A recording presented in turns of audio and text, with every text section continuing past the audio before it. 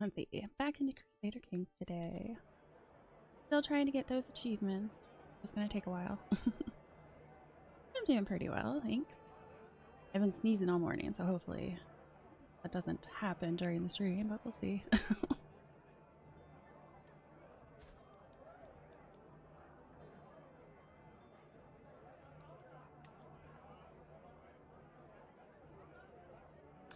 Okay, that's great.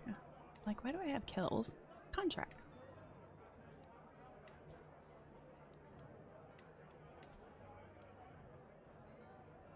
Yeah, I might as well do some alliances.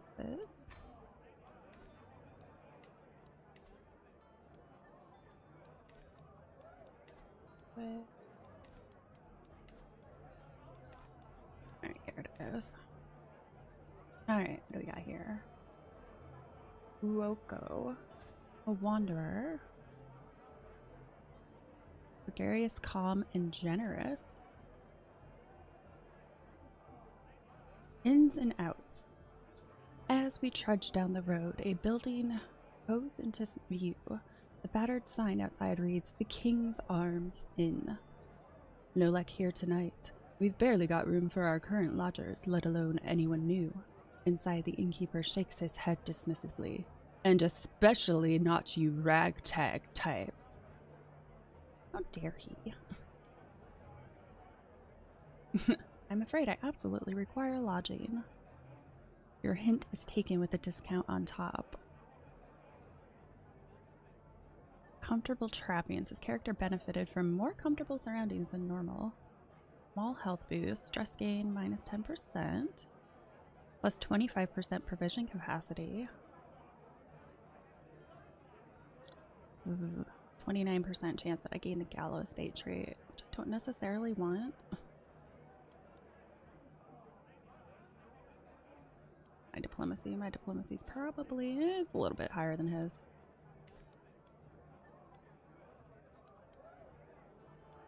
I am no beggar. I am Anna of House Opawski, Krakow, and I demand hospitality. I may as well just do that then. Oh, hey, look at that achievement right off the bat. My dear aunt, I am honored by your request, and I would be glad to call you an ally. I think that's the one where I must have gained 10 followers. I think it's 10 followers and they all have to have a positive opinion of me. Yeah, everybody has a positive opinion.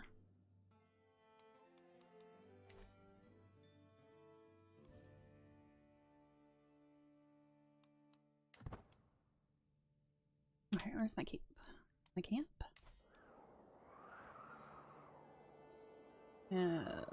Losing money. A little bit of money.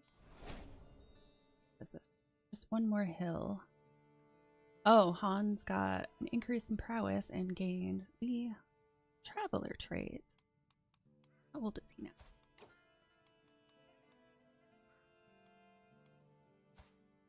He is 15.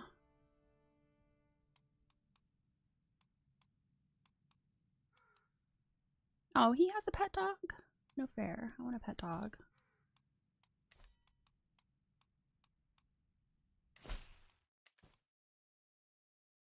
Alright.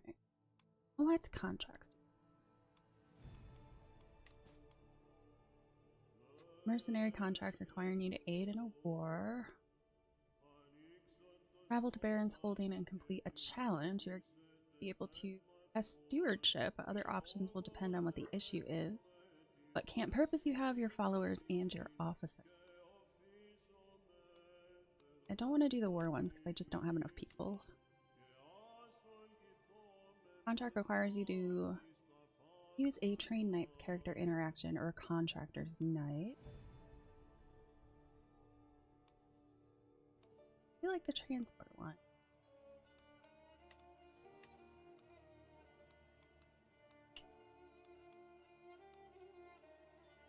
Escort emissary, artifact delivery.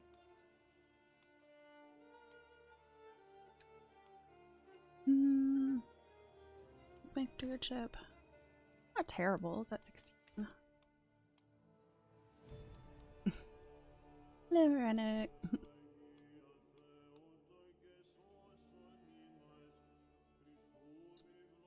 I think I will go. Let's go over to this one since it's close by. Settle boundary dispute. Wanderers of good breeding. Experienced arbitrator is sought by Mayor of Soma to settle boundary dispute.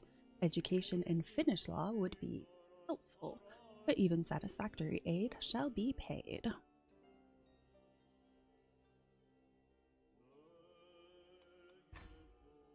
I may as well accept. It's so close. Hello, Frodo. 12 to 24-hour birthday stream. Woof. Good luck to them.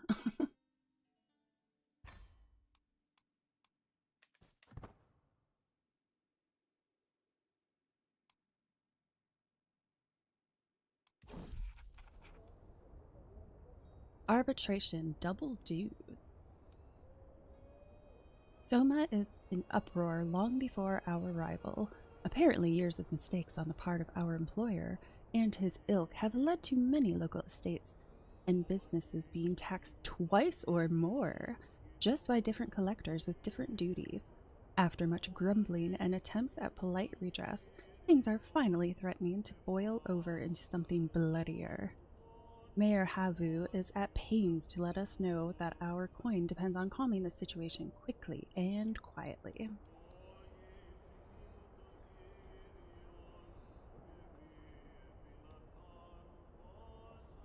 Moves to stay at his court, pays 16 gold to you, gains 30 opinion of you.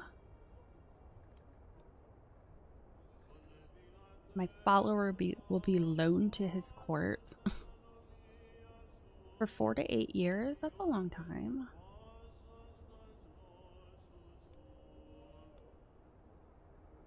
%53% chance. So I don't loan her. But the difference looks like the difference is I loan her or I don't loan her. Possible outcomes: your officer succeeds, pay 16 gold, 30 opinion. That looks like a better one. Joan, this seems like your area. Success. Thankfully, Quartermaster Joan's skill with management proves sufficient to win the day. It takes hours of hard debate and verbal audit, but she's able to find enough old debts, unpaid dues, favors yet to be called in, and similar to make it seem like most of the extra charges were simply mislabeled. It doesn't solve the mayor's nasty habit of overtaxing in the long run, but it's enough to satisfy our employer for now. We leave the city later that day, purses fat with fresh coin. Another happy patron.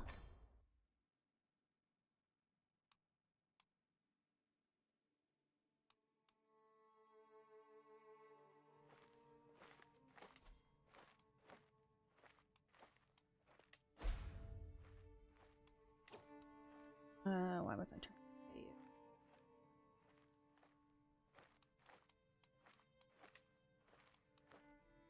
Oh, I can purchase land. How much is that? 200? I'm not ready to settle down yet.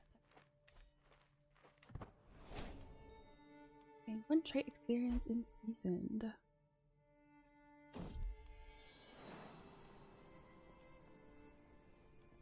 I'm still following. Oh, looks like daughter. Yeah, my daughter and my physician are about to be rivals. It's a bad neighborhood. Recording a memory. Some moments must be recorded forever. The time that my ward Rachel completed her tutelage under my guidance is one of them.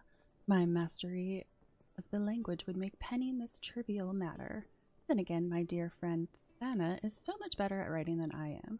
Surely she would help if asked. Assembling and illustrating a tome can quickly become a costly endeavor, however.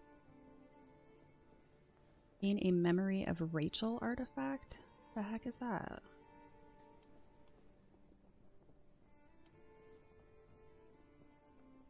She becomes my best friend and I gain the Rachel artifact.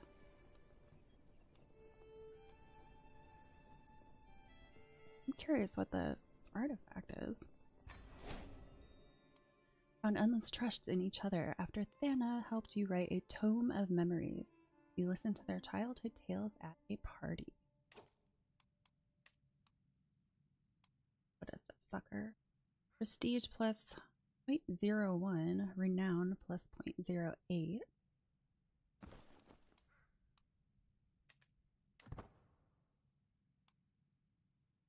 The artifact delivery.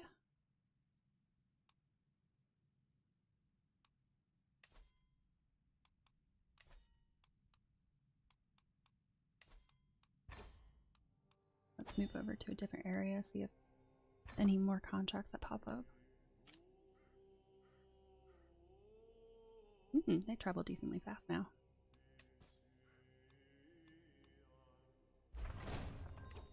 Right, where is this guy? I'm about to lose my hook on him. Oh, he's very far away.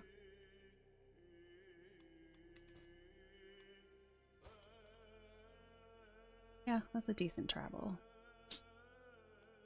It might, yeah, I don't think it's worth it because it might expire while I'm on the way there.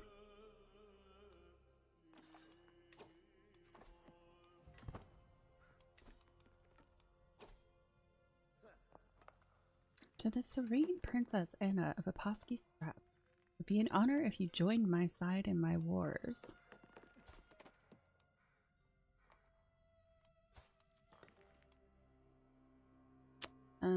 That's awfully far to travel.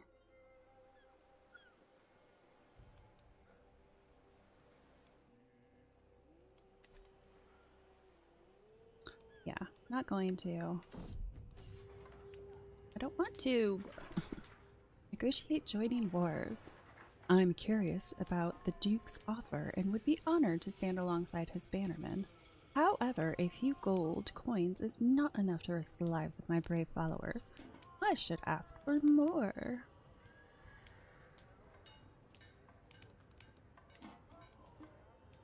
I already have a lucky rabbit's paw.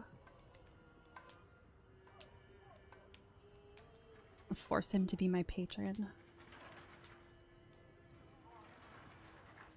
I don't want to join.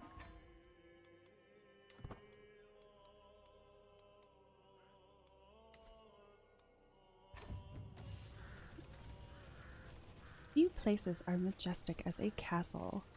Fins, troops, and banners are visible everywhere in the city. As we pass through the main gates, I spot a handful of guards peeking out from the embrasures above. Let's go to the castle grounds. Castle grounds are, as expected, furnished for martial purposes, with casks of arrows, stray pole weapons, a handsome stable, and the like. The training ground is just outside the gates.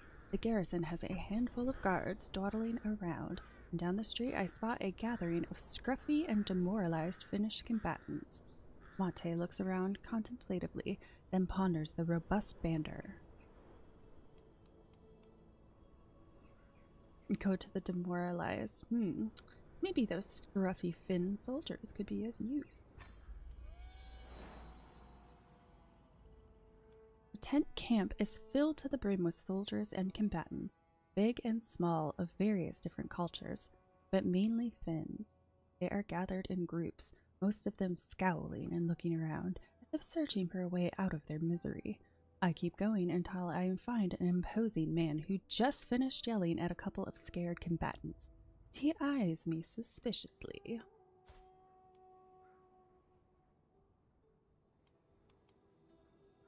Prestigious? I only do what needs to be done. Will happen because of your level of fame. All of your men-at-arms regiments will be partially reinforced. Ooh, that's good.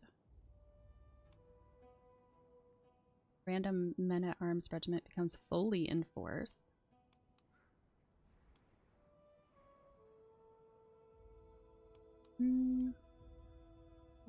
Ride with me, the prominent Princess Anna. Still pondering the demoralized soldiers, I leisurely stroll back to the castle courtyard where not much has changed. A horse-carried procession is just exiting through the gates, from the looks of it belonging to a local noblewoman, and I consider the spectacle as I mull over where to go next.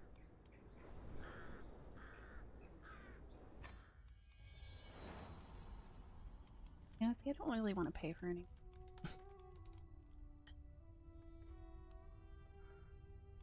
I changed my mind.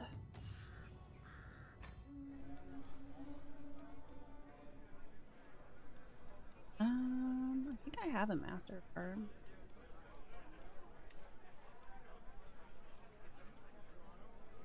It's the same person though. Our aptitude is excellent. It says aptitude. His aptitude is average. I'm definitely not going to take him then.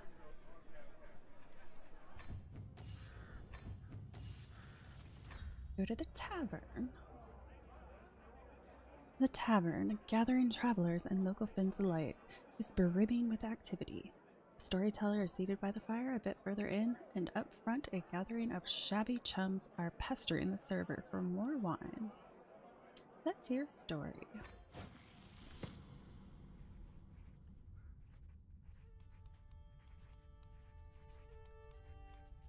And then Trailsfar came to the island, bringing fire, which made the island stop sinking into the waves every evening. But that story is for another time. The storyteller gives me a mysterious smile, leans back in her fireplace seat, and takes another sip of spiced wine. The 2% chance your martial increases by 1. 32% chance you gain 100 martial lifestyle. 64% you gain exotic martial. Character had combative takeaways from an exotic story. Only lasts for 3 months though.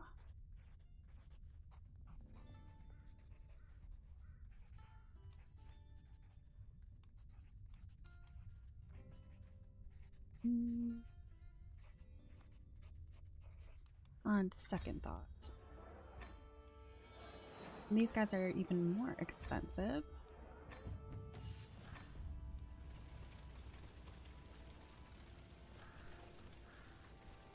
Supplies, pretty good on supplies.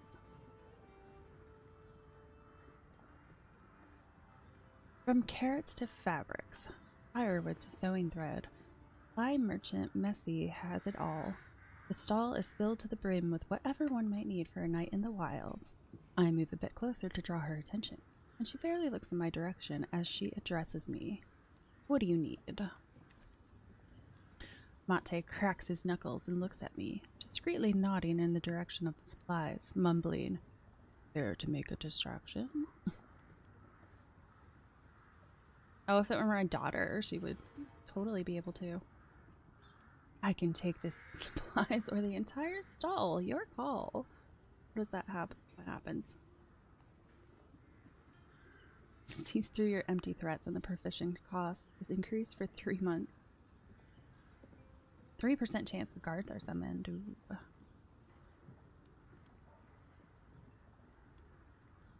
Let's try it. Her martial is nothing. I can take the supplies. It worked.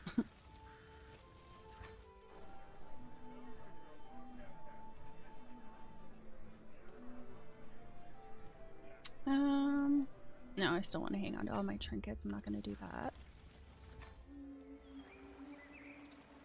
The town crier perks up as I approach, incessantly chattering about the nearby contracts posted by local nobles. He is accompanied by a friendly, shifting white and brownish-gray old cat who looks at me with the clearest blue eyes as I intently listen to the narrated listing. Guild collaborators wanted to handle delicate matters. Discreet experts required for lucrative opportunities. Eloquent negotiators needed for diplomatic dealings. Okay, intrigue is my lowest. Criminal, no. Diplomacy. I guess diplomacy.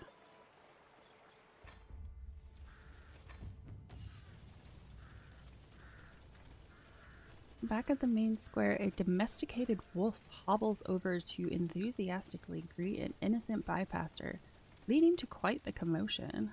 Albeit freezing temperatures, there is no wind. The town has an eerie crispness to it, as all living things in the square breathe out smoky white plumes of heat. I am done here.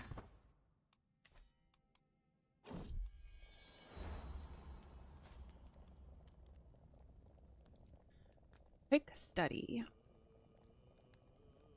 You want to see how Hans is doing? Sure.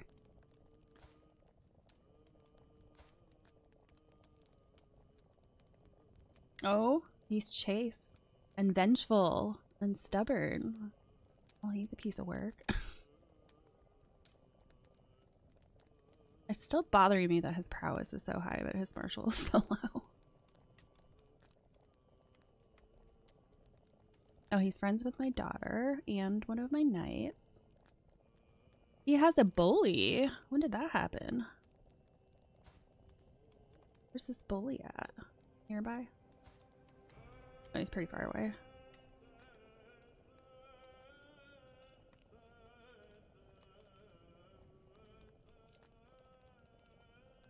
You'll kill him. Maybe if we're back in the area, we can do something.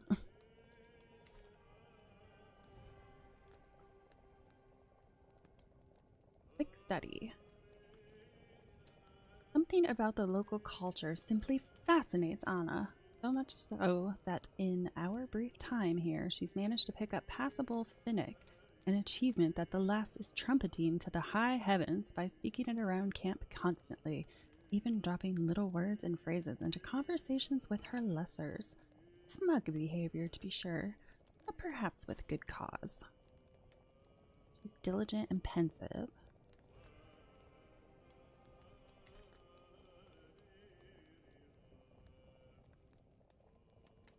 Gain prestige.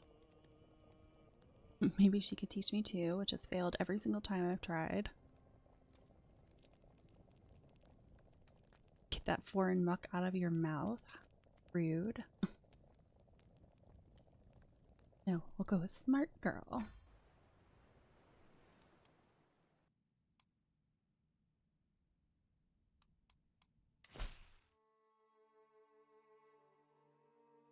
Interesting speakers wanted. Speak of Kitka and worldly affairs and no reward. All with tales to tell are cordially invited to enjoy the hospitality of the chiefess of Kitka.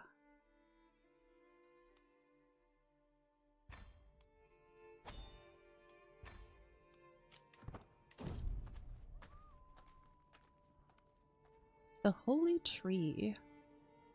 I am told that nature is venerated here in Monselka as an extension of the will of the gods. We watch as the locals adorn an old tree in fine materials and jewelry, as if they were courting it. Many in my entourage are satisfied to watch from a distance, but I feel compelled to do something more. Silver tongue. Gain the trait Wise Woman. Only a 14% chance.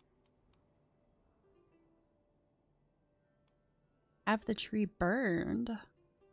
No, not gonna do that. Join the celebration.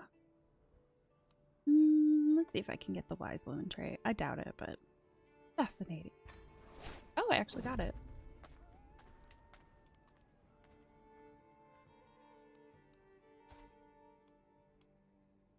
Who are you?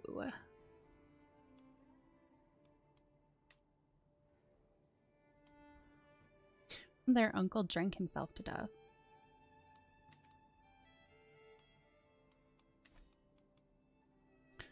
Scout for talent, a willing follower. I come across a man while passing through Monselka. He is genuine and maintains his eye contact as I approach. Hello, my name is Hanu of Salinas. I know how to rough folks up. Real good I am at it too. Knocked the stablemaster out in one punch during last night's brawl, I did. I may not be the best, but I am willing. he says.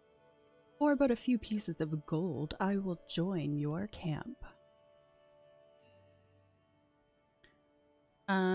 You have really poor aptitude as a bodyguard, so no, you're useless to me. Bye-bye.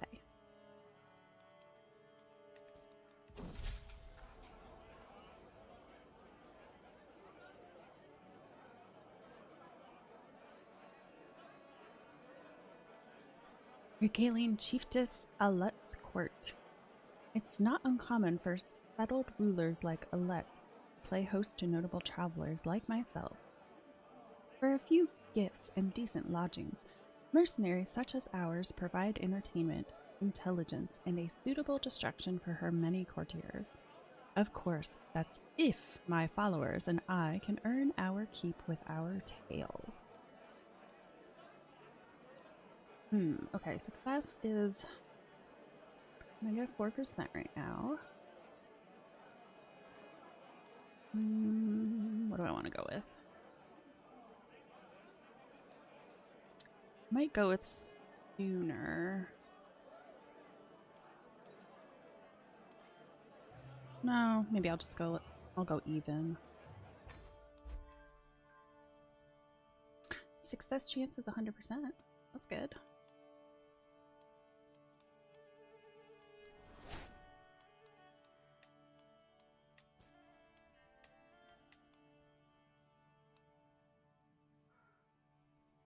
Oh, that's the other diplomacy one. I can do that one after this.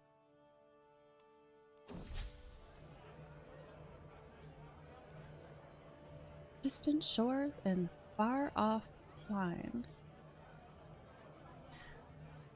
Tusami, like Chiefess Alet, a proud Polish woman like myself, is a curious foreign oddity. Perhaps even something of a rare treat. Who knows when they'll next get a chance to speak with my kind and hear the tales of my distant homeland. They are not exactly polite in their opinions, but that just makes them all the easier to goad and so entertain. Let me tell you about Polish living. 63% chance you tell an enthralling tale. Okay, definitely not going the intrigue route.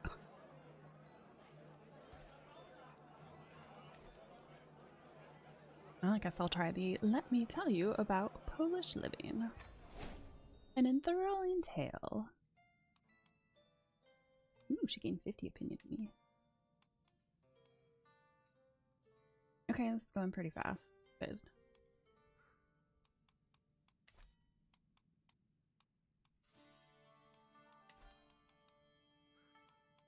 Gather provisions. I'm not going to do that because I fail every time because I don't have the proper person for it.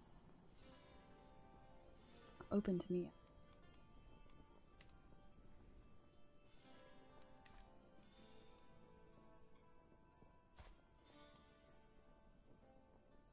Aches and pains. Oof. I find myself making such noises when sitting down at the campfire in the evening now. The elders always talk about how that happens when you get older. But I'm only 45. No, such is the wear and tear of a life lived rough. I can see the toll it takes on the others too. Loretza winces a bit as she slumps down next to me. The inn we passed had many spare beds. Being rested and refreshed. Should be good. My poor back demands more luxurious furnishing. No. Well, no, what is the pavilion? Unlocks the second officer. Health medium boost, max men at arm regiments +1, enemy hostile scheme phase length 15 days slower. Vision capacity increases, men at arms toughness increases. I would like to, but I don't really have a ton of money right now.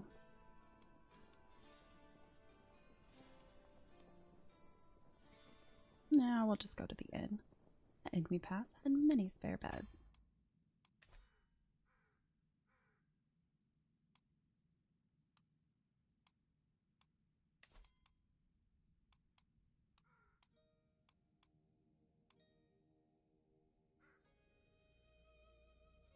May gain wise man trait or trait.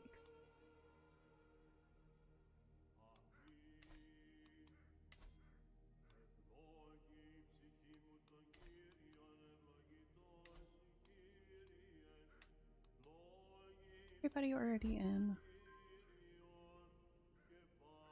Knight and friend.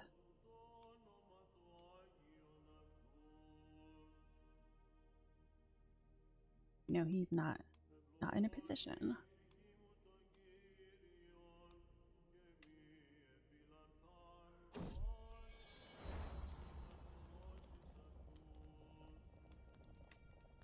Right. Hostile scheme potential -7% versus 5%.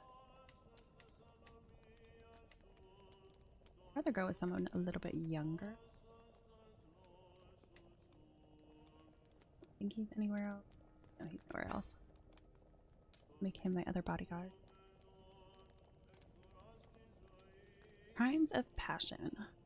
Rounding a little cluster of tents as I leave the lead baggage cart, I come across a gaggle of followers having dinner around a small hearth. Curiously, both Anna and Mate are amongst them, neither of whom particularly enjoy one another's company. Before I have time to ponder such a strange quirk of seating, Mate mutters something unaudible, only for the whisper to send Thana into a blind rage. With a flash, a weapon is drawn and blood is about to be spilled. Diplomacy challenge against her. 71% chance you put it to a halt. 30% chance some blows are thrown regardless. And they both gain wounded. Why not settle this with a proper duel? Gain prestige. They will immediately duel to the death. See, I'm not cool with dueling to the death. I'm going to intervene.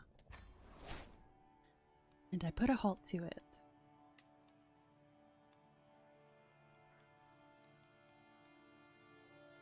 There's somebody else I can...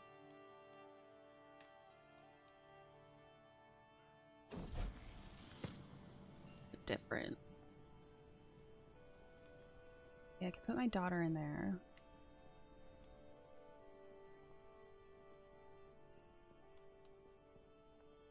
Revoking this position will cost you 25%. This is 40 opinion of you for 20 years. Dang.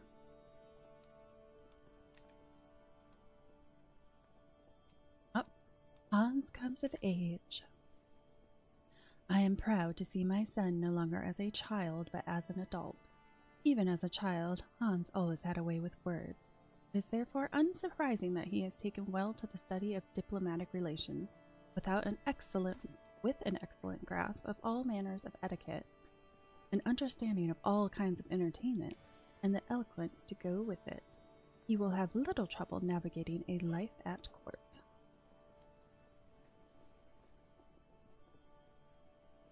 Diplomacy's okay, but he's a charismatic negotiator. You grow up so fast.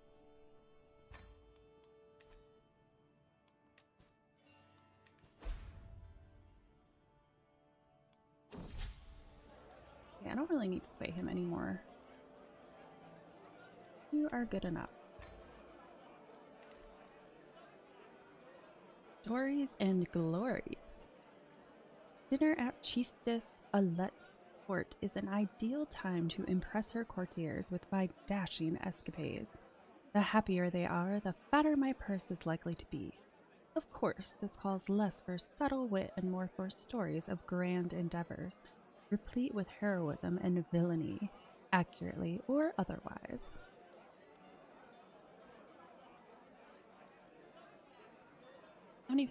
70% chance your deeds are charming. 30% chance doubtful stories. Maximum success chance -10%. Does not my reputation speak for itself? Odds of this are controlled by your level of fame. All stories grow in the telling. Intrigue. Definitely not doing that. eat the free food and leave it at that. I'll try with the I think I know a few such tales. Your deeds are charming.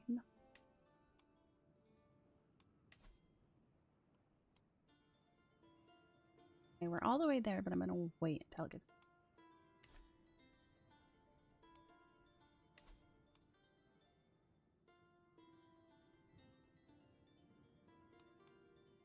See, how much would it be? Oh, I don't need to refill them. They're pretty good. Wandering perk available. You can now unlock. Oh. Lifestyle.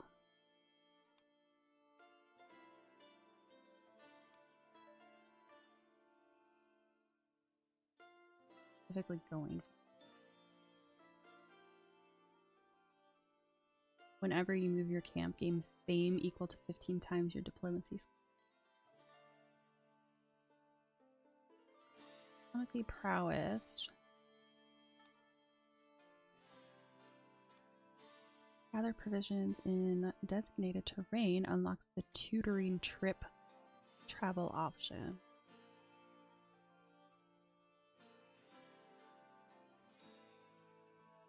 When the travel starts, your heir will be brought into your entourage. When the travel ends, children accompanying you for holdings in your domain will be able to increase their skills.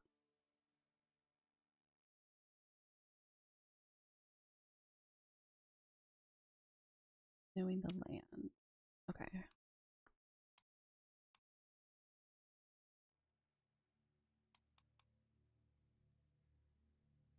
Unlocks create travel itineraries. Decisions that let your character trade gold for an artifact by commissioning a travel itinerary describing places they have visited. Itinerary artifact will give different effects depending on where you have been and what choices you make. That's interesting.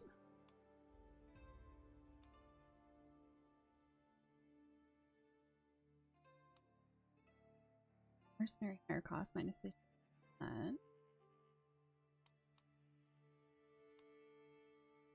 Caravan Master aptitude plus 15. Choices.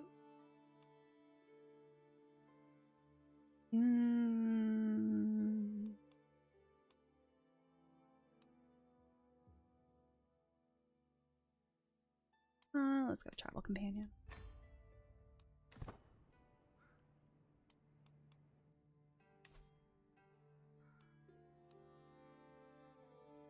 Okay, execute this. Execute the confidence.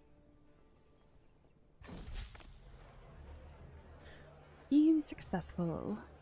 Alette's courtiers have practically swooned over my party and I these past months. Day after day, night after night, we filled their heads with fantastical stories and our bellies with rich fare, leaving the good chiefess more than satisfied with our performance. Still, all good things must come to an end, and it's best for us to leave on a high note. We've a long path ahead of us.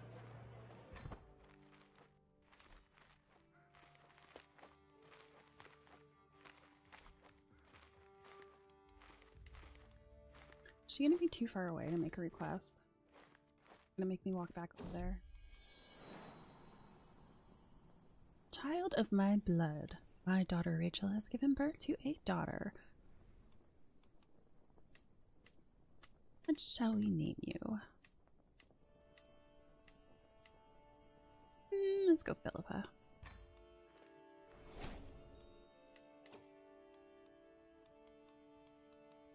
Request. Okay, good. That's close, and I need to start making sure that I do that after my contracts are done. Keep getting way too far away. Improve ruler reputation. Well-spoken envoys desired. To all upstanding, trustworthy fellows, good employment and service of the mayor of Tornia may be found. Serious inquiries only.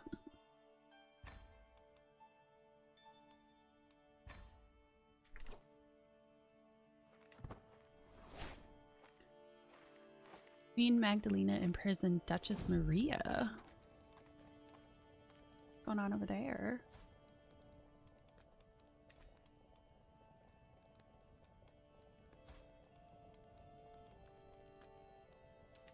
Wait, is it just me and my sister who are alive now?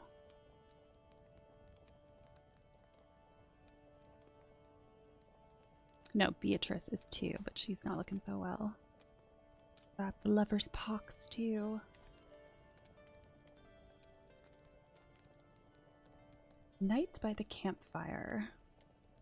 Long after night has settled, I find myself laughing, telling stories, and drinking with my daughter Joan, my daughter Rachel, and my daughter Diana. I didn't know she had it in her, but Joan ends up telling a particularly ribald story about 4 peasants she had seen in Oulu. After drying my eyes from the laughter and drinking a bit to clear my throat, I will tell a story of my own. Some extra embellishment. Probably gonna fail that. Ask Joan to tell another story. Let's go with tell a story of my own. What is this down here? Oh, okay. That's...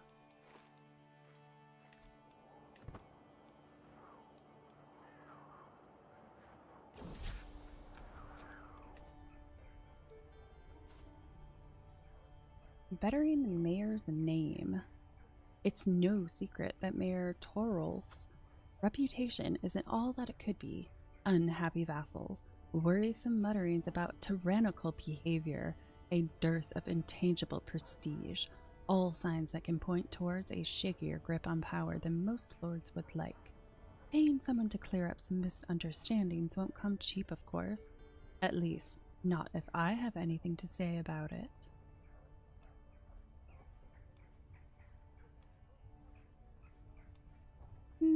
Go with the balanced approach again.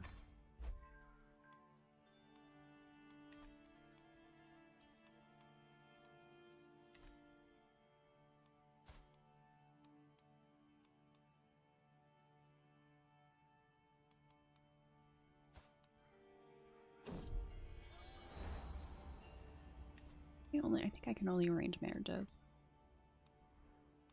I think I'd have to do my hook if I wanted to marry outside the camp.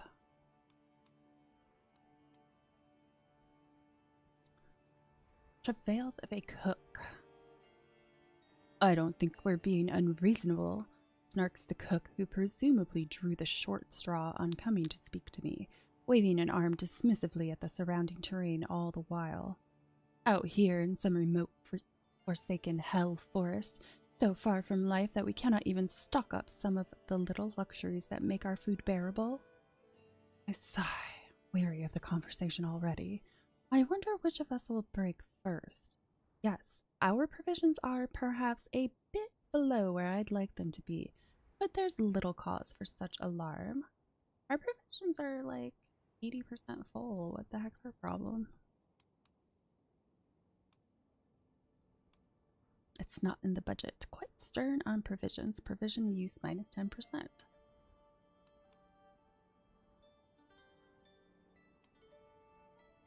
Yeah, I'm not gonna pay 62 gold for that tiny amount of provisions.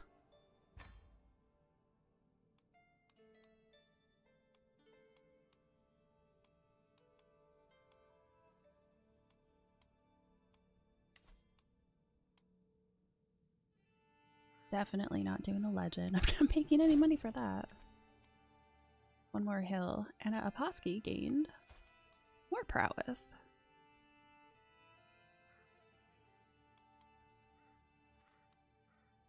Oh, apparently she's a traveler as well.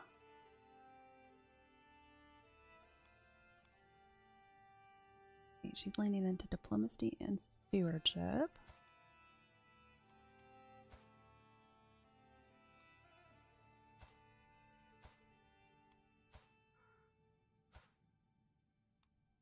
Am I educating them? Could influence his personality. What is he? Intensive stewardship and learning +1. Prowess is 5.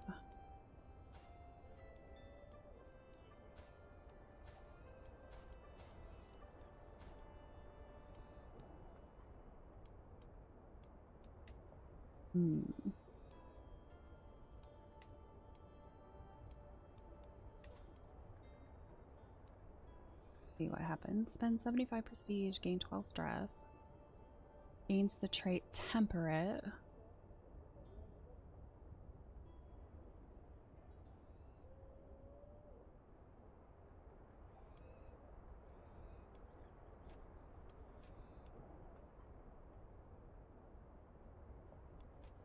Temperate's not a bad trait to influence. The corridors of power. The food at Mayor Torolf of Tornia's residence is excellent, of course. A far cry from the usual rough and ready fare that I'm so used to. I'm very glad you could answer my summons, Torolf says, gesturing in my direction. I'd like to see if there's anything we can do to help one another. After all, there are certain times that a man of my stature can't quite get as down in the muck as certain jobs require. Gain 12 gold and he gets a weak hook on me. Oh, it doesn't matter which one I do, he gets a weak hook either way. I would like gold more than provisions.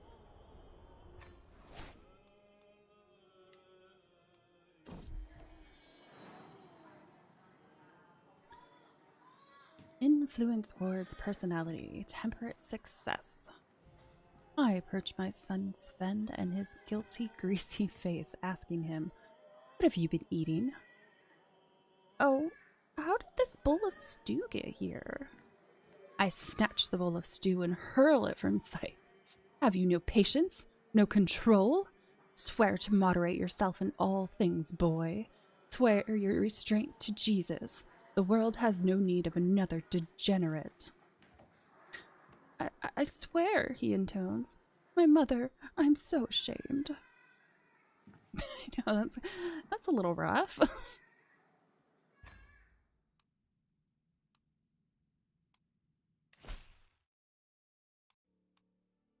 Okay, this one gives me a decent amount of gold.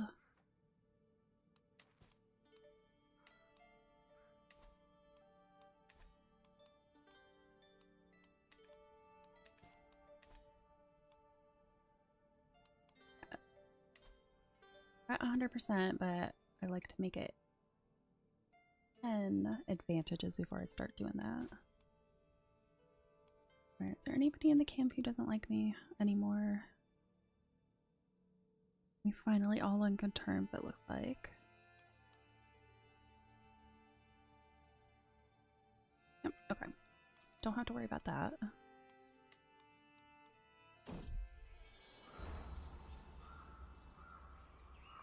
Oh, my husband. I haven't talked to him in a while.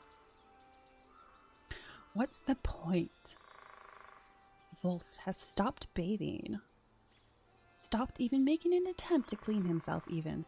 A fact I am brutally confronted with when several of my followers beg me to deal with him. I know what you're thinking, Captain, but it's not laziness, it's a drive for efficiency? I can actually do more work if I spend less time wiping away the sweat of the road. This is what a relentless focus on value looks like. He's mad, or a fool, or both. Simply right ahead. Far ahead. Oh my gosh, he gains, if I do that, he gains stinking for 10 years. Wow, general opinion minus 10. But their stress loss is plus 10%. You make a good point. Gains 35 opinion of you, and you gain also stinking for 10 years. Oh my gosh. No. I don't want to be stinky. Hygiene disciplinarian. This character has no time for the recklessly sweaty. Yes. Your laziness goes too far.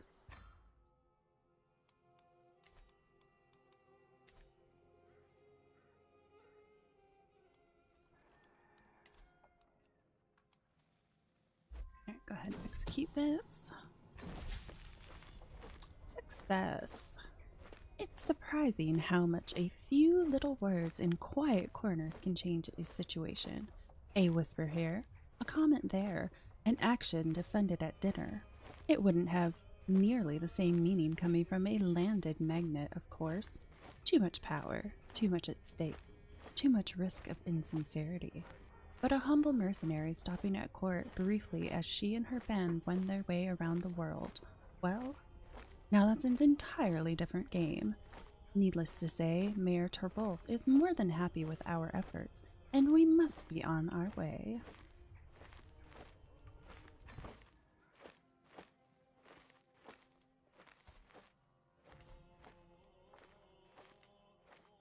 Holder, you make a request. Go ahead and get it. Oh no, I've already reached your men-at-arms limit. That mean I have to upgrade my camp now. Wait, where am I? Camp. No, wait, no. I don't want to move it. I want to go to.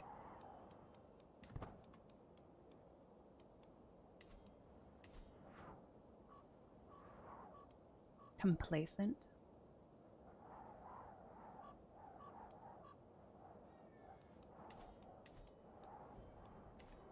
Okay, so what does this do? Max men-at-arms regiment +1. I probably want to do that then. 350 gold.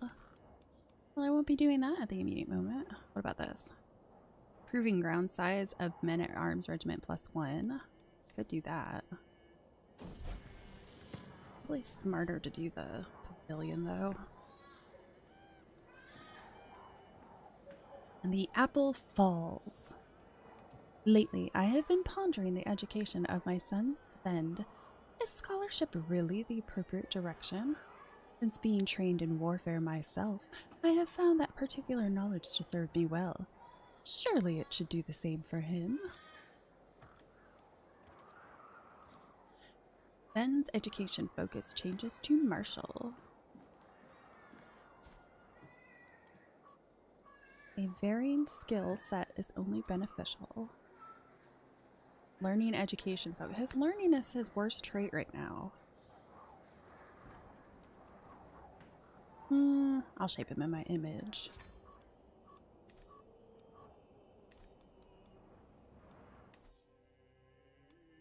Okay, I need to do at least another contract so I can get the regiment bigger.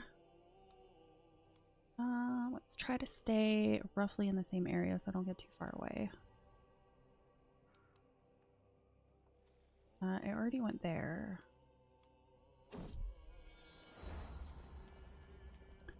Camp gossip. It's not uncommon to hear rumors swirling around this, or indeed any camp. Fallacious notions and whispers of scandals can pass many a long evening after all. Sometimes they're even true.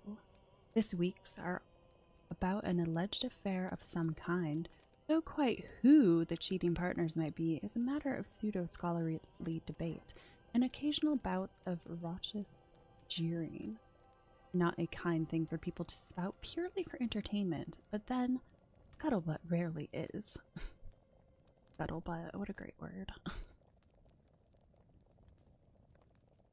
The rumors are untrue, then you will find nothing, even if you succeed. And my intrigue is so poor. I don't think that's going to happen. If the character in charge says it, it must be true. I'll leave it alone. Okay, so I had been there. Let's go. Catilla. Let's go over here.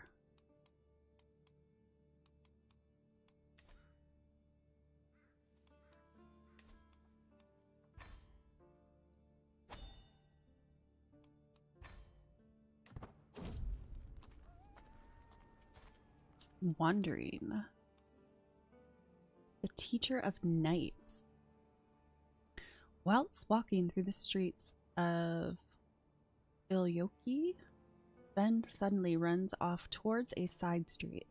The whole entourage is taken by surprise, and we all run after him. only to find him waving a misshaped wooden sword at some old man. Is that the best you can do, little prince? He turns to us after teasing an angry Sven, giving me a small bow of his head.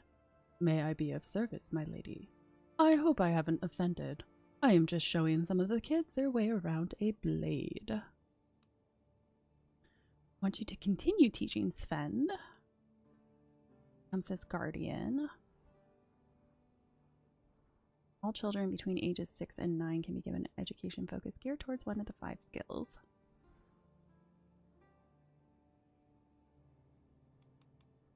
I am actually interested in trying my hand in it as well. Aspiring Blade Master. Ooh, that gets my prowess up a bunch more.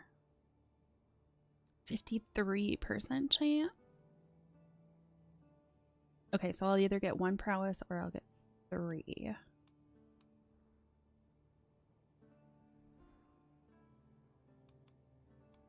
My prowess at? My prowess is decently high.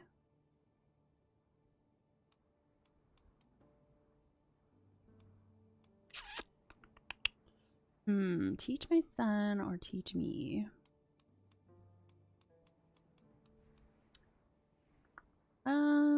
You know what? Let's go with Guardian.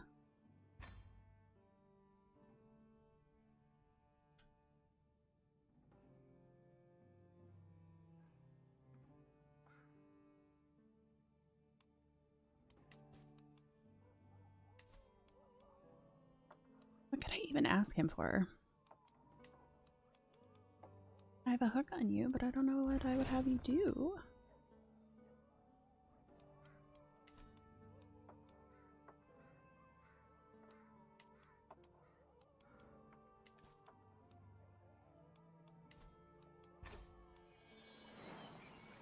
The local Sami people regularly gather in the tribal holding of Kital in order to trade, gossip, and share stories. As I enter the cluster of dwellings, a stray goat is slowly moving across the path at the center of the holding, and a small mouse sleepily moves through the foliage a few paces to my right. My bodyguard, Mate, looks around with a content face, seemingly enjoying the change in scenery. We should mingle with the locals. Tavern gathering travelers and local Sami alike is brimming with activity. Storyteller is seated by the fire a bit further in, and up front a gathering of shabby chums are pestering the server for more mead. By the entrance I spot an inconspicuous, hooded figure, clearly someone who values their privacy.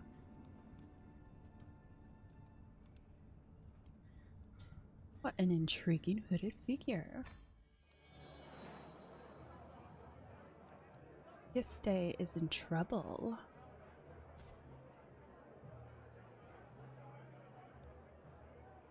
And then there's this seating tax, the Sami ruffian remarks with a wry smile as she motions towards the hooded figure's chair. That's an additional bit of gold, certainly. The hooded woman immediately stands up, and as the hood drops, I recognize her as none other than High Chiefess Giste of Kitila. This is an outrage, the High Chiefess exclaims, clearly flustered. Don't make me inquire with my business associates, the ruffian threatens, and the situation grows increasingly tense. I'll settle her tab. Ooh, I do get a hook on her if I do that. Ooh, 95% chance that I will definitely win this.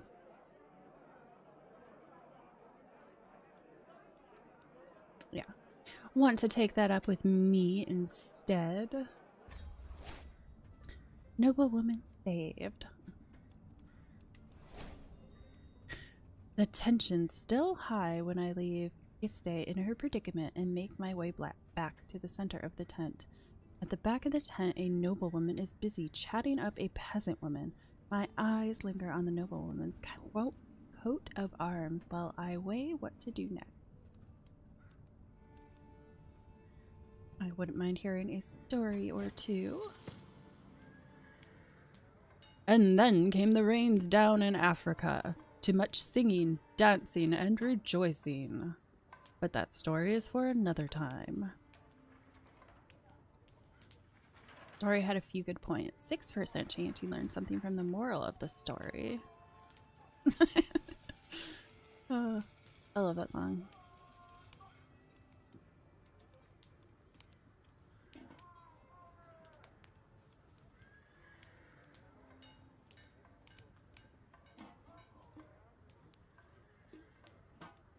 See, we'll just go with the story had a few good points.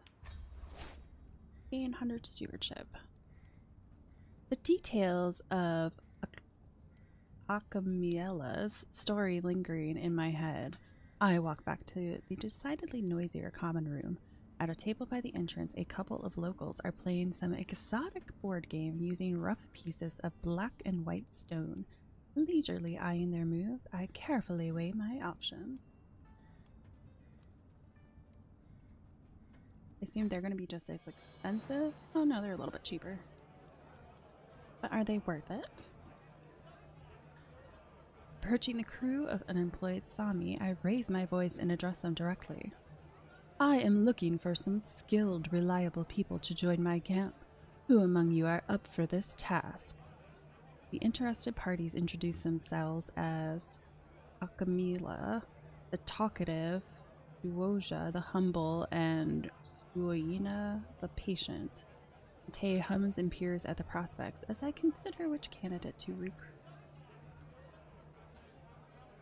Whoa, his diplomacy is insanely high.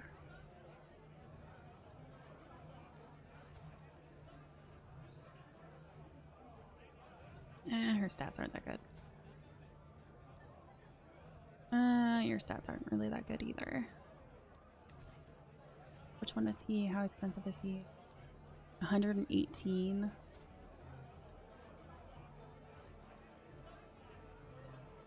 Nah.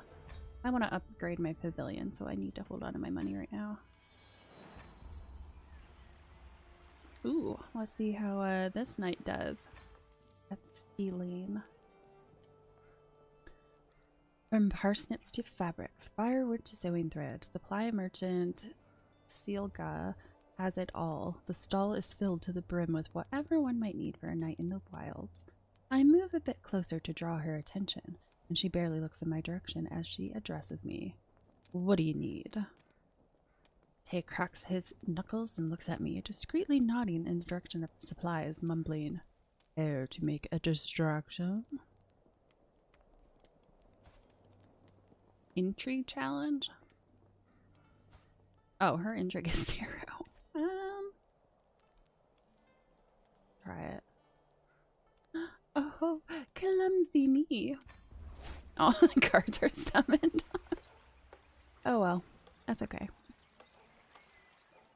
The guards give me quite the woman handling, luckily not breaking anything, as they drop me off back of the commons.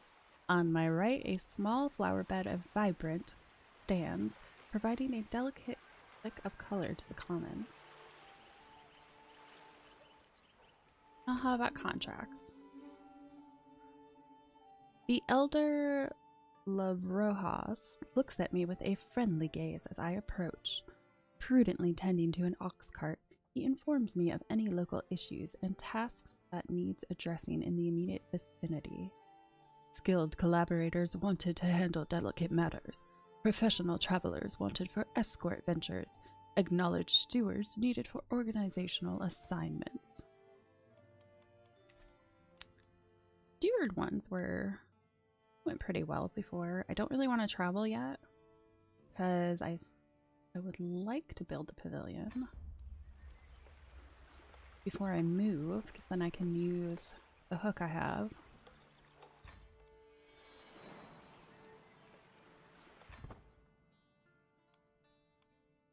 Alright, what do we got? Oh, one of them's right here.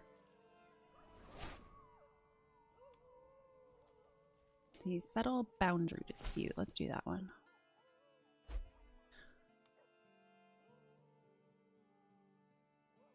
Wanderers of good breeding. Experienced arbitrator is sought by Mayor of Krangos to settle boundary dispute. Education in Swedish law would be helpful. The even satisfactory aid shall be paid.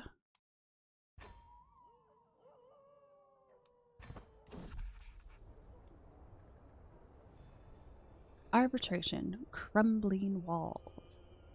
The underlying problem in Kangos is quite apparent even from outside the rotting gate. Its walls are in a terrible state. The main problem seems to be not recognizing this, but figuring out who here is actually going to pay to restore them, an expensive proposition that everyone agrees is necessary, and also someone else's problem. Mayor Rolf is at pains to let us know that our coin depends on calming the situation quickly and quietly. The stewardship challenge, 53% chance that it goes through. We just need some strong backs. Pays 27 gold to you, gains 30 opinion. You add him to my roll of patrons. I mean, that seems like a pretty good option. What else I got? The Vaste, this seems like your area. Officer succeeds. Basically the same thing happens. I can solve anything if I put my mind to it. What's the primary difference between these?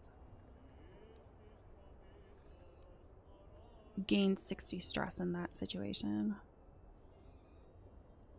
I only gain 24 stress if I do stewardship challenge.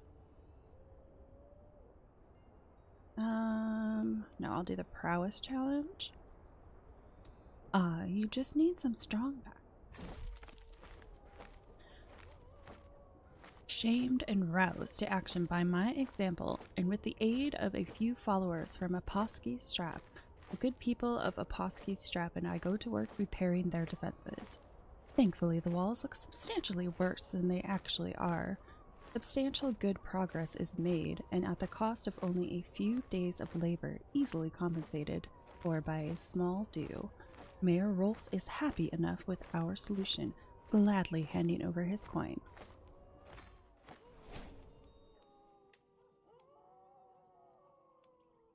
I think it was 350. Do I have just enough money?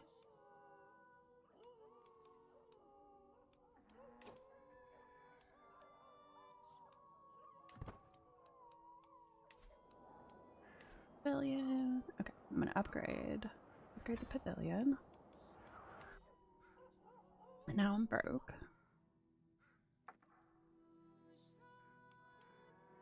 Hey, that's an escort transport contract. Thought you were supposed to give me stewardship.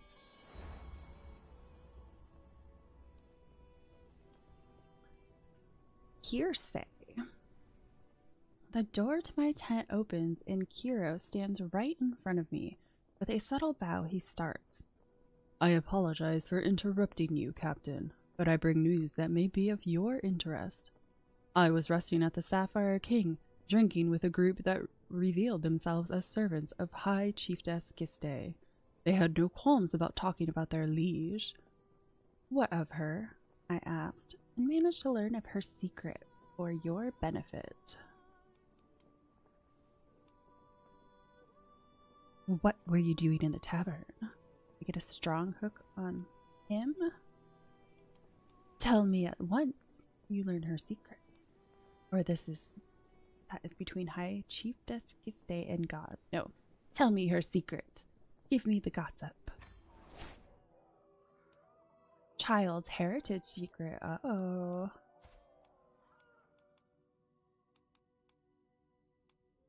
Oh, she's possessed.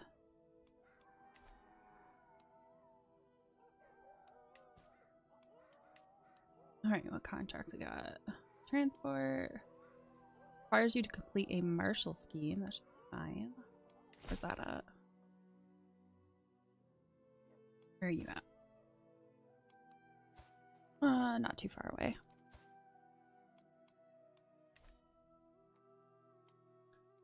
Sell swords of good repute.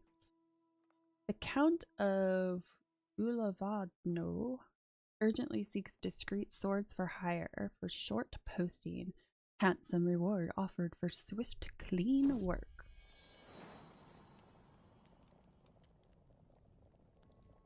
Travel to accept. Alright, what do we got here? Ruin Rambling. Scouting out ahead of the camp, I come across a ramshackle collection of traders. They are gathered around some large but old and ruined buildings, the remaining ones in good condition having been occupied by the merchants. Their wares are fairly standard. Food, mostly being on a well-traveled road that would no doubt attract many purchasers. Yet my eye is drawn inexorably towards the gray pockmarked walls of the ruins. So magnificent they are, the merchants occupy merely the outskirts, but its dilapidated heart remains untouched.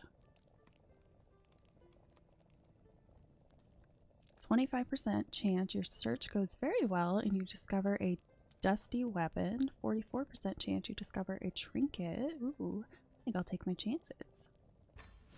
Aw, I didn't get anything.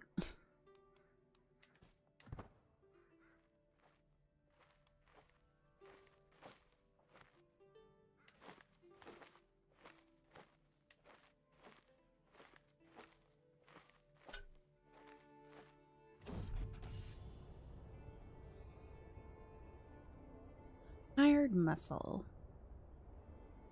My needs are simple, explains Anders. There are certain thorns in the rose of Lulea, and I would have you remove these. Prickly characters. I can't be seen to remove them directly, so you're going to deal with them for me. I draw a thumb across my neck quizzically. No, clarifies my employer. No serious bloodshed. Just keep them silent without killing them till they understand what it is to disrespect the court. Seems simple enough.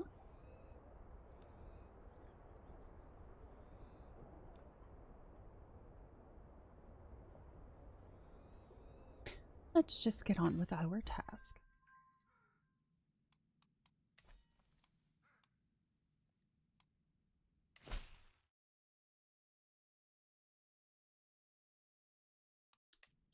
I wonder if I'll have to travel back over here. He might not be close enough. Middle contract. I don't want to do that. Make a request interaction. I realize. Ooh. He looks like he's on death's door. Where is he? Okay. I gotta make sure. Well, I can make a request now, actually.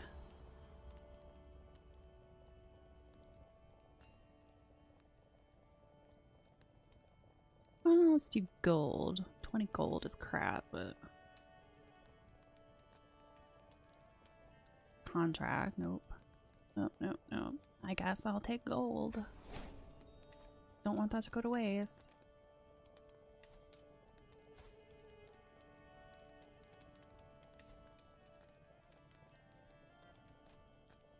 $6 gold? Hell no. Is that all he has? I'll just sit on that. My spot. Move your cursed tent, damn it, Thana. This is my spot, cries Ribma, disrupting my evening walk. Thana seems unmoved, simply folding her arms across her chest. It can't be your spot if it's got my tent up on it, now can it? She snarks back. Desperate for a higher authority, Ribma whirls around to me. Princess Anna, please, I beg of you, discipline this wretch. You know, she does seem to be, she's my best friend though. She's like a thorn in everyone else's side.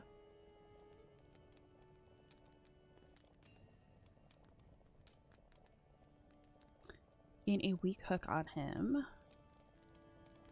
Figure it out amongst yourselves. I'm going to side with him.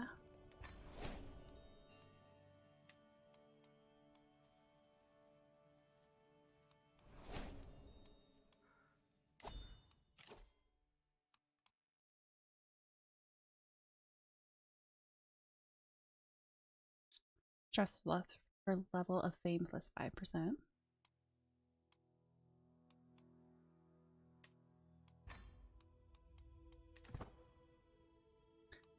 To do hikes. 50 gold. Man, she just keeps, her prowess just keeps going up and up and up. Her marshal's not very good though. Oh no. You know what? We're at 100%. I'm gonna go for it. Success. Wonderful job, Anna.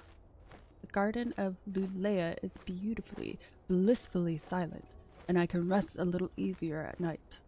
He tosses me a pouch of silver. Please, stay with us the next time you're passing through the area.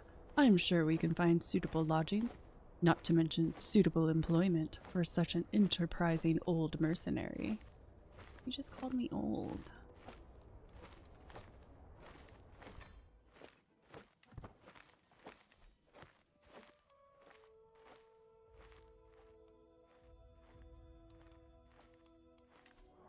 Oh, that's pavilion's almost built. Or upgraded, I should say.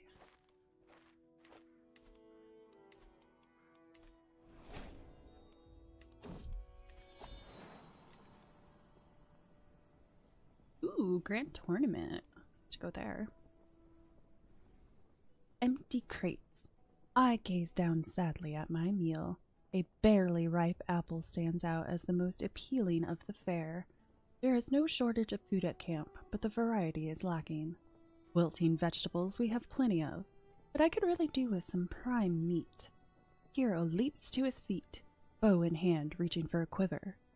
I've had enough of this. These may be High Chiefess Istay's lands, but I'm sure she can spare the merest trimmings of their fat. I shall send a letter asking for a hunting rights. 88% chance that she accepts.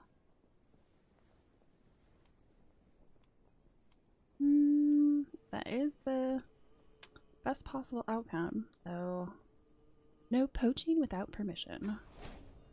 All right. Ooh, that grand tournament's really close. I'm gonna go over there.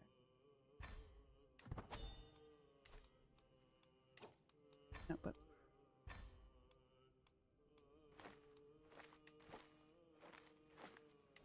I can ask my head of faith for gold? Ooh, hell yeah. Gimme, gimme, gimme.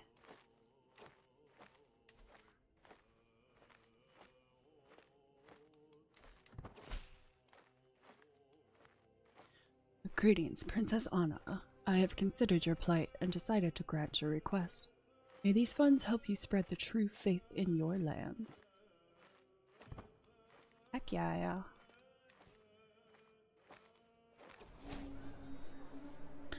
Tournament arrival. I have arrived at the site of the tournament here in Sambio.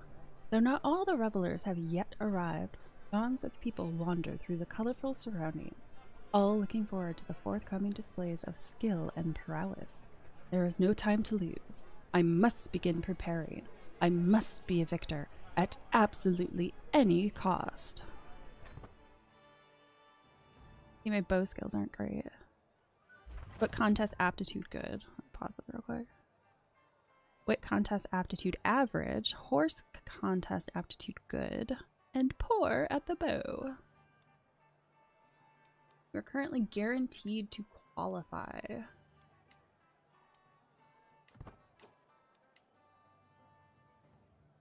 It's a contest of wits in which I already know that. Contest participants. Right, where do I want to go? Let's go. Spending time here will increase your progress to victory. Maybe I should go there. The grand tournament. Be a woman. I greet a band of knights as they wander past me. One, straggling behind the rest, makes me pause. Spinning on my heel, I call after the figure. They are clad in shapeless, ill-fitting armor, their eyes wide and clearly terrified beneath their helmet. Something isn't right here. Stepping forward, I rip the helmet before they have a chance to react. Standing before me, looking around furtively to see if anyone else had noticed, is none other than a woman, dressed as a knight no less, planning to compete as a knight even.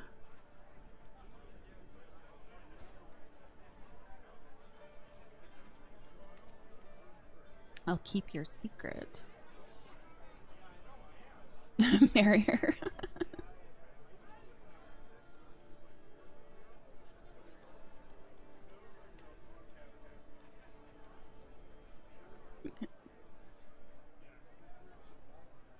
Huh. That's interesting. You can adopt someone as your successor.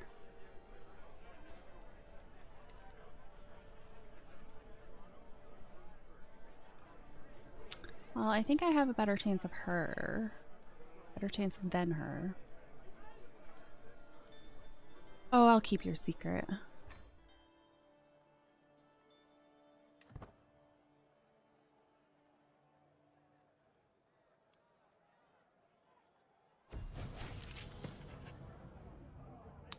Board game. Contest begins.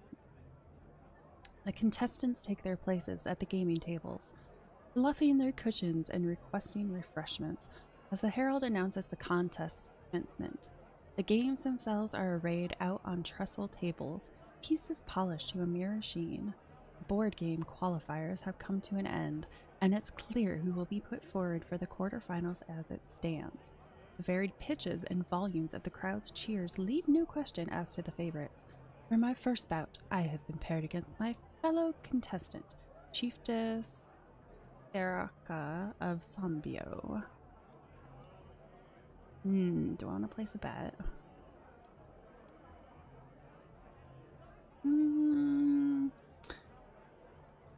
Maybe not, because my wit is only average. Let's just go with I am ready. Sabotage? What happened? I vowed to myself I would win a contest in this tournament, and I can't help but consider a less fair approach to securing the prize of the board game competition. I'm sure my opponents would do the same, if they only had the idea. Who knows? Maybe they already have.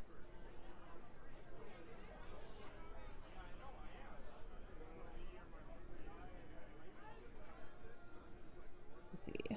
31% chance your sabotage is successful. Yeah, it's pretty even spread. Ooh. Ugh. There's no way to win. Yeah, I'd rather not be a known saboteur, and the chances of that happening are a little too high for my liking, so I'm not going to do that. Board game. Tabletop tantrum. The table flips with an almighty thwack, sending the... Wow. Yeah, pieces flying. Soraka's mood turned suddenly several moves ago, as she realized a simple mistake had all but decided the game in my favor. Yes, yes, you win, Princess Anna, she whines. Happy? Pick them up. I need to make my last move. You knock them out. Come, let's go back a few moves. Your score increases slightly. No, you could have just conceded. Pick them up. I need to make my last move.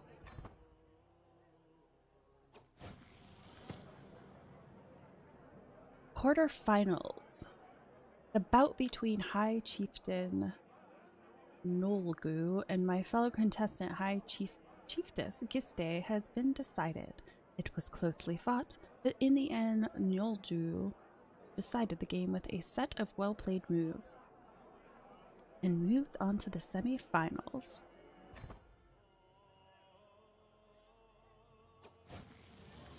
Oh no!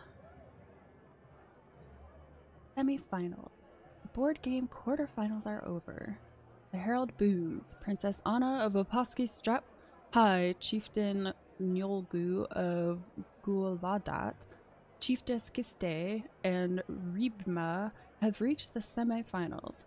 The next bout will be against my fellow contestant, Chiefess Giste. Oh, thank you very much for the follow, Cowdra.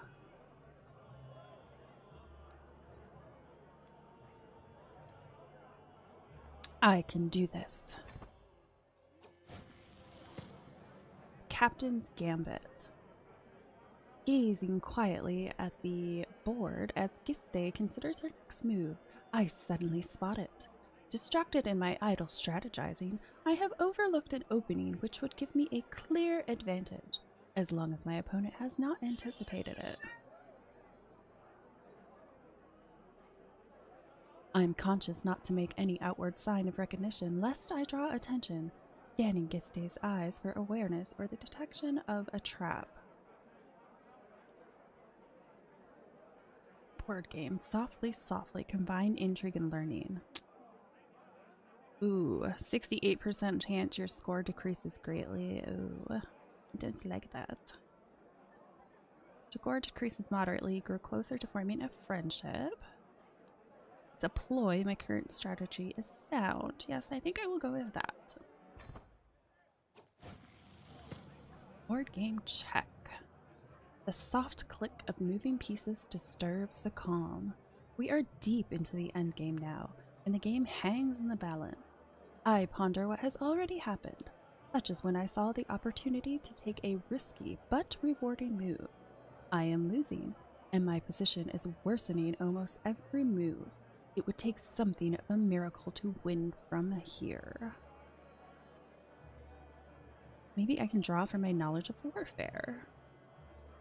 61%, that's not terrible. Let's see what the other options are. Seem awfully sure of yourself, that's definitely worse. Perhaps time for a daring move. Playing it safe is the right, okay. It's gonna have to be the marshal. Ah, did I lose?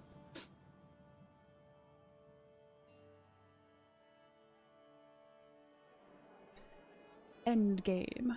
The moment my hand leaves the playing piece, I know I've made a mistake. My opponent's artfully laid trap is sprung. A few more moves and I am clearly disadvantaged by my error, forced into a position I didn't want at all. Moments later, I realize at last the danger of my position. Giste has been baiting me from the start. It seems every move I make is a compromise, losing inch by inch to her superior play. All too soon, my position becomes untenable. The judges call an end. I have lost. So sad. Semifinals. Ribma and Nyolgu. Bout between them has been decided. It was closely fought, but in the end, Ribma swooped in when Nyolgu made one of the classic blunders. Ribma is through to the final.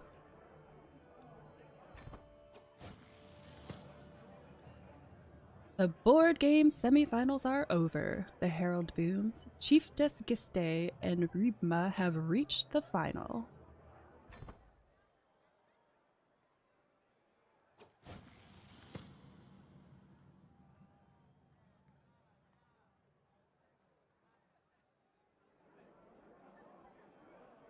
Endgame. The bout between Chiefess Giste and Ribma has been decided. It was closely fought, but in the end, Giste forced Ribma into a position of forfeit. This means Giste has won the board game contest.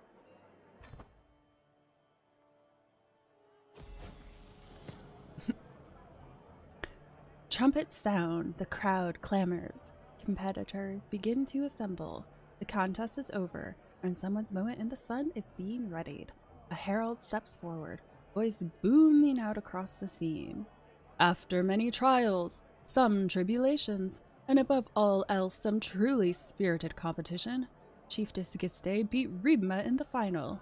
Giste is our winner. I must put in more effort next time, I think to myself, watching the victor's arm be raised. Well, I'm glad I didn't bet on that.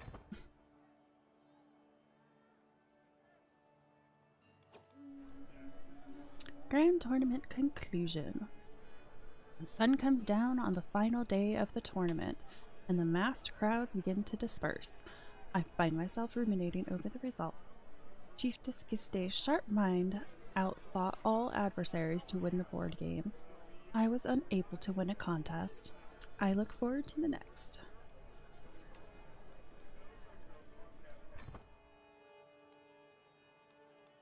Oh well. What did they get? Oh, that would have done like nothing good for me. I'm pretty sure that doesn't do anything for her. She's 62. Alright, did my camp get upgraded? Yes, it did. Alright, who's nearby that I can ask a favor? I thought that was supposed to increase Max Men at Arms Regiment.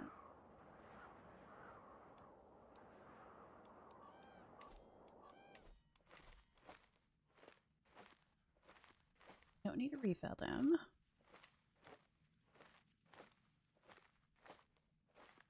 Let's see. Unraised maintenance, no cost per month. Provision cost per traveled barony, -3. Not terrible.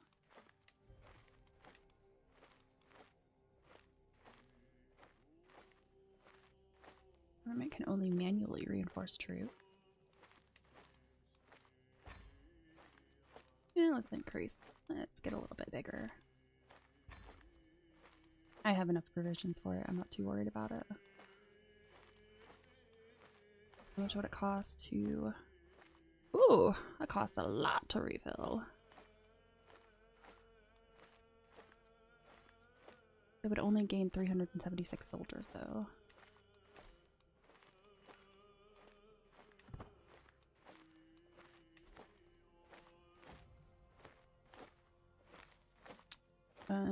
So he can't offer me anything except 7 gold, which is useless. I mean, yeah, it's money, but seriously. Enables you to arrange a marriage between your camp. Don't want to rent a night. 24 gold. Wonder if I wait a little bit if she would get more. What about you? Give me 400 provisions. How much gold? He doesn't have any gold. We could do a grand tournament. Well, let's do that again. Why not? Or is that further?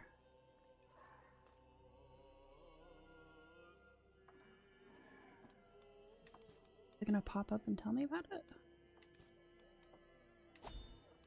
There it is.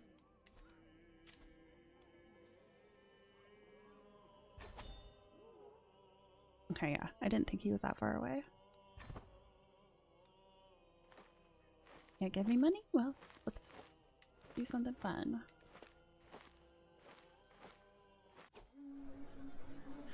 Tournament arrival. Oh yeah, and he actually has stuff that I'd like to participate in. I have arrived at the site of the tournament here in Calix. Though not all the revelers have yet arrived, throngs of people wander through the colorful surroundings, all looking forward to the forthcoming displays of skill and prowess.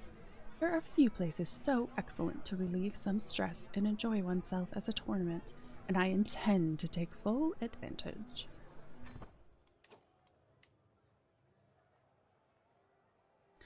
Oh, I don't actually get to compete? Oh, well, that's no fun.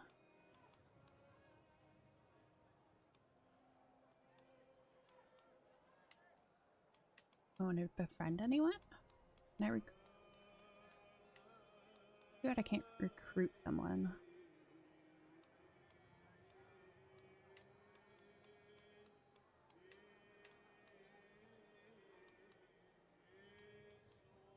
I could befriend a foreign ruler. My knights. A bodyguard. Like there's only one foreign ruler. Oh, there's 2 of them. Why not? Let's try to befriend someone.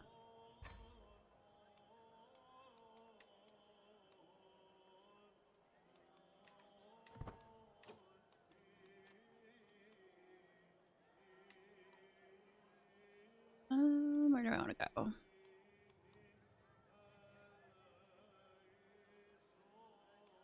Tavern. I don't have any stress. We get county control popular opinion.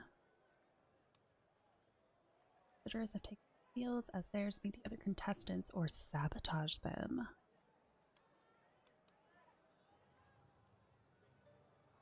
Gain your artifacts, get new clothes, or improve your weaponry.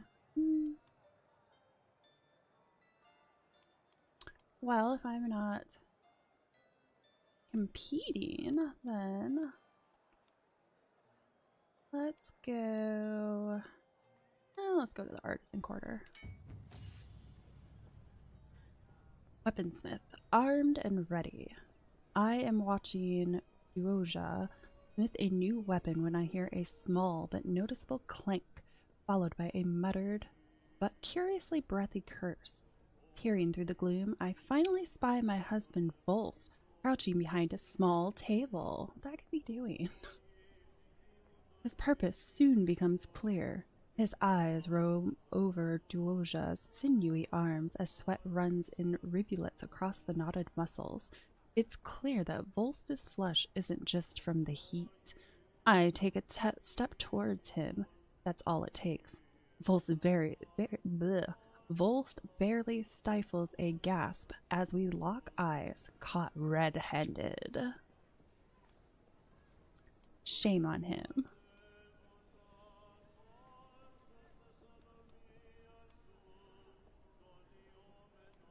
Oi, we're leaving.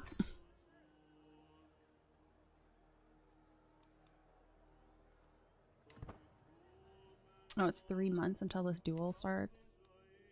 Oh, that's a little bit longer than I thought it would be. I knew.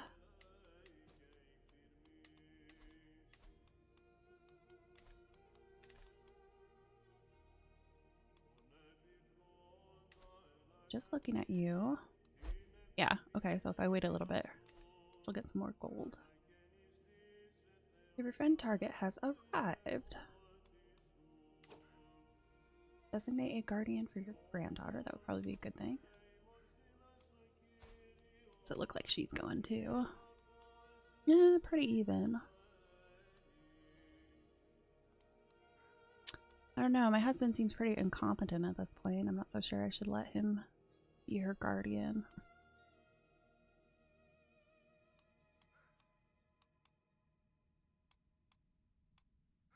Who should it be?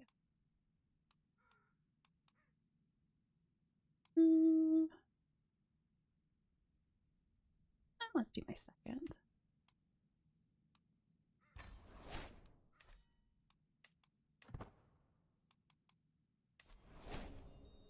Just one more hill. Oh.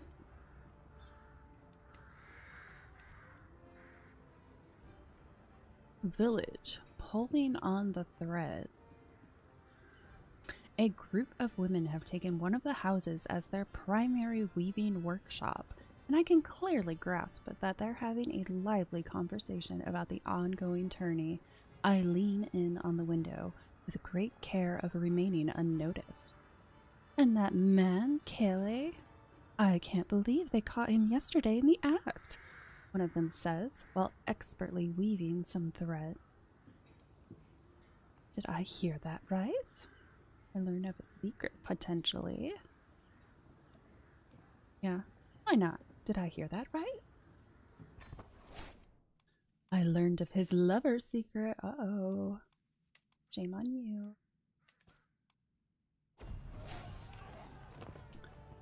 Duel contest begins. Contestants march onto the field, taking their places around the sparring quad as the herald announces the contest's commencement. The squared-off ring is being looked over in the background, rattled and shaken to ensure no give should a contestant crash into it. The dual qualifiers have come to an end, and it's clear who will be put forward for the quarterfinals as it stands. The varied pitches and volumes of the crowd's cheers leave no question as to the favorite. May the best win.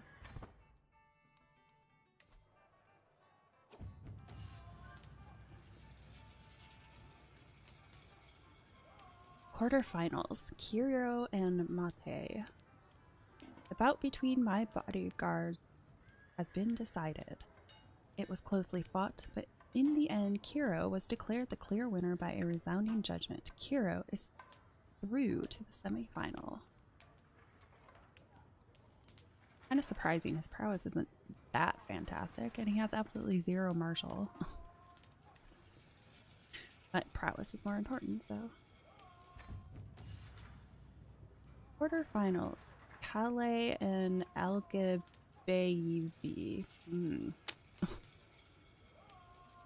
Oh, he is my friend now? That's he's my friend. It doesn't. It's foreign ruler though. I'm curious. Yeah, he's not actually my friend yet. It was closely fought, but in the end, Calais was declared the clear winner by a resounding judgment. Not my favorite knight, it has to be said.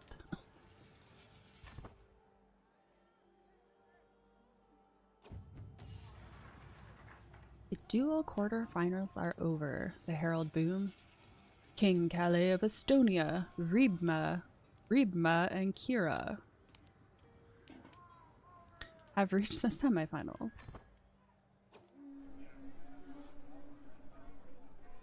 Potential suitors? What? As I settle myself near the front of the crowd with my son-in-law Mate, the contestants trot across the field in front of us. He nudges me a couple of times, indicating two of the competitors with a not too subtle head gesture. What do you think of those two? He says, stifling a delighted giggle. Which one is your pick? It's clear from his overly active eyebrows that he isn't asking who I think is going to win. Look, look! They're walking closer. Say something loud enough they'll hear. What the heck? Why are you trying to cause trouble? I am a married woman after all.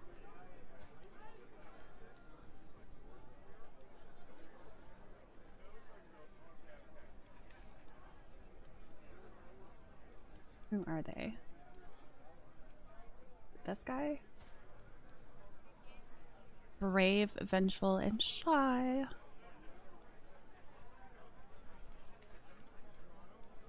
Neither can quite compare to your beauty. Oh gosh. Isn't he married to my daughter? Yes, yes he is. Oh my, is that fine specimen Riku? Wow, just look at Kiro. Yeah, that's my knight. He's sadistic, deceitful, and trusting.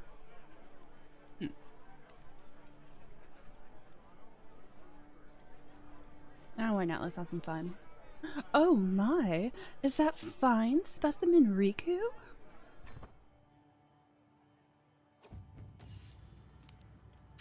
Dual semifinals. Ribma and Kiro. After an unsettling one-sided bout, no one was surprised when Ribma battered Kiro to the ground, forcing a forfeit. Ribma is through to the final.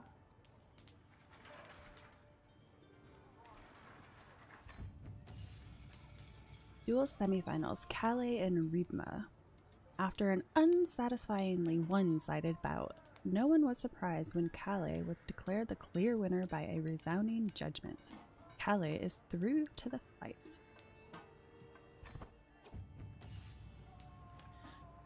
The dual semifinals are over. The herald booms. King Calais of Estonia and Ribma have reached the final.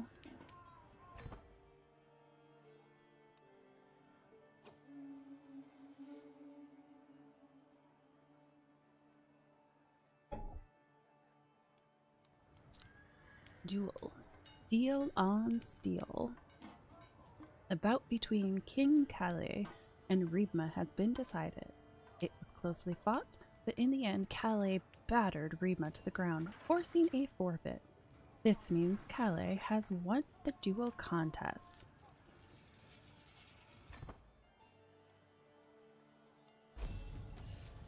Contest winner. Trumpet sound, the crowd clamors, competitors begin to assemble. The contest is over, and someone's moment in the sun is being readied. A herald steps forward, voice booming out across the scene. After many trials, some tribulation, and above all else truly spirited competition, King Calais beat Reba in the final. Calais is our winner. The most entertaining event. What do you get for that? Gifted duelist. Character's ability with a sword saw them win a duel contest at a tournament. Prowess +3. Prowess per level of fame +2. Belligerent vassal opinion +10. Hastiluder trait experience gain +10. That would be nice. Mine's pretty much going nowhere. Current qualification threshold is 20 and you have 0. You need at least 20 more progress to victory to qualify for the upcoming contest. That locales for opportunities to improve your chances or sabotage your opponent. Guess let's go to Turning Ground. Passage of Arms. Restless while waiting for the contest to begin, or simply eager to exhibit his skill, my bodyguard Mache has proclaimed a passage of arms at the outskirts of Calix. If any able-bodied knight wishes to pass, let them face me or be disgraced. It is said he keeps the spurs of all he defeats, and any lady who wishes to pass unescorted must leave a token to be reclaimed later on her behalf. I start a seduce scheme against him. Why is he ailing? Huh. I wonder why his health is so poor. Now that is a knight. Foolishness is forbidden.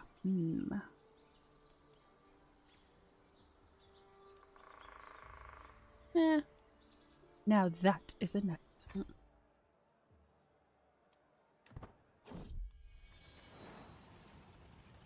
Boltolf the Heathen. In a truly dire conversion, he left not just his faith, not just his religion, but his entire religious tradition, trading to a totally separate view of the divine order.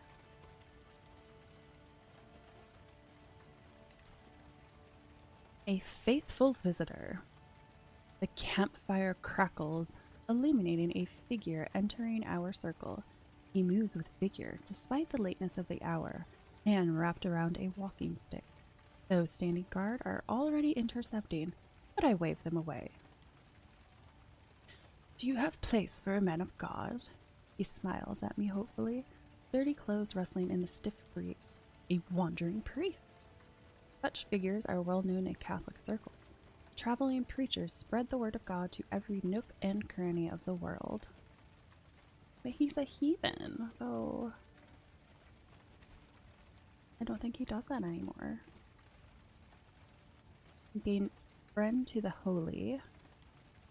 Monthly piety plus 10%. Yeah, I'm good on piety. I need to get my prestige up. I must ask you to leave. You gain ungodly hospitality. Monthly piety minus 10%.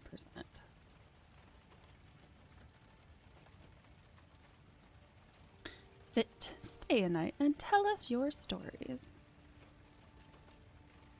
Ooh, I do get trait experience. Yeah, let's do that. Trait experience.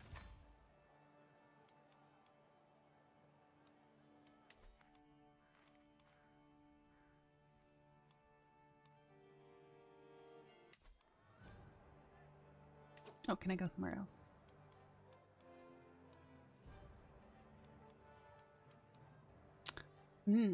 Go see if I can sabotage. Bad air. The moment I walk into the camp, I'm greeted by a pungent smell. covering my nose with as much grace as I can while trying not to get sick. I am approached by Oder, holding a handkerchief over his own nose. You should go away, my lady. Contestants are getting ill, harmed by the bad air, he warns me. There must be an explanation for it. Find it. 71% chance that he finds the cause. The tournament must have been cursed. I'll keep myself away from the camp. You gain fresh air. Why should I care? Let's try to find it. There must be an explanation for it. Find it. He finds the cause. Bad air, miasma. Oder comes back to me with a content smile on his face. I've found the source, Captain, he announces, trying to contain his laughter. The guests couldn't find a place to dispose of their, waste, so they've resorted to dumping it into the river. Bad air carries illnesses, as Hippocrates so announced. Why would I tell them? Why would I tell them?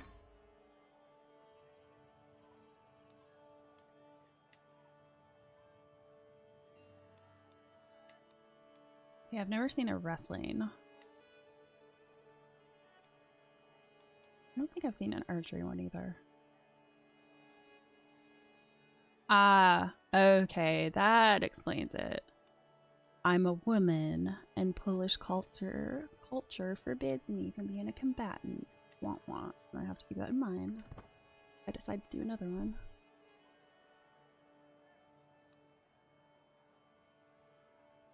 How much time is left? 15 days. How much money is she up to? Or how much is he up to? He's gaining money so incredibly slowly. Okay, she's up to 30. I'll let it keep climbing while I'm at the tournament. Yes, very lame. Melee contest begins.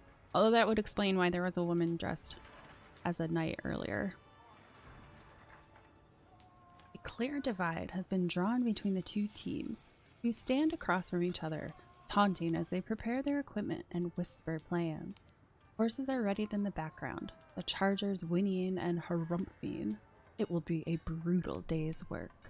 This should be good.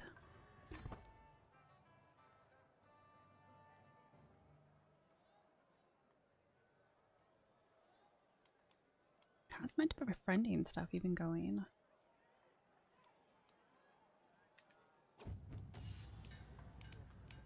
Melee, the final blows. Both teams are nearly even. Who wins will come down to a hair's breadth. The rhythmic clanging of metal on metal continues to split the air. The spectators, arrayed loosely on the distant edges of the fray, urge their favorites on, even as more and more contestants fall victim to ransom and ruin. I can see the heralds begin to make their way onto the field to signal the conclusion of the event. The end draws near.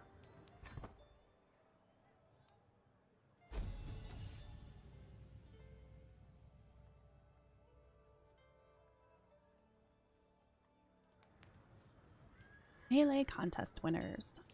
Trumpets sound, the crowd clamors. Competitors begin to assemble. The contest is over and one team's moment in the sun is being readied. A herald steps forward, voice booming out across the scene. After many trials, some tribulations, and above all else some truly spirited competition, we have our winners. Riku's team beat High Chieftain Vidna's in the contest. A thrilling sport, even to spectate.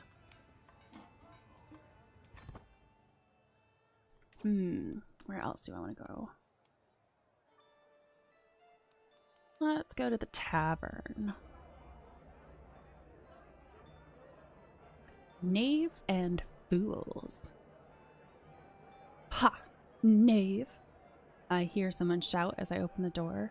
A woman grins, pleased, while she takes the gold laid on the table. Bah! Her opponent complains, slapping the wood as she gets up. The stranger locks eyes with me, bowing slightly. Would the captain wish to engage in a game of cards? I lay mine down, and you bet whether yours shall be higher or lower. Winner takes it all, as simple as it sounds. 5, she says, putting down her card. Oh, my card is higher. Ooh, I won 10 gold.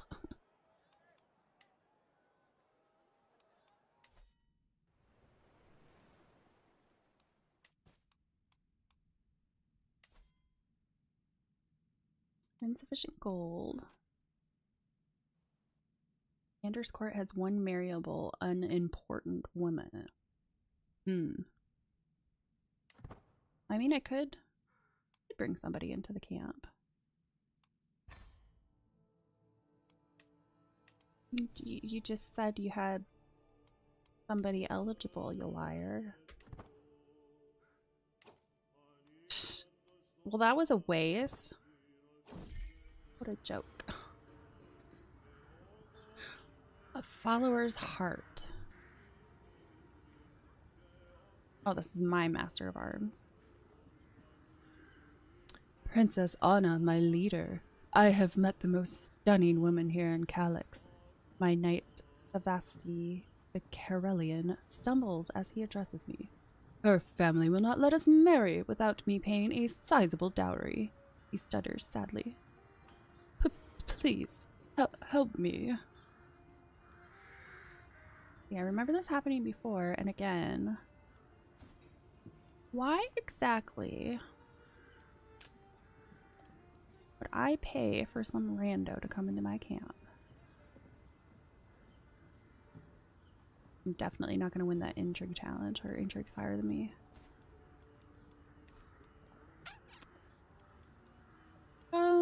What happens if he gains 3 stress and he loses 30 opinion of me? Well, he's going to lose 30 opinion of me either way, so let's see if the intrigue challenge has a chance. Let's see if she's willing to run away with you. Oh, she actually joined us. Okay, that's kind of surprising.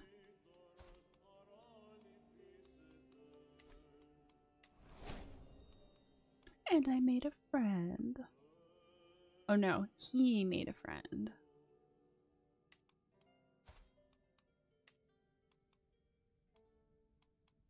Okay, no, there it is. He is my friend. Okay. Reading it wrong.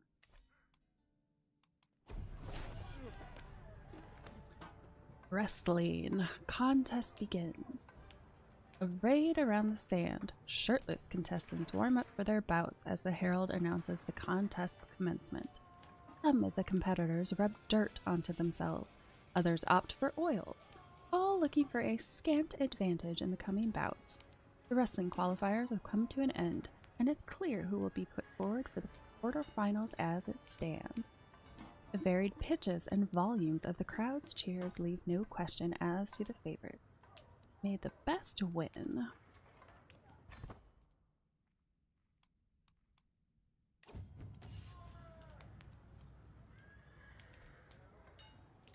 Quarterfinals. Riku and Mate. It was closely fought, but in the end, Riku firmly pinned Mate and was declared the winner. Riku is through to the semi-final. The bout between King Kale and Reepma has been decided. After an unsatisfyingly one-sided bout, no one was surprised when Kale threw Reepma from the ring in a great cloud of dust. Kale is through to the semi-final.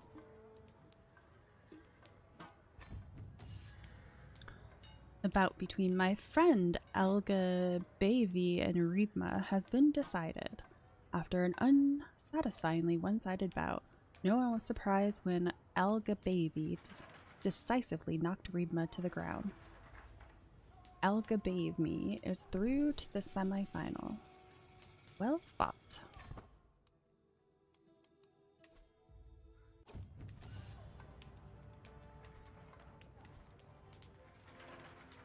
I wonder why his gold is replenishing at a very, very slow rate.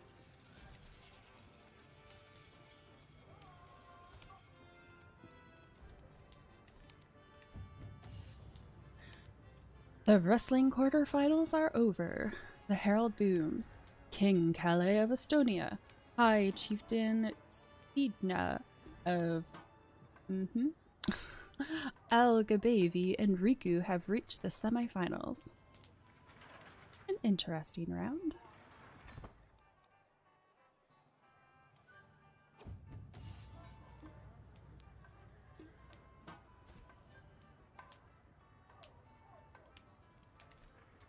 A 61-year-old against a 34-year-old, that seems kind of unfair. The bout between my fellow attendee Riku and High Chieftain Speedna has been decided. It was closely fought, but in the end, Riku firmly pinned him and was declared the winner. Riku is through to the final. 3 cheers for Riku. Oh, looks like the king got overthrown by my friend. The bout between my friend Al-Gabavi and King Calais has been decided. Closely fought, but in the end, Al-Gabavi decisively knocked Calais to the ground. Al-Gabavi is through to the final. The wrestling semifinals are over. The herald booms. Al-Gabavi and Riku have reached the final.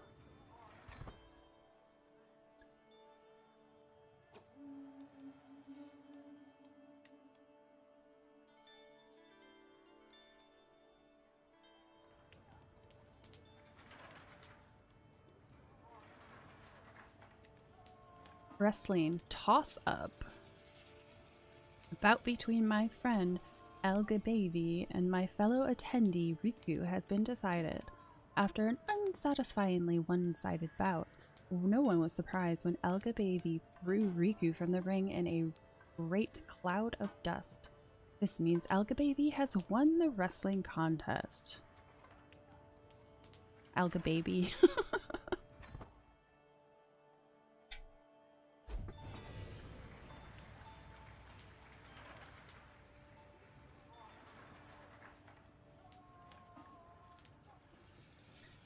Wrestling contest winner. Trumpets sound, the crowd clamors. Competitors begin to assemble. The contest is over, and someone's moment in the sun is being readied. A herald steps forward, voice booming out across the scene.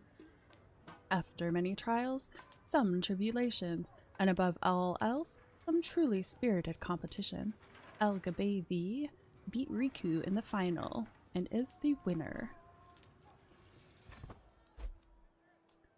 Ooh, where do I want to go to now?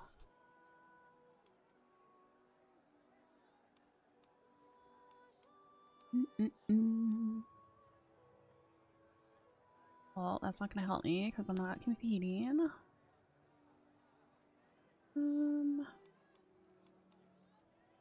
Maybe I'll go to the village. Old as stone. A visit to Calyx was exactly what I needed to relax before the contest. As I promenade through the streets, I see local children emulating a battle, using sticks as their weapons, and yelling some, "For the honor of my health!" and multiple "Arrgh." I stop to admire one of the most prominent buildings, proudly standing in the middle of the square. As I inspect it a bit closer, however, I quickly notice some ancient inscriptions. Ooh, he'll become my friend. What's this though? You will become the owner of an ancient plaque. I mean, it would get me prestige. But I mean, I'm maintaining a decent amount by doing all the contracts. Sure. I'll make a friend with him.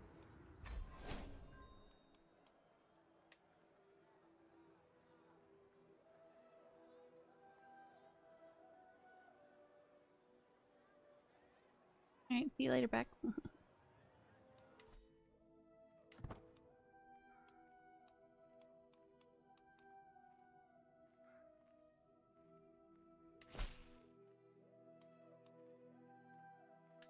Where would this be at?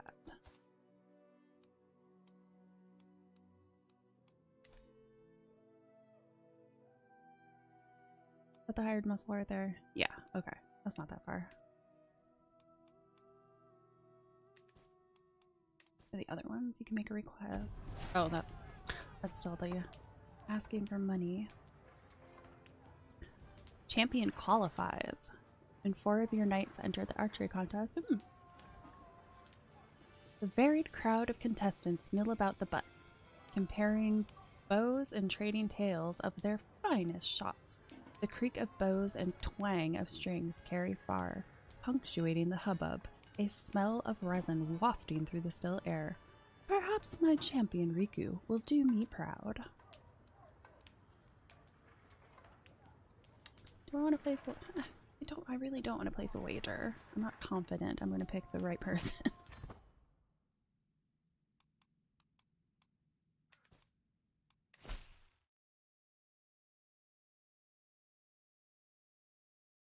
Can't travel because then it'll take me out of the Grand Championship, but I mean at the same time, do I really gain anything from it?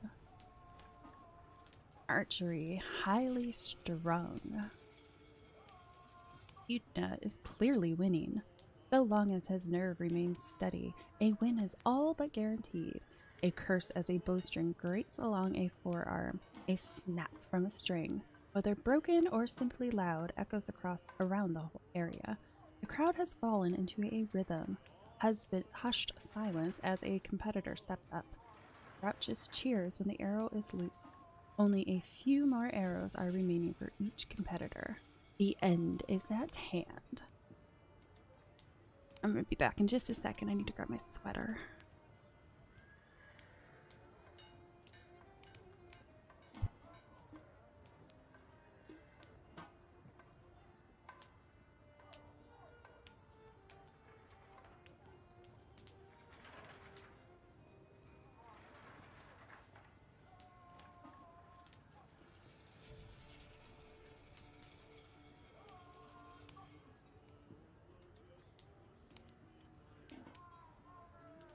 Alright, sorry about that.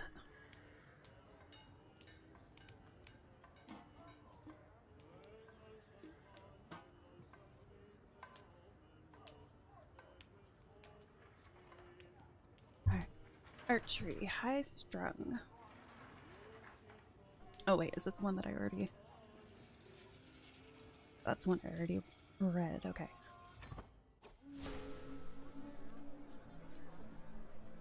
Wait, what? What happened? Grand tournament, one to root for. I shuffle aside to let someone by, but no sooner have I done so than they start talking. Ah, Princess Anna. Fancy seeing you here. I open my mouth to respond, but Luha is too quick. I don't suppose you've got any favorites? Someone you think is going to take home the win? Me? I've got a good feeling about Elga Baby. I consider my options for a moment. Maybe it's just best to agree.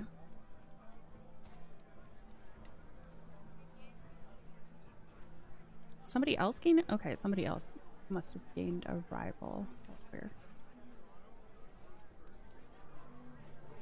Gains 10 opinion of you, grow closer to forming a friendship with Duchess.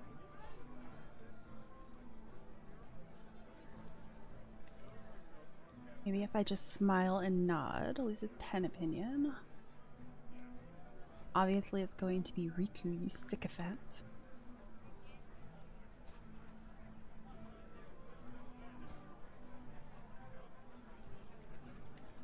I think I'm gonna go with Riku.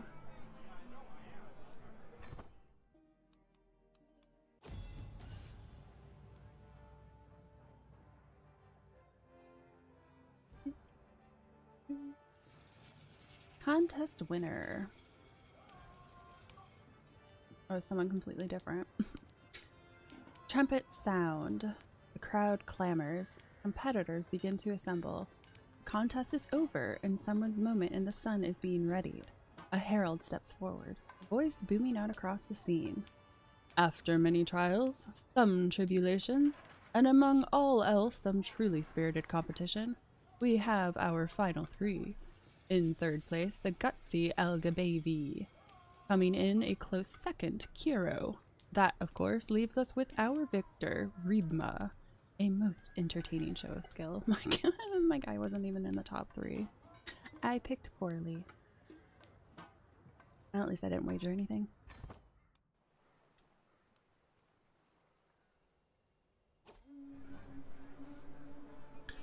Grand Tournament conclusion. The sun comes down on the final day of the tournament, and the massed crowds begin to disperse. I find myself ruminating over the results. Riku's team carried the day in the melee.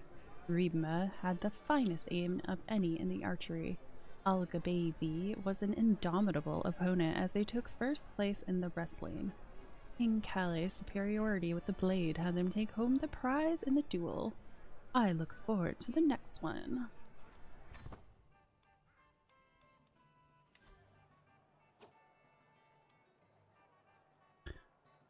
It kind of stinks that I don't get anything.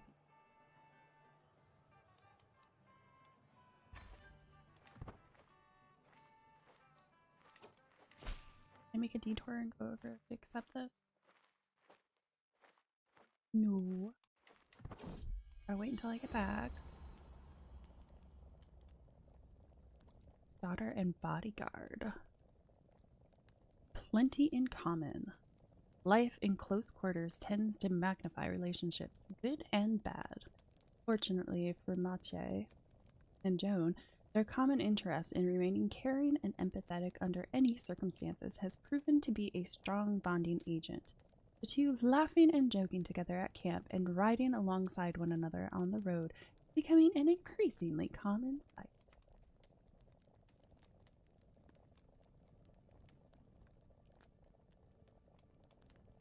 Good for them.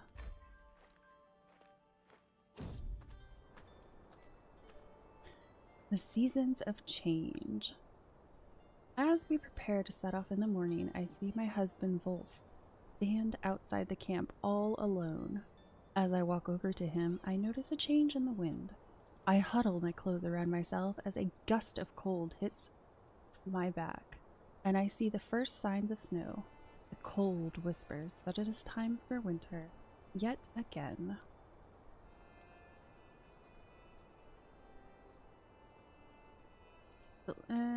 Only delayed by 2 days.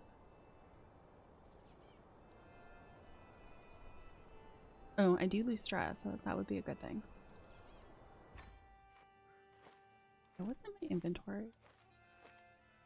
Oh, I did get the ancient plaque? I didn't think it was gonna give it to me. Well, I'll take it.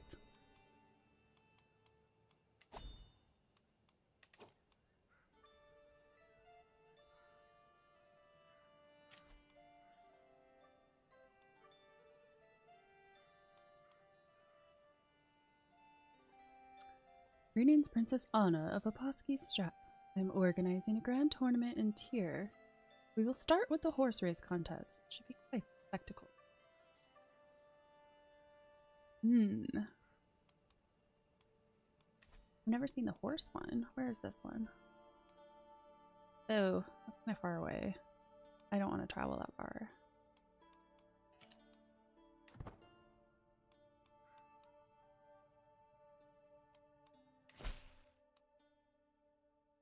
Ooh, 228 gold.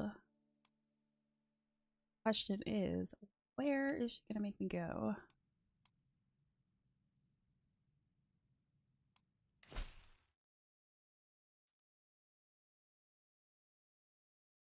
I think I'm gonna do his first before I end up going who knows how far away.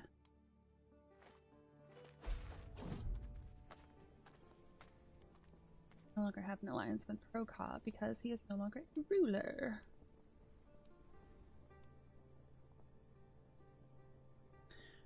A Pilgrim's Tale. As we walk through the church in Ilkanu, I don't know, I overhear a group of travelers talking quietly to one another. One of them, a woman, starts describing and comparing it with her journey to Vaticano. I can't help but listen in on the conversation as she continues going into detail about the fantastic things he saw in Roma. Looking around, I can only imagine how much better it must be than the dainty sight I see here. I lose 5 gold. What an interesting tale. I'd rather lose stress.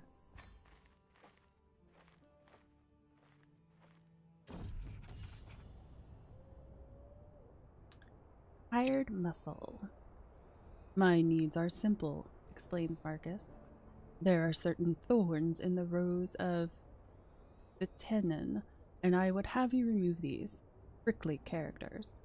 I can't be seen to remove them directly, so you're going to deal with them for me. I draw a thumb across my neck quizzically. No, no, clarifies my employer. No serious bloodshed. Just keep them silent without killing them till they understand what it is to disrespect the Count. Seems simple enough.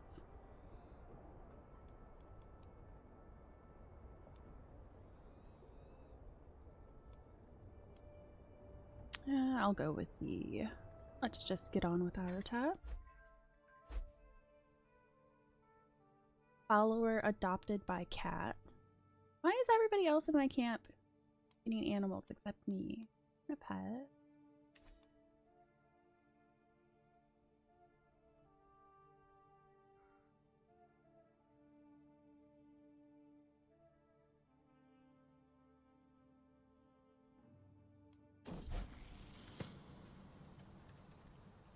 My grandson and the dark cave. One of the children at court, Magnus, had taken the spinning top of a younger boy and thrown it into a nearby cave. My grandson was there and saw it all happen. Alexander got hold of the household guards and forced Magnus to go into the cave. Magnus's terrified screams could be heard for several minutes before he emerged with the toy. It seems that when Alexander thinks something is the right thing to do, he won't stop until he makes it happen. Marcus develops a grudge against you. Alexander keeps the trait stubborn. Magnus, not Marcus. You should have gone in there yourself without fear. Yeah, I think I'd rather him be brave than stubborn.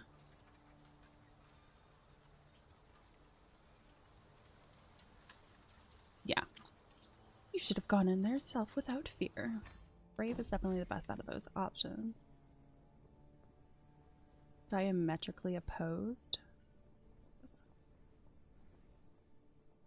My good companion, Amate, has been off with me the last few days, each night avoiding my invitation to dine. Today he catches me alone in my tent.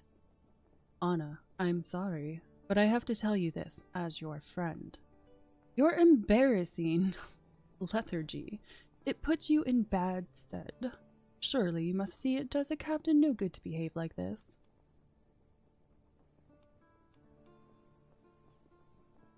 15% chance he's no longer my friend. What? Let's agree to disagree. Lighten up. You are right. You gain considering flaws for 3 years. Stress gain plus 10%, diplomacy plus 1. I mean, but I don't get rid of the trait, so... Can we talk about this later? Alright, nothing bad happened. Alright, what's the money up to? 10 gold. Ooh, 40 gold. Can it go higher than 40? I don't remember what I got last.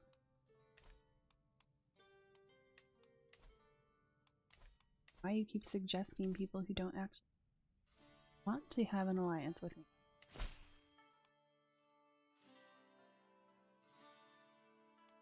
Where is she?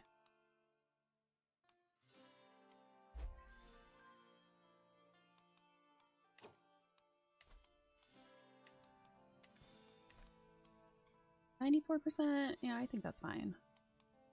Yeah, I'll go for it. Hired muscle success. Wonderful job, Anna. The Garden of The Tannin is beautifully, blissfully silent, and I can rest a little easier at night. He tosses me a pouch of silver. Please stay with us next time you're passing through the area. I'm sure we can find suitable lodgings, not to mention suitable employment, for such an enterprising old mercenary.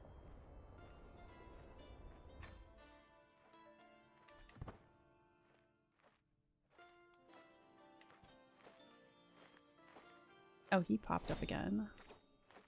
Have to move your camp closer to county. Oh, okay. Oh, okay, it tells you when you have to. I did not notice that before.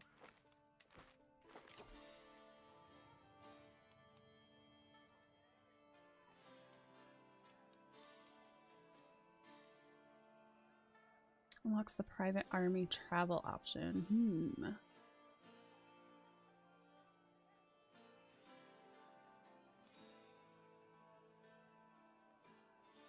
Other provisions in designated terrain plus 50% unlocks the computer and travel option. Kind of just bouncing all over the place.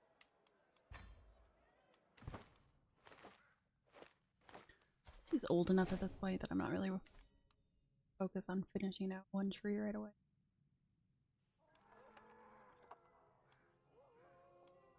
Oh, okay. Let me see.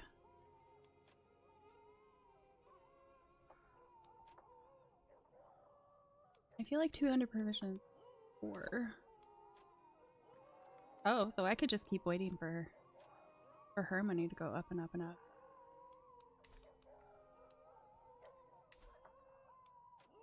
He only has 10 gold. What about Ander? 8 gold. Oh, you don't want to accept it, Because you don't have a good opinion of me.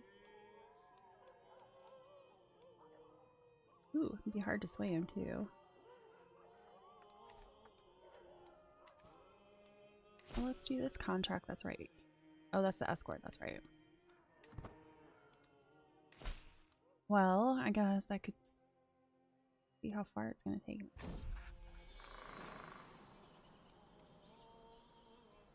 Transport contract. A delegation from High Chiefess Giste of Kitilla saunters through the flaps of my great tent. Greetings, adventurer, speaks an envoy. Many are the roads of this world, and treacherous. If you'll work for Kitilla, my liege would pay well for your expertise. I, High Chieftain Bilzy of Kitilla, am a most loyal servant of the High Chiefess. It is her words I must carry to Turku, to the hall of King Ketu. Guide me, protect me, and entrust my missive does not fall prey to prying eyes. You'll travel to Finland. Okay, that's fine. I'm not too far away from that, right? Right? Yeah, okay. Thought so. Basically still just above them.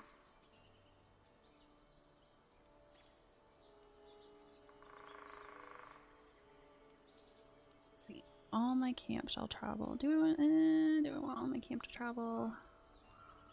I don't think I do, because I'm not fully done up here yet.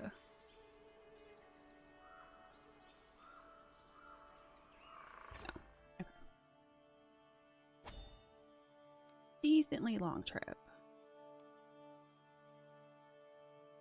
Oh, 0.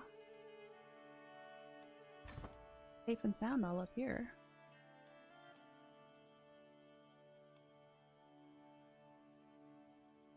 Oh no. What is happening over here?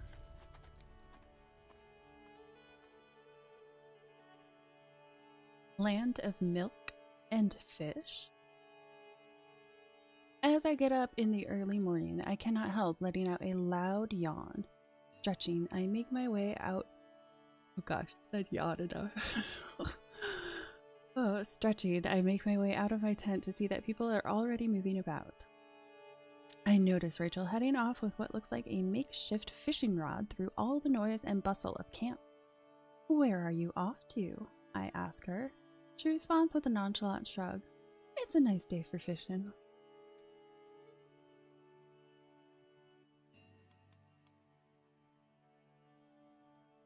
She becomes my friend. I don't need to lose stress. 82 provisions, that's not really that much.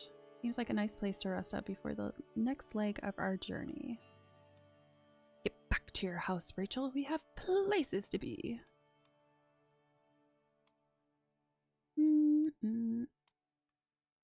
I'm not really worried about delaying. Yeah, I get some provisions. Let's go ahead and rest. So is the plague happening over here right now? Like, it's not looking so good.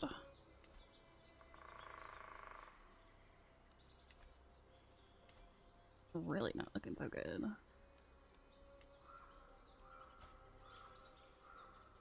Oh man, look at this poor little child. Smallpox, disfigured and wounded. Oh my gosh.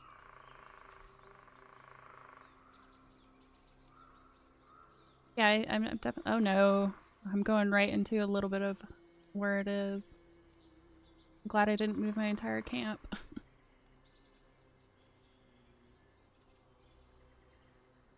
At the edge of camp. My path back from the edge of the proving grounds takes me close to the camp's edge, where the shouts and screams of children at play draw my attention. My daughter Anna is leading several others in defending the upper branches of a tree against several children trying to climb up from below. When the groundlings start to get a foothold, the airborne youths pelt them with branches, leaves, and gobbets of sap. After a moment, Anna catches sight of me. The girl beams in my direction, clearly hovering between taking her playmates back towards camp or pushing out a little further into the wilds.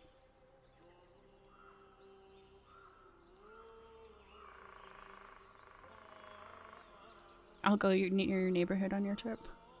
That's cool.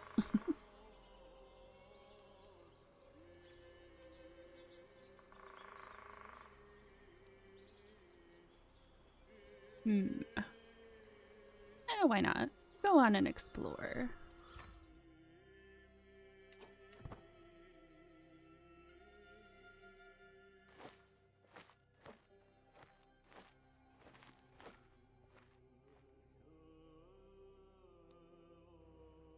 Yeah, is that's the only place where that's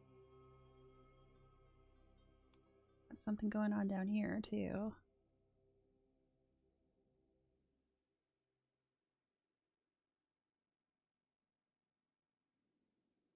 Yeah, that definitely doesn't look good though.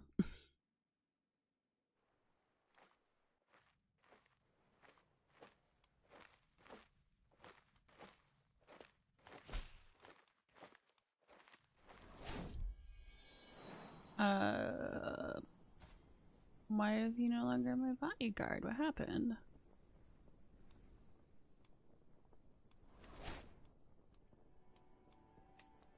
What happened?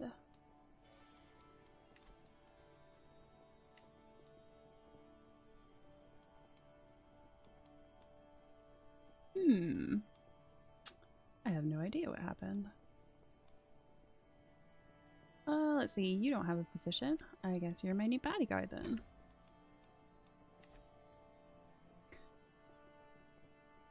Transport contract. Escort emissary. I am brought before King Katu himself. You have come at my old foe High Chiefess Giste's behest, no? On what business? High Chieftain Bilsey of Kitilla steps forward. Worthy King Katu, I speak for High Priestess Giste of Kitilla, but the message I bear is fit for your ears alone. Come, answers the king darkly. We shall speak in my chambers. Princess Anna, your service is noted. You may remain as a guest in my castle.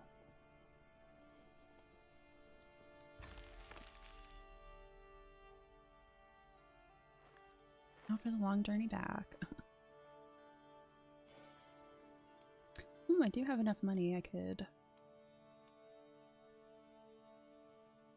increase.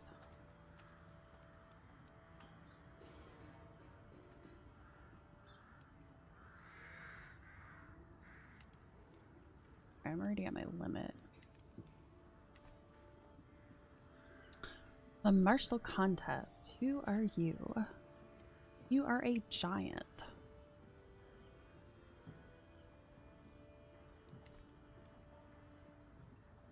As we pass through the market in... Oh, I'm going to butcher that name.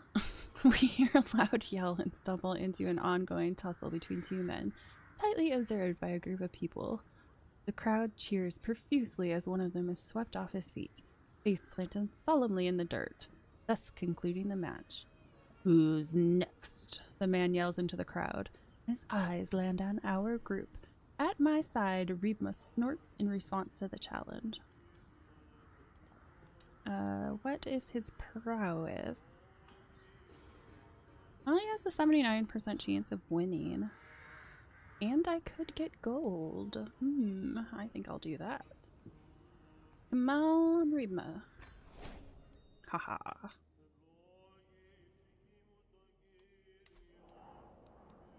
Ooh, I can construct a new domicile. Do I want to?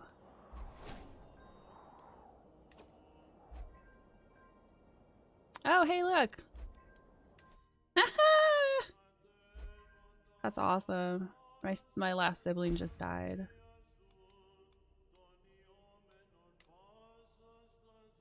You have gained a personal claim. How do you even go about getting those? She had a lot of flippin' artifacts.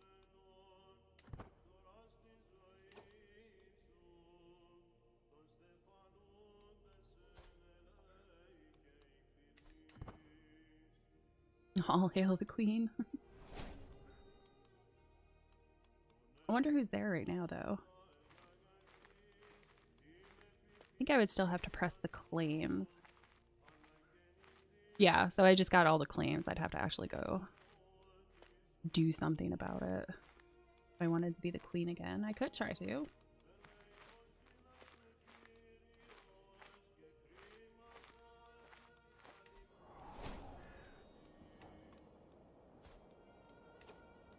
What are my traits up to anyway? I need to get the traveler traits up all the way for one of the achievements. And I basically... I'm probably going to die before the Hastiluder does anything. Basically haven't gotten any experience in anything for that.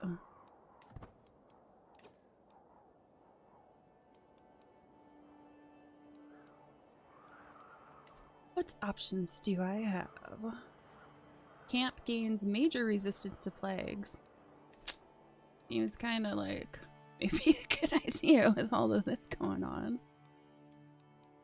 Oh, and there's a flood. These poor people over here.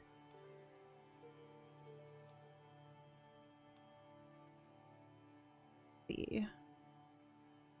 I could take the long way back around to Poland. I wonder if it's going to start creeping further towards it, though. Maybe I'll just stay up to the north for a while.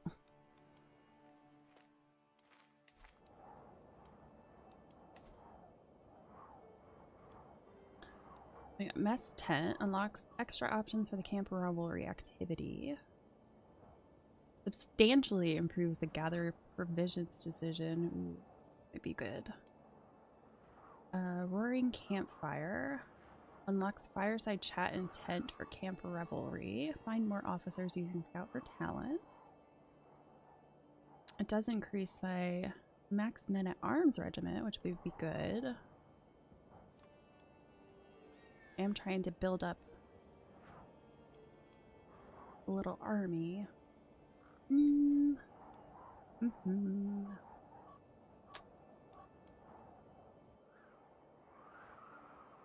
Yeah, let's do... Although, what is this one? Forward Scouts. You have the camp perimeter build domicile building. I'll do Roaring Camp. I'm going to do Roaring Campfire.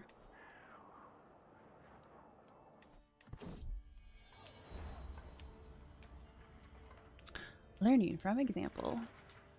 Anna is at that age where a child absorbs everything and anything around her like a sponge soaking up water. Though present circumstances prevent me from giving her the finest of educations, the young lass seems no less eager to learn for it. Instead of the tutors and books that someone of more fixed wealth might feel entitled to. She roams the camp, shadowing my officers and eagerly assisting them in their duties. A little nudge towards someone specific would likely do wonders for focusing her efforts.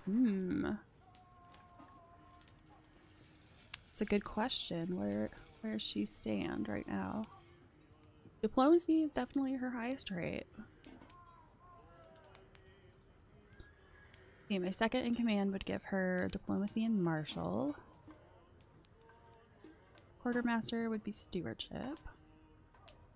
Martial and stewardship. Martial and prowess. Let's encourage I'll encourage the diplomacy that she's gone into. So second in command it is.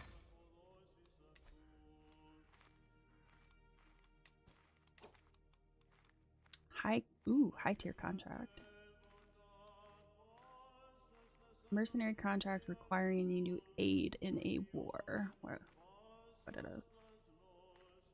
Employer King Varaka is winning by 12% in the war against the tyranny of King Varaka. Okay. King Varaka is fighting King Varaka.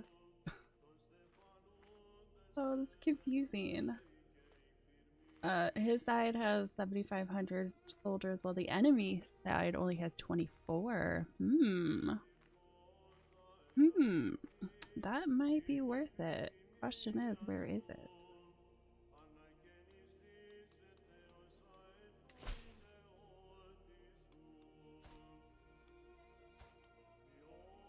Oh, see, no, I don't want to go near the plague.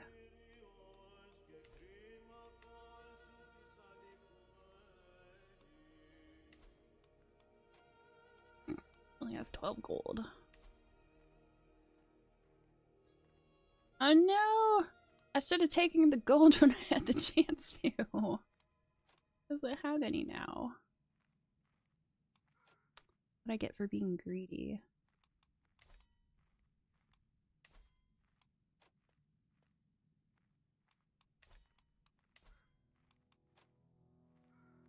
Have to just take their gold and leave.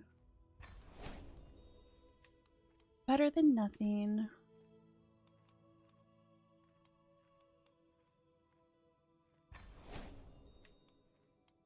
Alright, who else just wants to pay me and get it over with? Gain 0 provisions. Guess this would put you above your oh, I'm at max, okay. Well, that's good though. I'm at max provisions. It might be the best time to do the men-at-arms stuff.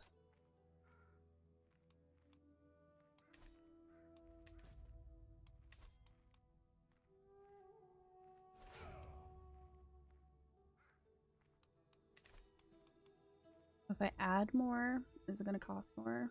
I mean, that makes sense, but does it work that way is the question.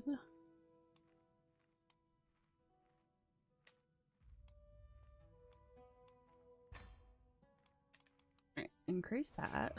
Yes, it does. That significantly increased.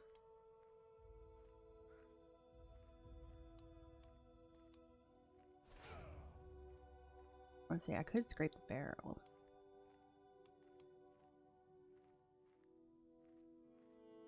What does that do though? Every eligible blah blah. Let's scrape the barrel. Inspire followers. 67% chance every eligible men-at-arms regiment gains up to 25 soldiers.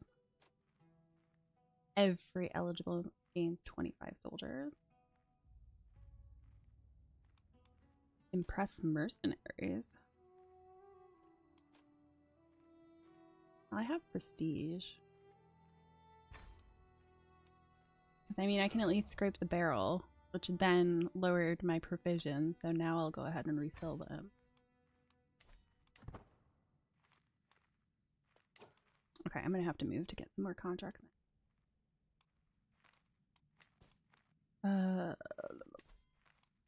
You can only give me 12 gold.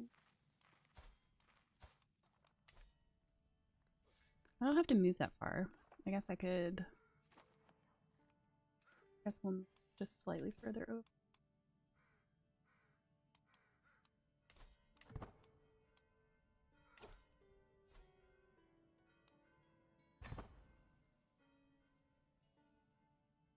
should put me within range. That's before I forget. Except he won't accept. Well, never mind.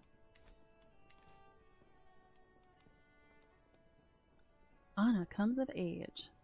I am proud to see my daughter no longer as a child, but as an adult.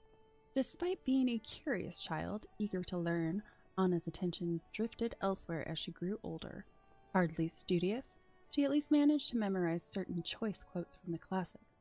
She will probably never write any great theorems, but she might read one or two.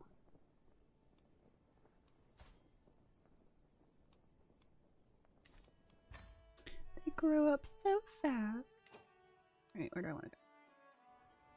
I could go really far north.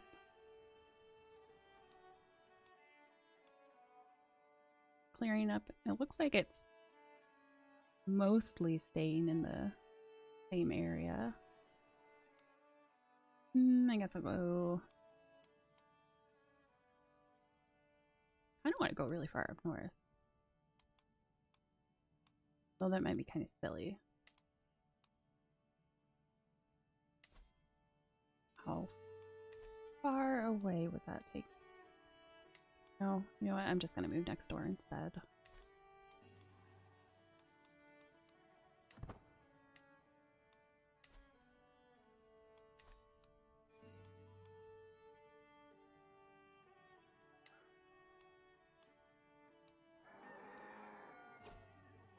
There we go.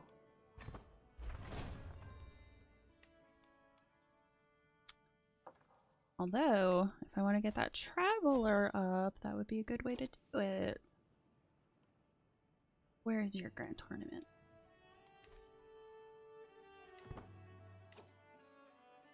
I don't even see it. Way back down south.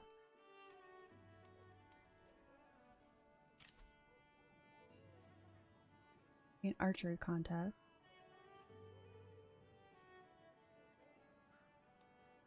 It doesn't look so well.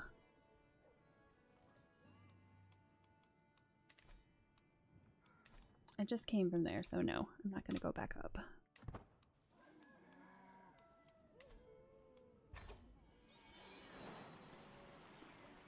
Ikivara, the Commons. The local Sami people regularly gather in the tribal holding of Sikivara in order to trade, gossip, and share stories. I enter the cluster of dwellings. A stray horse is slowly moving across the path at the center of the holding, and a small rabbit sleepily moves through the foliage a few paces to my right. My son Sven looks around with a content face, seemingly enjoying the change in scenery. We should go mingle.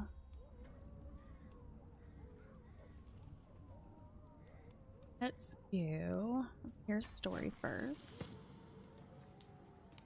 And when he returned to the beach in the morning, the king found that the precious stones had surrounded the treasure mother out of their accord.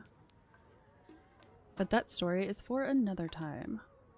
Storyteller gives a mysterious smile, leans back in his fireplace seat, and takes another sip of spiced wine.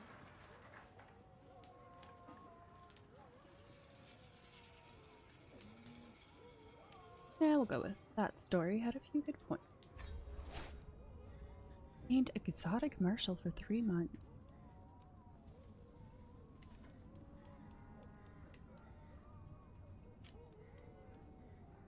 Let's go see the hooded figure.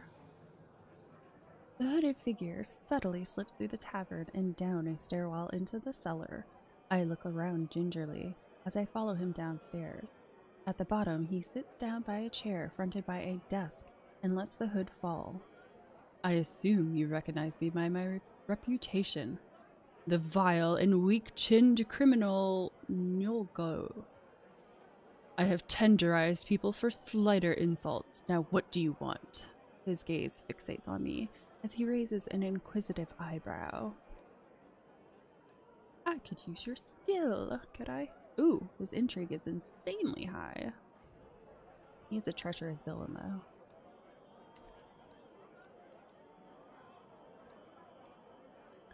Intrigue challenge. 1% chance he joins me.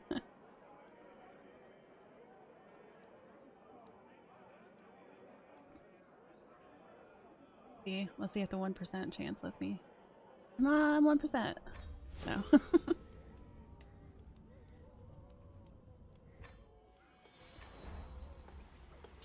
Let's see. I could use some supplies. Who's with me? Sven? He's probably not going to be very good at stealing.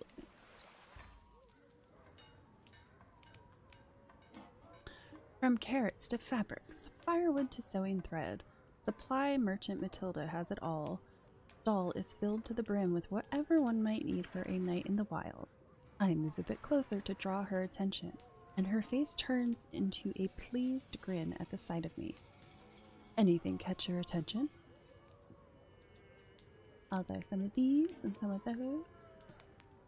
Ooh, 189 gold. Martial challenge against her. Intimidate everyone into giving me supplies.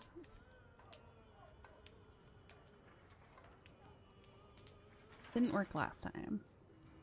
Only a 3% chance that the guards are summoned. I can take the supplies or the entire stall. Your call. Haha.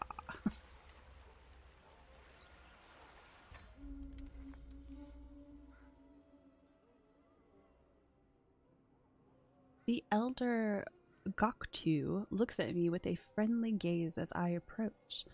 Prudently tending to an ox cart, he informs me of any local issues and tasks that needs addressing in the immediate vicinity. Righteous harbingers needed to help uphold order. Professional travelers wanted for escort ventures. Eloquent negotiators needed for diplomatic dealings. Let's see, if I want to get that travel trait all the way up, should probably go with escort. Let's see, I would be up for some traveling. Just don't send me into the plague, please. On my way back to the commons, I stopped to admire the work of a local tapestry weaver, creating a piece of art commissioned by High Chiefess Uksaka. A rogue temperate rain has come in over the holding commons and is drizzling down on people and livestock alike. Back to camp. Alright, where are these contracts? You said there were contracts? Yes? Where are they? You lie?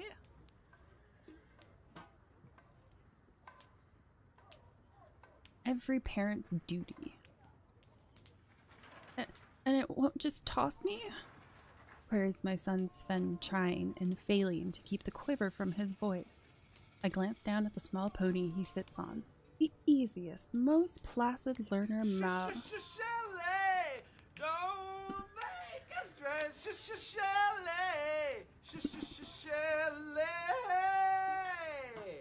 Thank you, anonymous donor. And hello, checkmate. Yeah, so my last sibling just died, so now I could potentially go back to Poland and try to get stuff.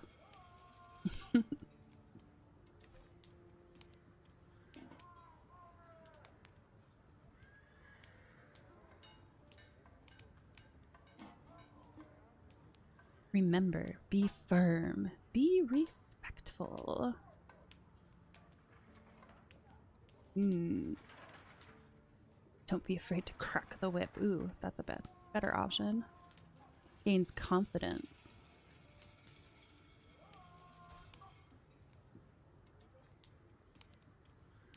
I think we'll go for the martial challenge. I'm doing it, Mom. I'm doing it.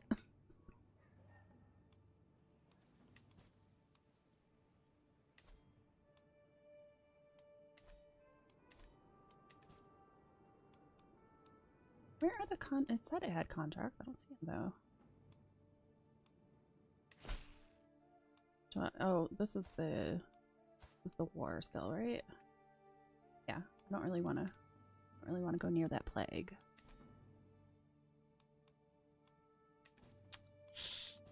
I mean, although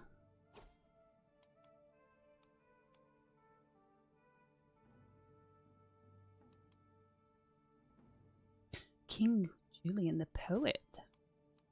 Where the heck are you? Oh, you're in the Holy Roman Empire. That would be an insanely long journey. Holy hell.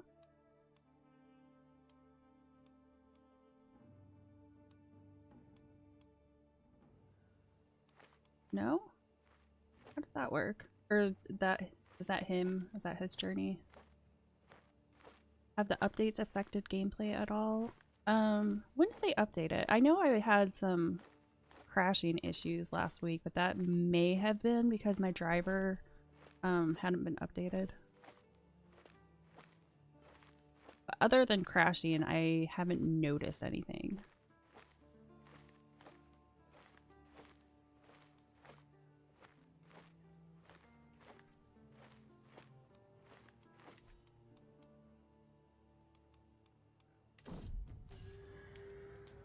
I said no.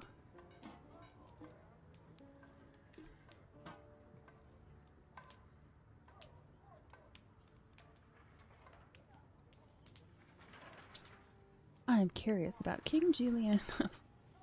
You know, I'm not curious. I said no, so what the heck? Veteran adventurer. A kingdom option now with it being in the area. Okay.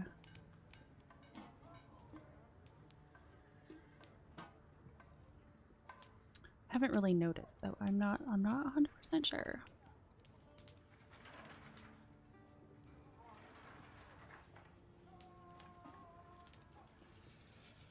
Official alliance. Force him to be my patron.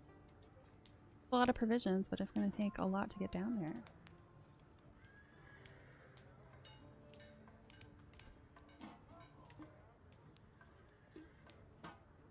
Man, that is quite the journey.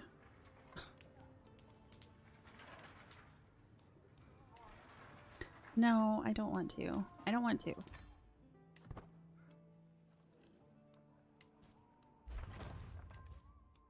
Roaring campfire. Ah, yes. I completely forgot we were building something.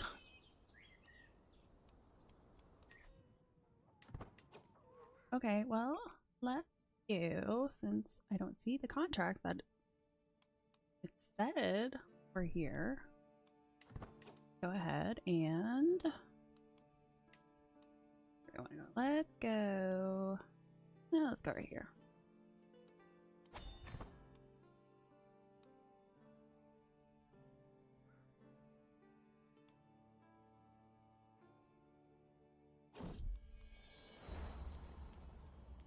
Quick study. It seems our time in Suandavara has proven beneficial for my son Sven. Something about the local culture simply fascinates him. So much so that in our brief time here, he's managed to pick up passable Sami, an achievement that the lad is trumpeting to the high heavens by speaking it around camp constantly, even dropping little words and phrases into conversations with his lessers. Smug behavior, to be sure, but perhaps with good cause. Anytime I've tried to have my children teach me, I fail. I need 28 stress, that's not terrible. Oh, I gain 14 stress automatically because I'm lazy. Well, let's try it. Yep, failed again.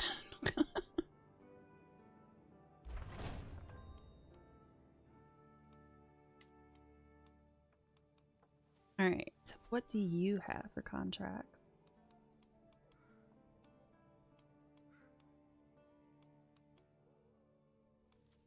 Old Mystical Communion? Huh? What does that do? I will reach for the presence of God in transfixed ecstasy. To gain divine guidance for 5 years. Ooh.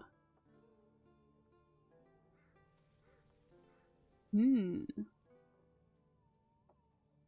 I don't want to do that. This may be unforeseen side, or I think that's what there. Oh my gosh. Did not read that right. There may be unforeseen side effects.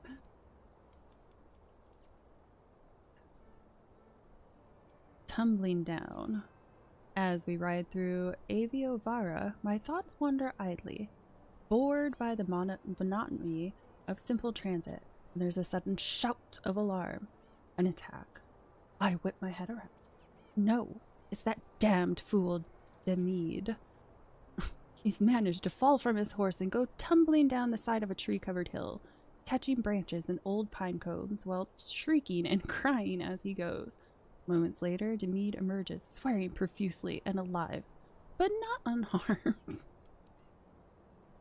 He's living up to that stooged title I gave him. Laugh aloud. What a jerk. That would gain the negative opinion of me. Snicker, but no more. Such petty malice is beneath me. I'll be nice.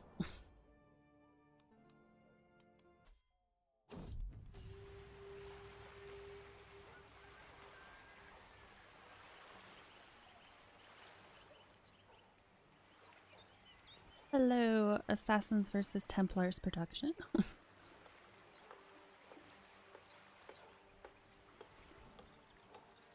Blood on the snow.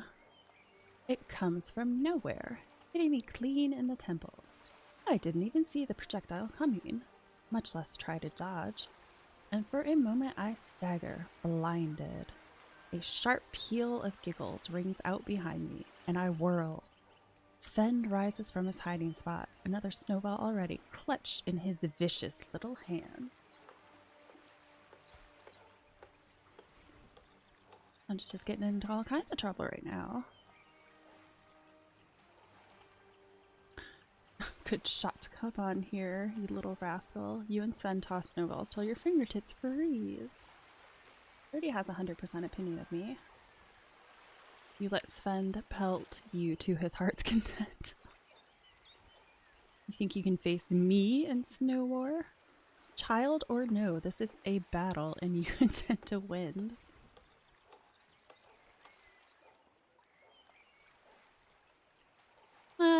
Let's have a snowball fight. Why not? Alright, I need to visit the holding so I can get some contracts. My husband came with me. Aviovara, the Commons. The local Sami people regularly gather in the tribal holding of Aviovara in order to trade, gossip, and share stories. As I enter the cluster of dwellings, a stray sheep is slowly moving across the path at the center of the holding, and a small squirrel sleepily moves through the foliage a few paces to my right. Let's go to the tavern.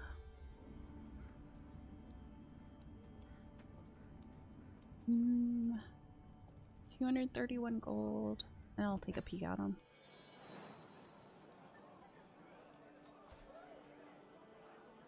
I feel like I've seen this guy before. Yes, I've definitely seen this guy before.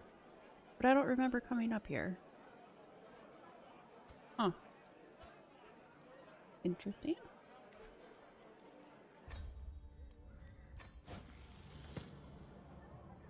And yearning to be rid of the incessant hammering, Zeus's head was split in two, and forth sprung Athena, the wisest of deities.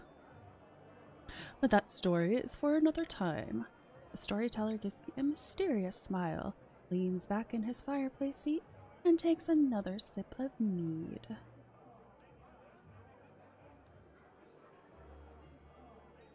I think I'll probably go with the story had a few good points. 100 diplomacy.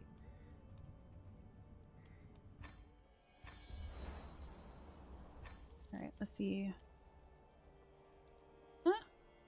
Not a terrible chance to steal supplies.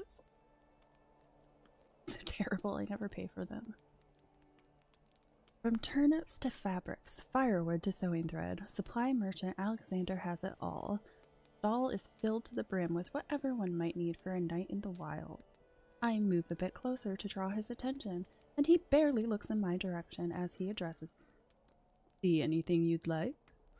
Volts cracks his knuckles and looks at me, discreetly nodding in the direction of the supplies, mumbling, "Care to make a distraction?" It's about the same chance.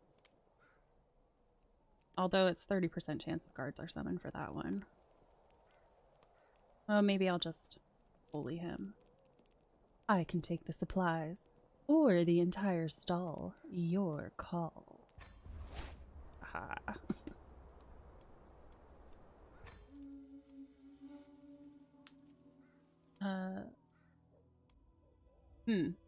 This is definitely the same people that were down here.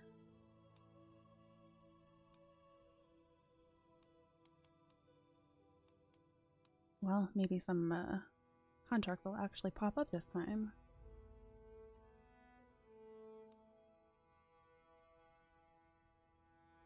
What do I want? Learning? Not really.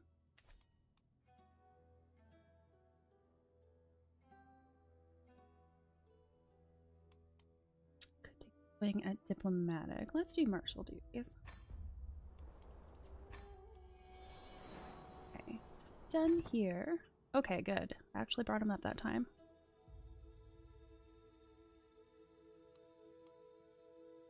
Love the adventuring in the game and achieved all the adventure decisions in one lifetime. Nice. She didn't start adventuring until she was like 32-ish, somewhere around there. I've been enjoying it though. This is the first time that I've like really gotten into it. Tell swords of good repute. The High Chieftain of... urgently seeks to treat swords for hire. For short posting, handsome reward offered for swift, clean work. Let me see what this is first. Oh, see, I don't think he would be a good marshal. Leaning more towards diplomacy.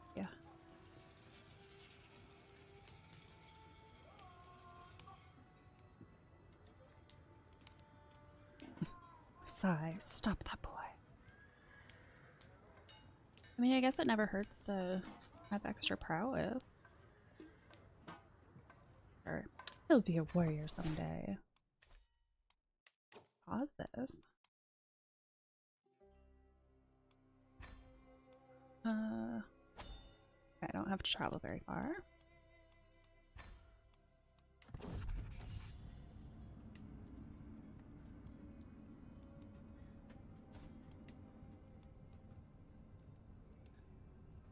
Be a genius steward. Yeah, I was trying to decide whether I wanted to like push him into diplomacy or stewardship, but to your point, that temperate would definitely help. Her traits are kind of all over the place, but I didn't make that decision. Hired muscle. My needs are simple, explains Edna. There are certain thorns in the rose of Karashoka, and I would have you remove these prickly characters. I can't be seen to remove them directly, so you're going to deal with them for me. I draw a thumb across my neck quizzically. No, no, clarifies my employer. No serious bloodshed. Just keep them silent without killing them till they understand what it is to disrespect the High Chieftain. Seems simple enough.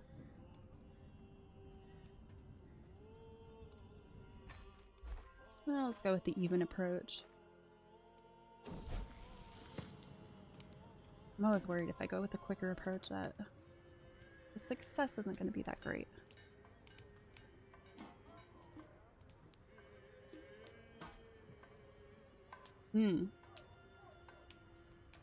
It says he's dead.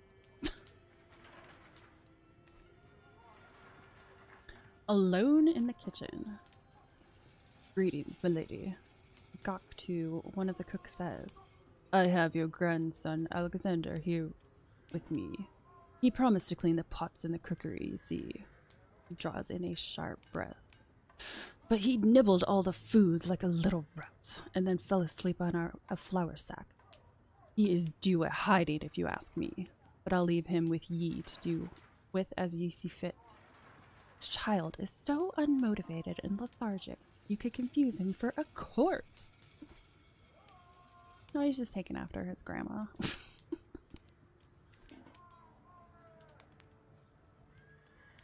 Oh gosh. Gluttonous? No, we're not doing gluttonous. Compassionate? That's not bad. It says diplomacy.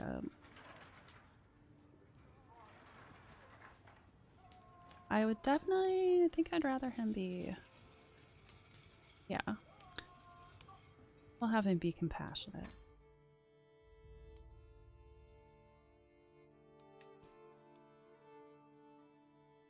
It's still the war that's happening.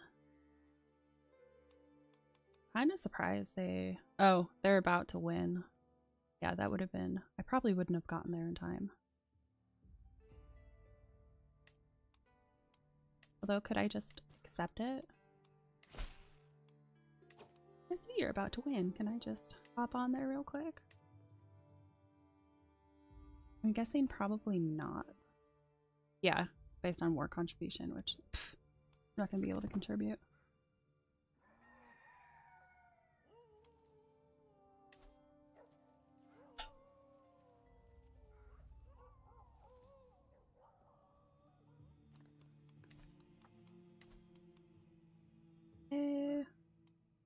Everyone. Follower game's nickname. Gosh, another repulsive. Everyone absolutely hates this woman. Overcrowding is rarely a problem when she is around. Wow.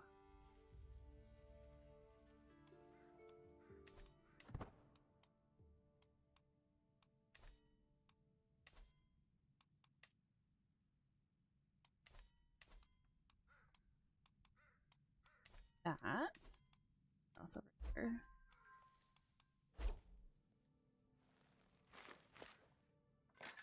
Gives 1,000 score for a very short time sieging.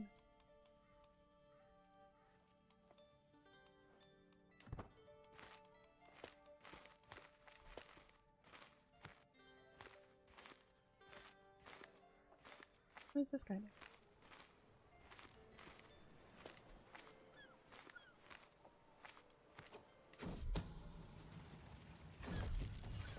Success. Wonderful job, Anna. The garden of Kirashoka is beautifully, blissfully silent, and I can rest a little easier at night. He tosses me a pouch of silver. Please, stay with us the next time you're passing through the area. I'm sure we can find suitable lodging, not to mention suitable employment for such an enterprising young mercenary. He called me young! Oh, bless him. Everyone else has been calling me an old mercenary.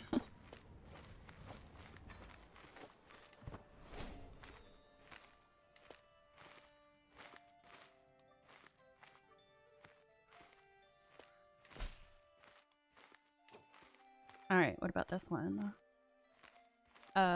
His side has 4,600 and the army they're going against has almost 11,000. No, I will not help you. I don't have that kind of manpower. Might as well do another high end muscle.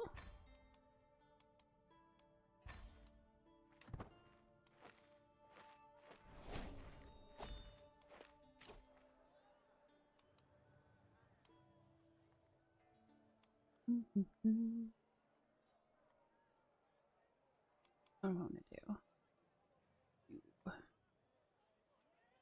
second aptitude plus 15. Gain skill points based on camp purpose. Martial and prowess increases by 2. You must be feeling character. Yep. Gotta butter me up.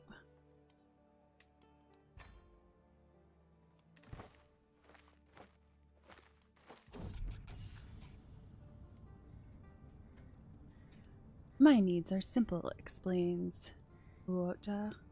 There are certain thorns in the rose of Anarjavri, and I would have you remove these prickly characters. I can't be seen to remove them directly, so you're going to deal with them for me. Alright, this should be pretty easy too. The last one went fairly quickly. Wrestle for it.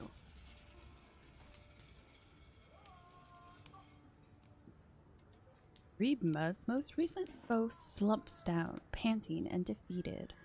Wrestling is a fairly popular sport amongst most mercenaries, for obvious reasons, but Rebma pursues it like it's an art form.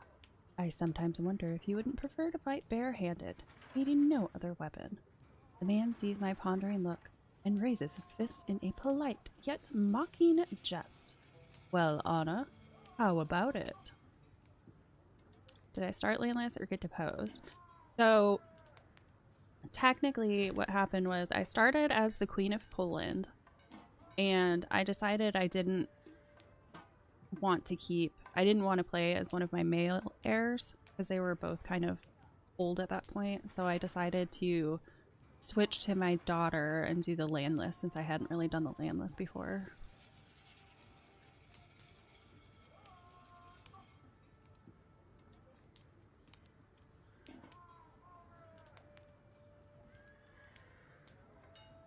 Ooh. My prowess. My prowess is starting to drop.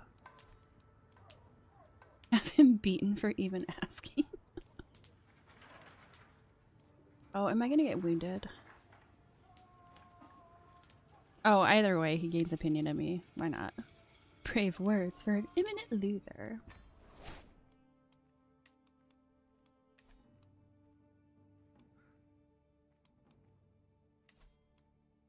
Okay, that's gonna be at 100%. Shouldn't take too long.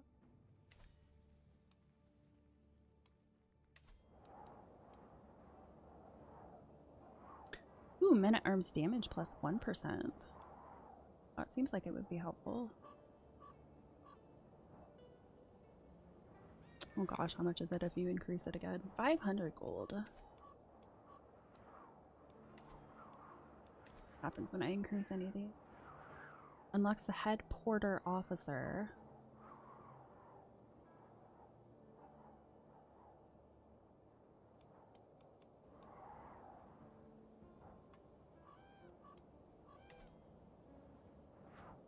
So what? There'll be a head porter and a head porter officer?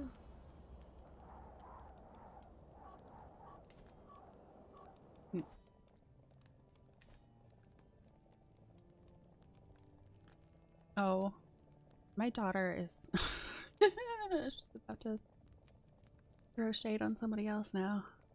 Fire and friends. Each night, one fire becomes the hub of the camp's social activity. People coalescing around my inner circle to wag tongues and trade friendly barbs.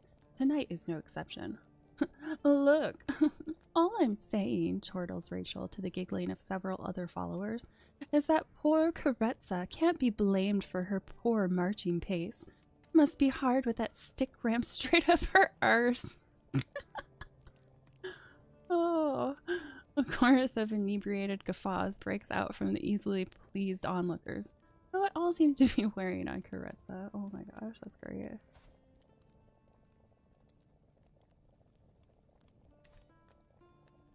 Join in on the ribbing. Turn the tables on Rachel.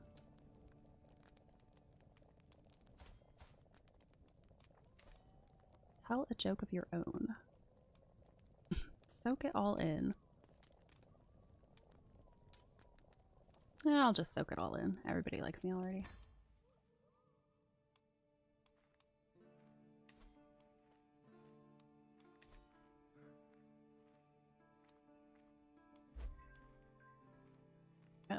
might want to get out of here. All those troops are coming. They're all fighting outside where my camp is. I believe.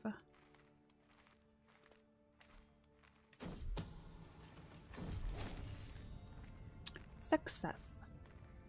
Wonderful job, Anna. The gardens of Javri is beautifully, blissfully silent, and I can rest a little easier at night. She tosses me a pouch of silver. Please stay with us the next time you're passing through the area.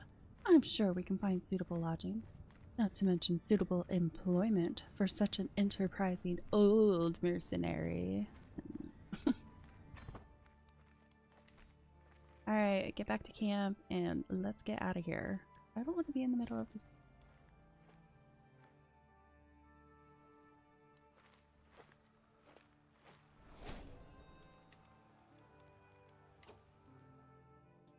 Let's see, I was over here. I haven't gone further than that. So how about here?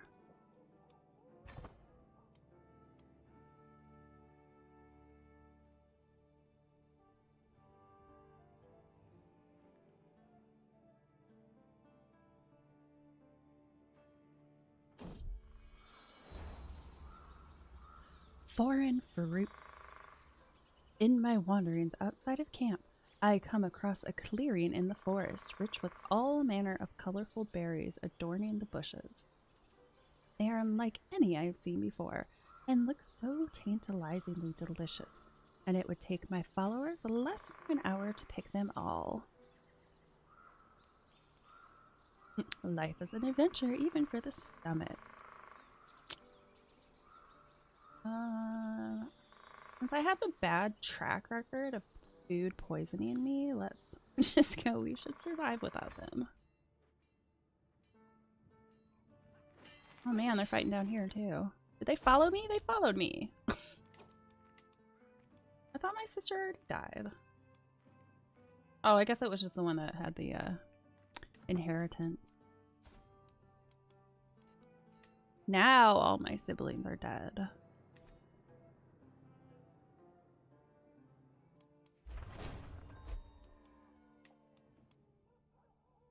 Issued a contract to join the Holy War. Oh. I don't have armies for that.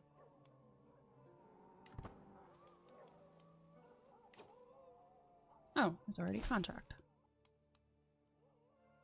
Held swords of good repute, the High Chieftain of A urgently seeks discreet swords for hire for short posting. That's basically what I was just doing. May as well. Makes pretty good money. Goes rather quick too.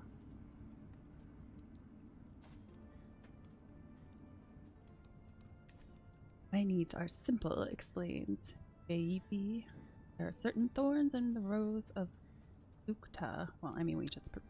I won't read this again since we just did this a couple minutes ago. Let's go ahead with the balanced approach again.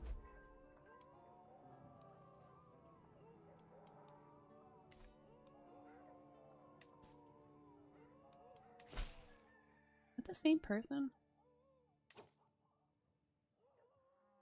Yeah, this is... Huh. They get more soldiers? Or is this a new one?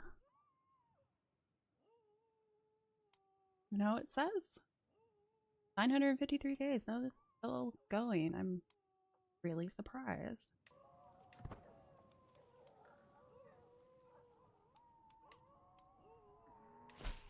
Oh, that's what I just... Okay, that's the one that I don't want to do. You're on the losing side, not doing that.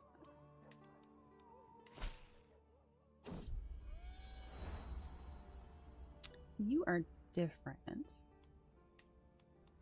Don't want to help you though.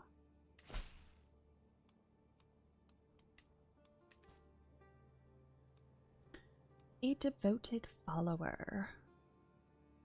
A moment, my captain. Rachel stops me as I survey the encampment.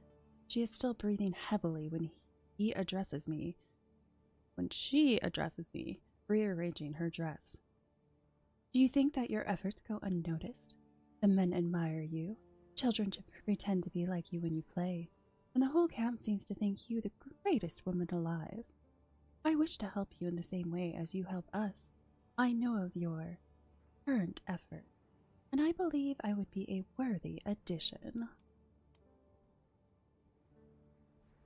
Oh, really? Character's good reputation aids them in their personal plots. What a great display of loyalty. Yeah, we'll do what a... I don't know though, hold on. I mean, the increased personal skiing success chance. That would probably be more beneficial. You're right. I am great.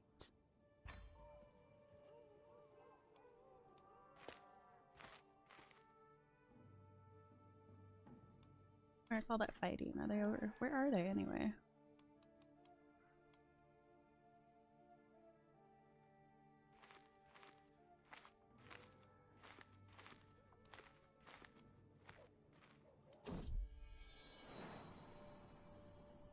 What are you doing, Sven? A mighty pen. Picking up the padded sword for a sparring match with my son Sven, I notice a tattered journal cast to one side. From the cover, it seems to contain exercises and best practices pertaining to the martial arts. Sven glances in my direction. Oh, that thing? I mostly read it for the illustrations. You can borrow it. Will greatly further Sven's martial education. I didn't want you to be. Yeah, I don't want you to be Marshall. Stop trying to be Marshall.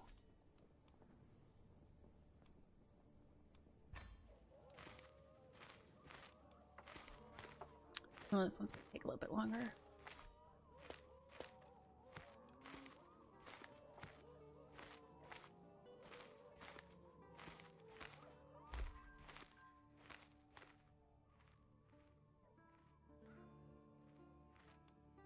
Almost there.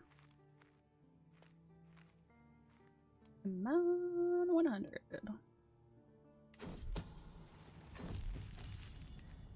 Success. Wonderful job, Anna. The garden of Luokta is beautifully, blissfully silent, and I can rest a little easier at night. He tosses me a pouch of silver. Please stay with us the next time you're passing through the area.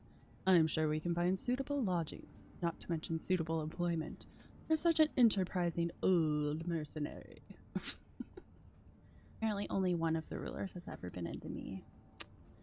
Oh well.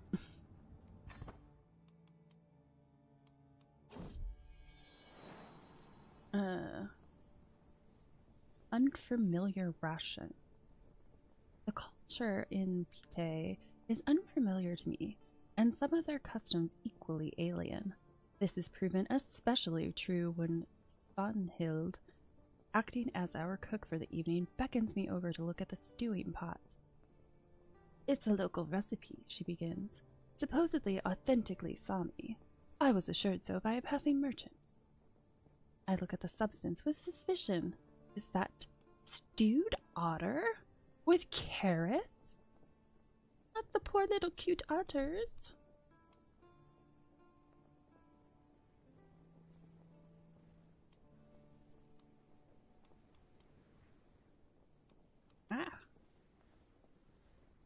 Expanding culinary horizon. Stress gain -5, provisions +10%, provision capacity +25%. That is always a good thing.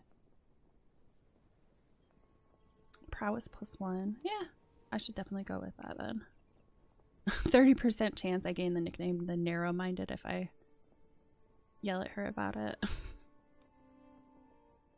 Blend it with herbs from Polish cuisine. Prison break. Requires you to free an imprisoned character via an intrigue scheme. I don't think I've done one of those yet. You know, because my intrigue sucks, but...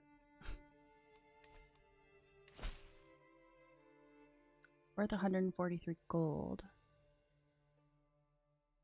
Or would it be one of those? Well, I don't know. My people are pretty good. I might give it a try. Why not? It's pretty close by. those who move ever so freely.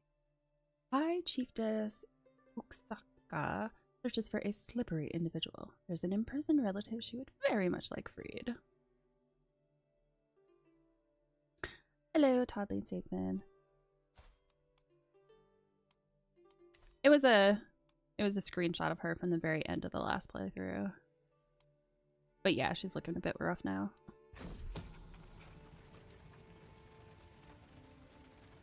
Contract, prison break. That worthless fool, King Arnfast of Sweden. Loud profanities outside my tent wake me up. Who's there? Who bothers me at night? In my own camp, I ask, still half asleep.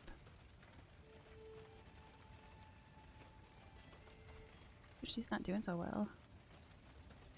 It is I, High Chiefess Uksaka of Igavara, the intruder proudly announces. Make haste. There is no time to waste. My husband, High Chieftain Elgabavi, has been taken prisoner by the solitary coward King Arnfast. Seeing my confusion, she adds, I'll pay handsomely should you manage to break him out.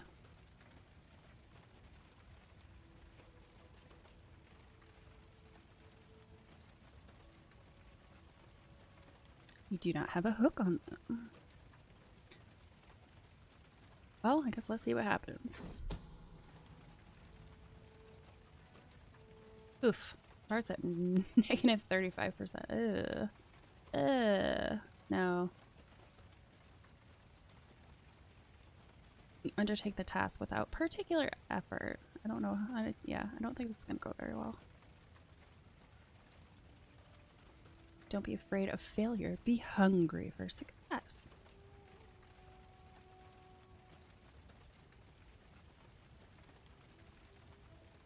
Best effort. Team phase length 20 days slower. However, the success chance is increased by 20%. Yes, let's do that.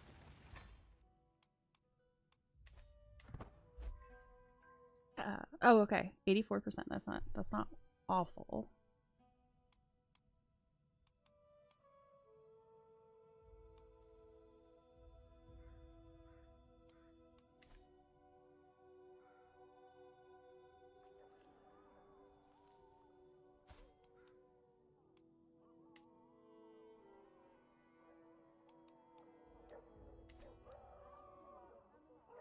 Doing pretty good, toddling. How about you? Yeah, I saw how long it was gonna be. I thought the same thing to abandon it. I was just curious.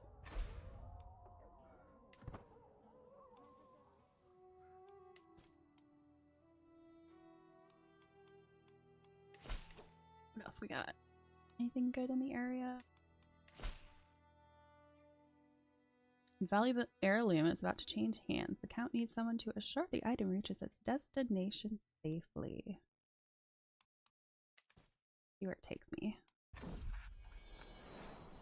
A brilliant gemstone. He's looking a little rough.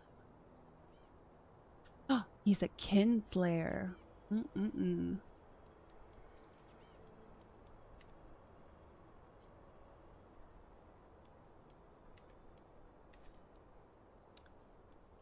Transport contract, artifact delivery. A delegation from Count Philip of Bitten saunters through the flaps of my great tent. Greetings, adventurer, speaks an envoy. Many are the roads of this world, and treacherous. If you'll work for Bitten, my liege would pay well for your expertise. His precious, brilliant gemstone shall be entrusted to you. Bring it to the barony of Roskilde, where King Gorm sits, where the brilliant gemstone is promised as a princely gift. And be warned, were this hallowed treasure not to find its way, the consequences would be dire. I don't know, that's how I got my awesome staff, or spear.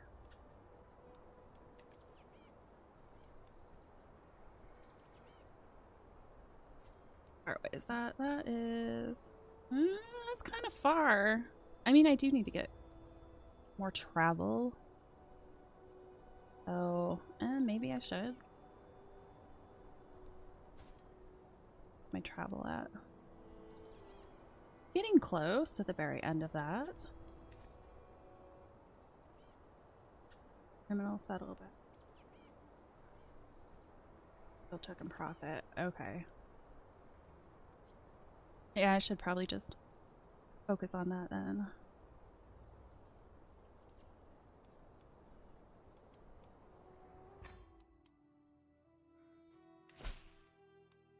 I may as well hunt criminals while I'm over here then. Be on the lookout for renegades and reprobates haunting the back roads. Your sword arm is strong and your eye true. Count Marcus promises generous rewards in exchange for the head of a particular thug. If I get to chase him around like I did last.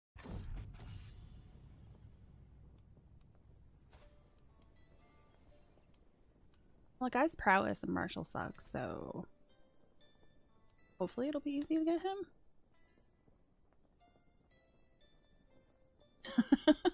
No, that is funny. Yeah, my intrigue is the lowest stat for sure. Although I did not create her, so that's probably the only reason why. Bring me his head. This band of Count Marcus wrinkles his nose distastefully. Malcontents have been harassing my private estates. They burn, kill, and steal with near impunity, slipping away before my retainers can clap them in the irons they so richly deserve. I nod. The king must be slippery to warrant such a private bounty. Their leader is one Juven the Loyal. Bring me his head before he can slip away for good, and you'll have your payment.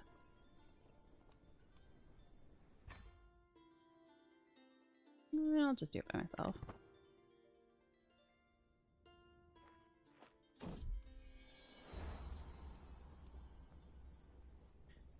Without friends or protection.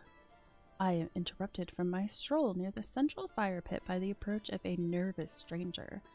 A man who introduces himself as Diedrich and is clearly as alien to... Ooh, not even going to attempt to pronounce that. Lady, you and I both know that these lands have no truck with those who worship differently from the lords and ladies. Momentarily, he pauses, steeling himself for a clearly expected rejection. I understand if you've already too many people to care for, but if you'll have me, I'll serve you loyally all your days. He becomes your friend and he joins the camp. Yeah, why not?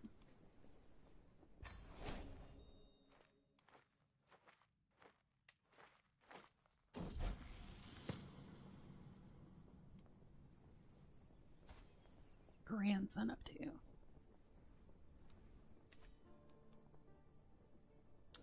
Toil and hard work. My grandson Alexander has been impressed with one of the household knights for a very long time. After finally meeting in person, he has been repeating the warrior's words to himself. Work hard and you can master anything. He's diligent.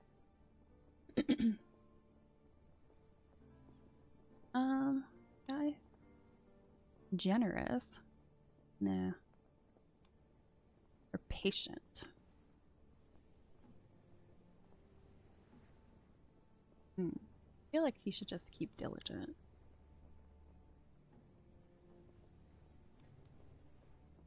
Indeed, hard work will bring him where he wants.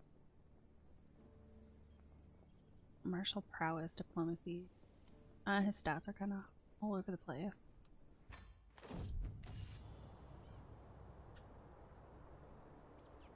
Oh, I should definitely have.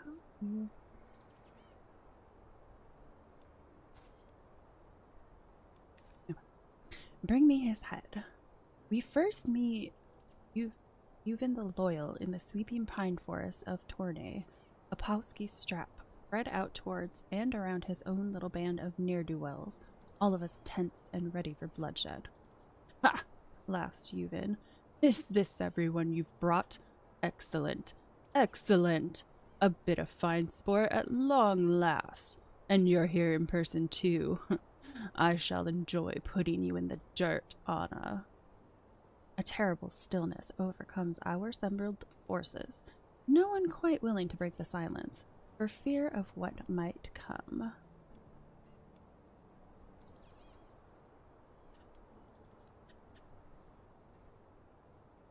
Will happen, you immediately engage in a duel to the death.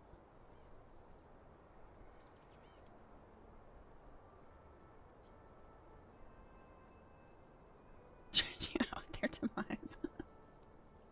He was a little bit younger, though. He was like 10 years younger.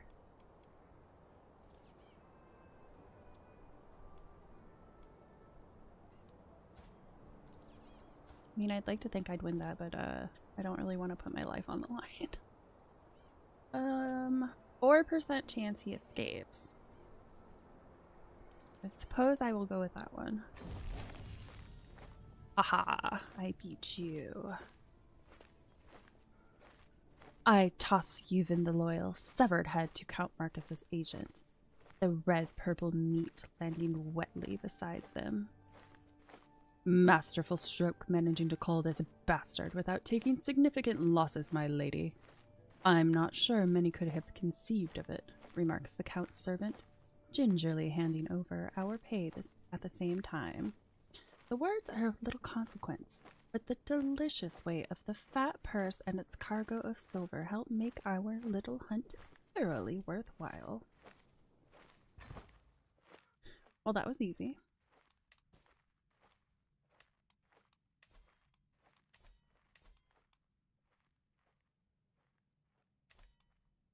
Oh, that's my nephew. Okay.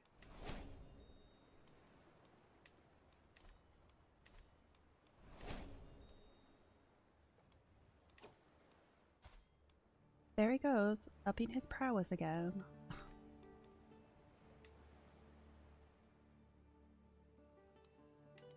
Am I close? I don't think I am. He only has 10 gold.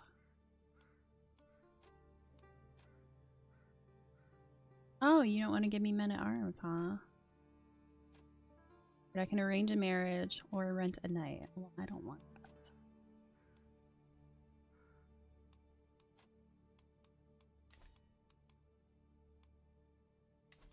Quest a youth. Don't have insufficient, or you have insufficient gold.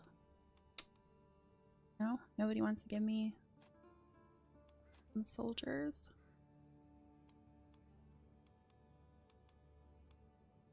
I want to. No, I don't really want to do that because that's not going to help.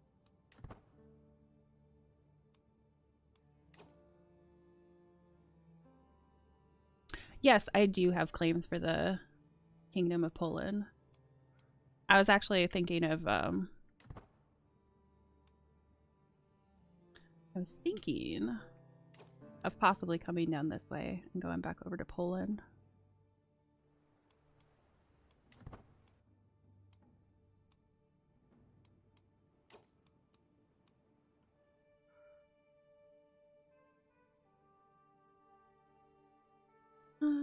Let's go a little bit into Norway. Let's go.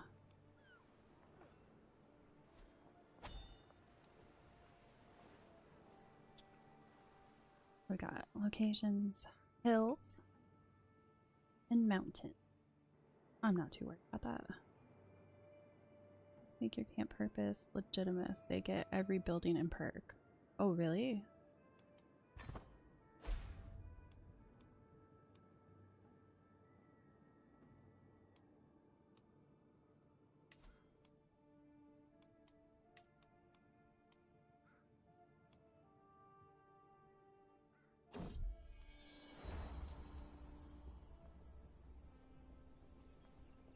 Legitimate support interact.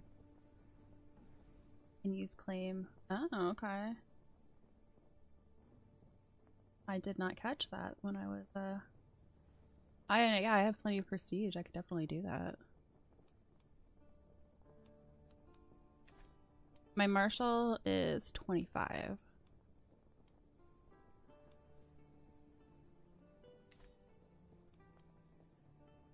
Who's this guy? The journey of a lifetime. As I turn in for the night, I hear some commotion coming from around my guards. I can scarcely believe my eyes as I behold Dan, a member of Olvar's own court, is the source of this disturbance as he argues with my bodyguards. He calls out to me from the far end of camp. Please, hear me out, lady. Life at court is such a bore. I cannot stomach another day of it. I wish to join you on the endless road ahead, if you would have me.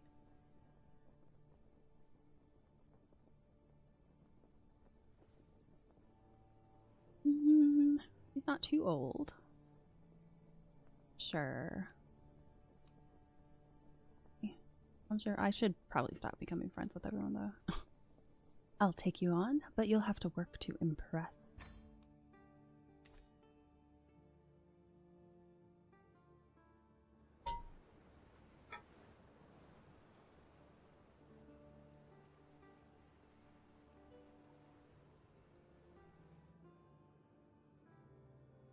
Oh, okay.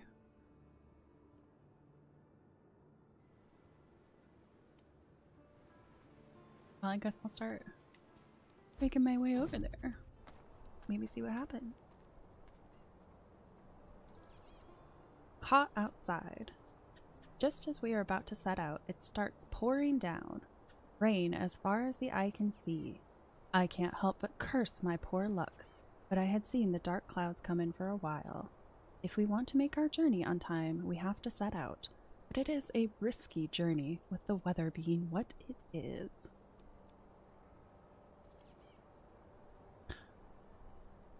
May as well rest. Not gonna do anything.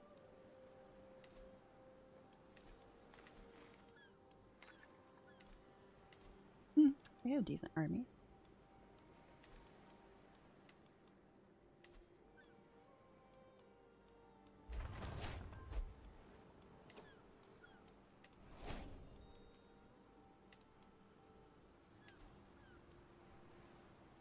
My nephew, the Count. Prince.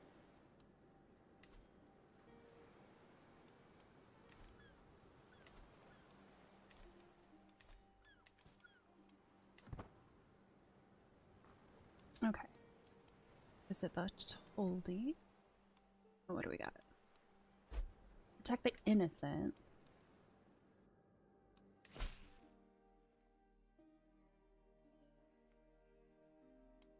I'll see what other contracts there are first.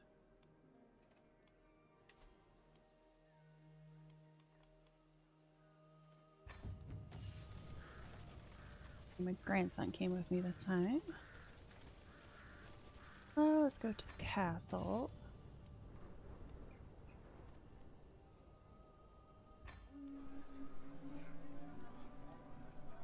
Ooh, his aptitude is excellent. Help him. After I'll have to think about it. Focus on getting some money built up right now.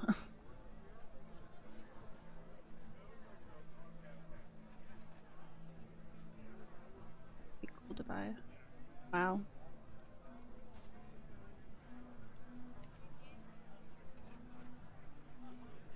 Yeah, that definitely does seem OP. Alright,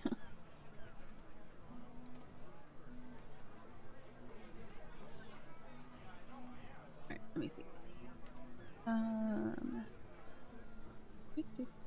I already have an excellent Master of Arms. It's the headquarter I keep thinking about replacing.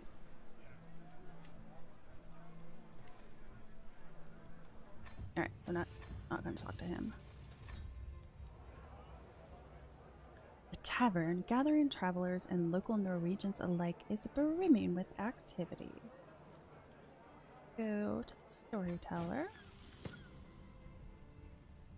And then Horus and Set became mortal enemies, vying for the empty throne. That story is for another time. Storyteller gives a mysterious smile, leans back in the fireplace seat, and takes another sip of mead.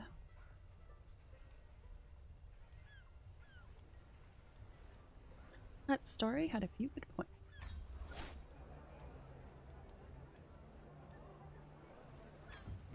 Go to contract. Let's see how good he is at healing supplies. Oh, looks like that's not an option with him. From onions to fabrics, firewood to sewing thread. Supply merchant, Katerina has it all. The stall is filled to the brim with whatever one might need for a night in the wilds. I move a bit closer to draw her attention, and she lights up as she looks at me with a friendly smile. See anything you'd like. Stuff I'd like to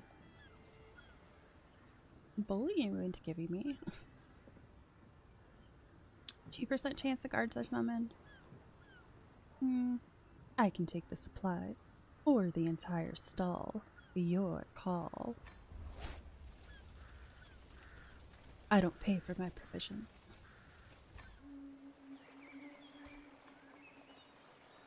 Dude is 21. He's in rough shape, although the hunchback doesn't help at all.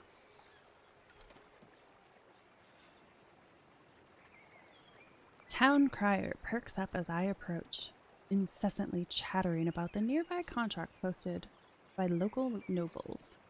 He is accompanied by a friendly, shifting white and brownish gray old cat who looks at me with the clearest blue eyes as I intently listen to the narrated listings. Professional travelers wanted for escort ventures. Righteous harbingers needed to help uphold order. Justicar contracts? Calling criminals will bring him justice and here. Okay. Let's go for that then. Sauntering back from the town crier, I observe the sky a bit before finding myself back at the main square. A menacing slaver is performing his questionable trade a bit further down the square, to the chagrin of certain bystanders.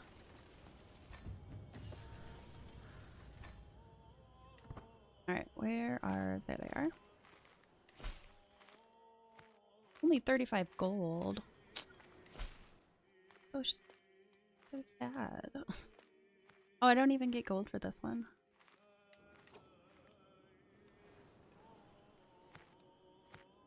How about way over here? 50 gold.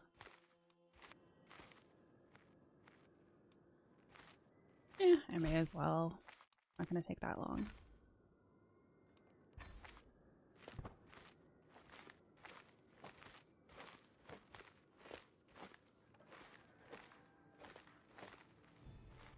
Wonder how that war's going.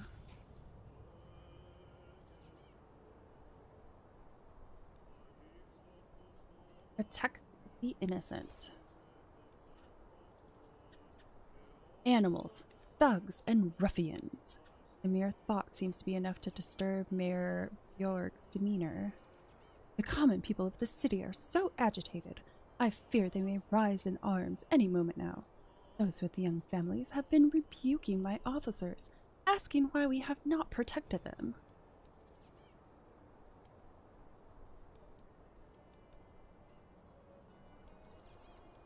I didn't think I was going to throw me into this.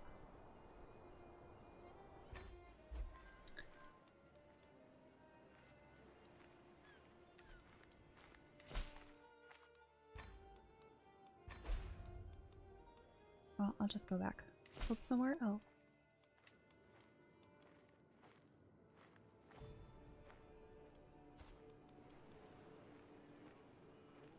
Travelers getting close.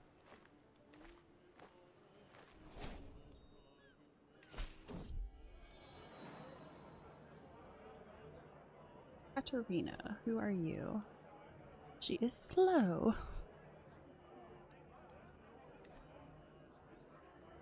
Ins and outs.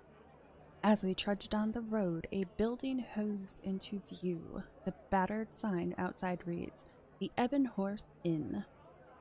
No luck here tonight. We've barely got room for our current lodgers, let alone anyone new. Inside, the innkeeper shakes her head dismissively. And especially not you ragtag types. Ragtag?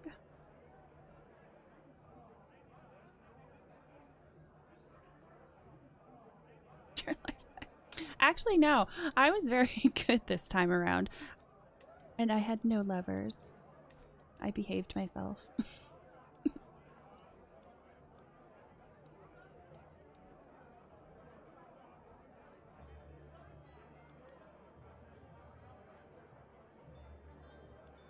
I am no beggar. I am Anna of House Opawski, Krakow.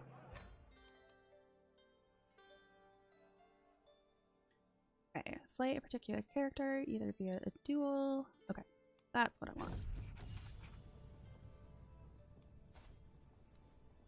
Ooh, sadistic and shy.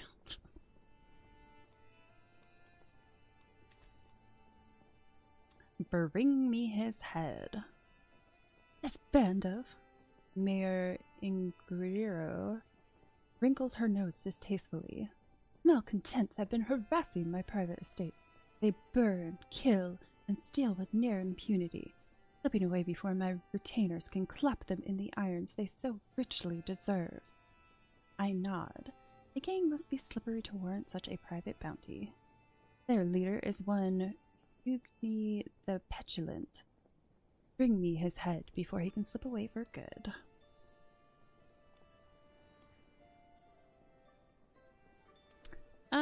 I guess we may as well move as one, because... Oh, wait. Oh, I didn't... Whoa. What the... That's an interesting travel route.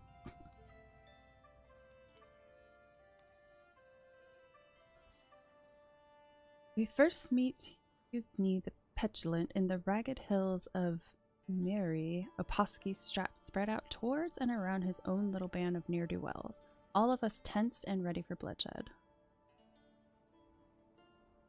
Eating homeless does change people.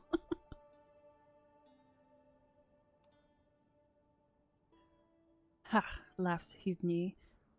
Is this everyone you've brought? Excellent, excellent. A bit of fine sport at long last, and you're here in person too. I shall enjoy putting you in the dirt, Anna. Hugni's group is clearly outnumbered, but they seem resolute nonetheless, willing to defend their leader or die in the attempt. Alright, hopefully the ambush goes just as well as last time. Awesome. I toss Hugni the Petulant's severed head to Mayor Ingerior's agent, the red-purple meat landing wetly beside them. Masterful stroke managing to call this bastard without taking significant losses, my lady. I'm not sure many could have conceived of it, remarks the mayor's servant, gingerly handing over our pay at the same time. The words are of little consequence, but the delicious weight of the fat purse and its cargo of silver help make our little hunt thoroughly worthwhile.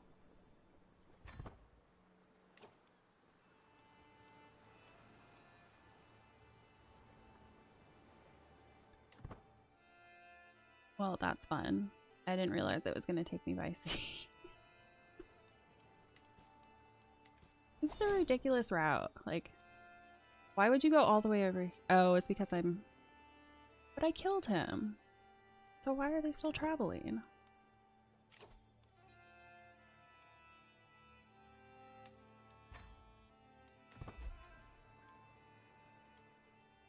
Oh, I gained a bunch of artifacts. Who'd I gain them by? My nephew. Did he get deposed?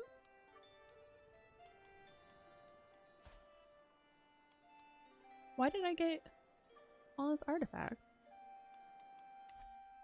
Yeah, I think what happened was because sometimes you go to 3 locations for that particular contract. I think it just automatically, like, decided to make some weird travel plan for it.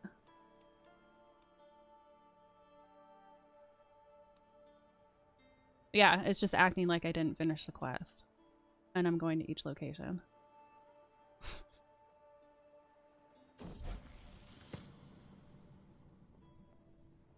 Sven comes of age. I am proud to see my son no longer as a child, but as an adult. With sufficient tutelage, even a child that has displayed little natural inclination towards warfare, such as Sven, can come to truly understand it. He has shown great aptitude both in battle tactics and the management of armies. He will make a fine commander one day, I am sure, which is not what I wanted him to do.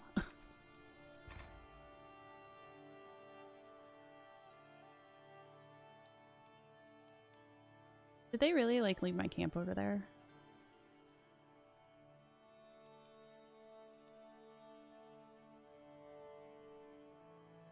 Hello, Soga404 on YouTube. Am I using mods? No, I am not.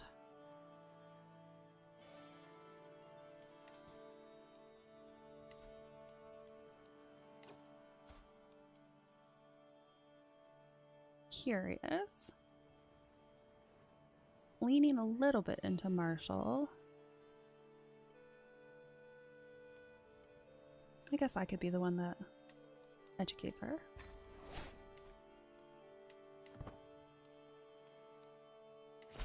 How is their war doing? Still not over? They keep getting like a trickle of soldiers on the other side. Derelict ship.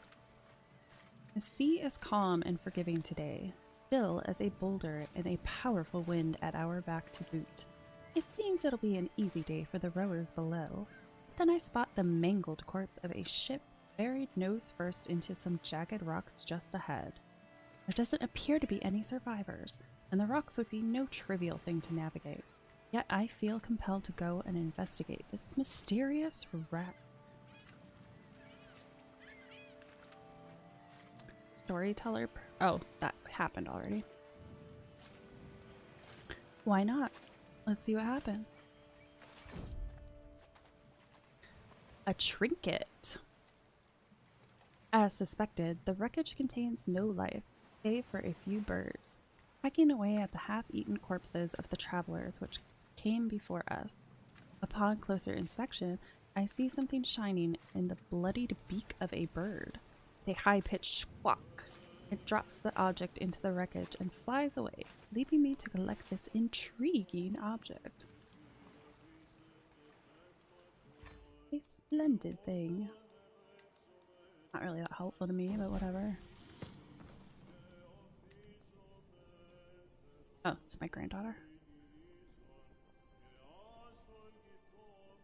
Well, I do have all the DLCs installed.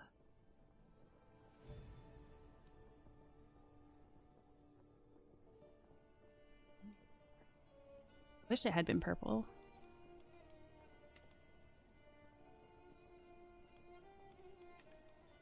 It's okay, but I guess it's better than having nothing.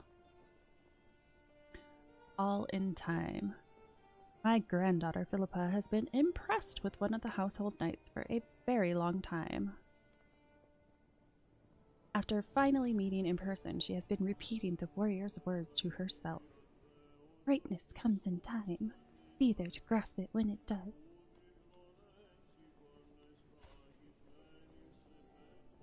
Patient is learning. Generous. Or diligent.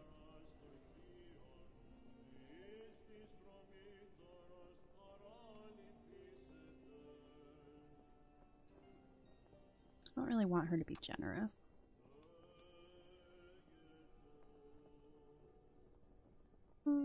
I'll let her. I'll go diligent. Kind of thinking that.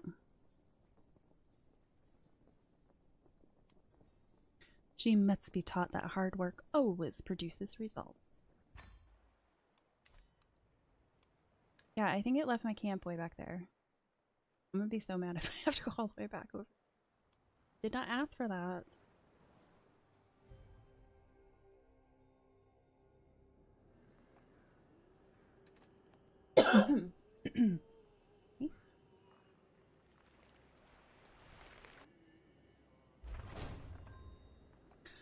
I mean, at least I get experience traveler point. Okay, thank goodness. I was, I was so scared it was just gonna leave them out in the little island over there.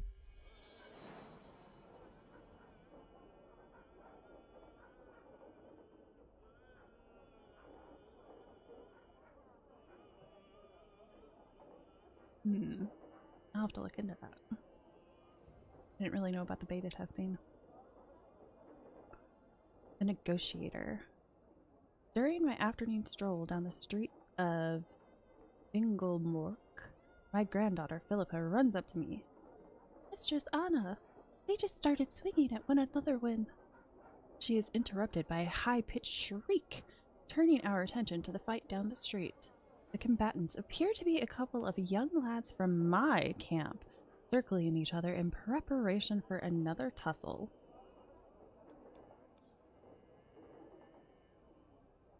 5% chance gain a known name perk. Contract prestige reward plus 20%. That's nice. This will further her diplomacy education focus.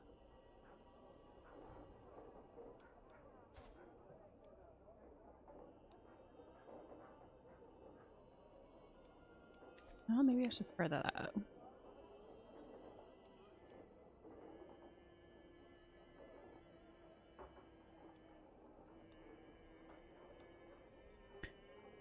Oh no, it's not boba tea, it's just flavored water. Nothing special.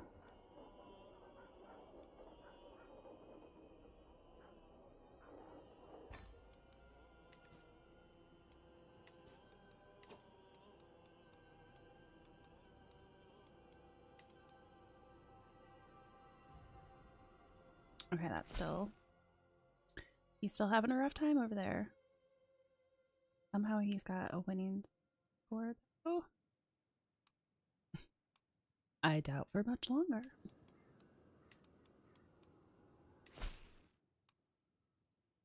Oh, they're down to 529 soldiers.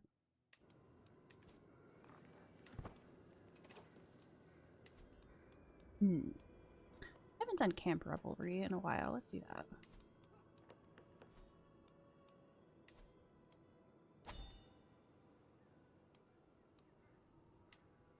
A friend, fireside chat. Gather around the fire, share stories, share drinks, attract strangers. Let's try that. I didn't have that option last time I did this. Guest of honor? Nah. Let's see. Boosted progress enables events that exchange provisions with bonuses. You may attract wanderers to your revelry. How much do I have to pay for that?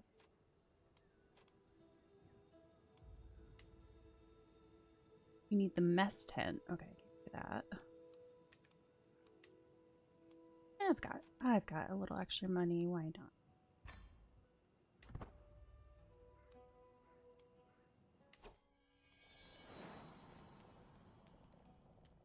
Finally, we all are gathered, all supplies prepared.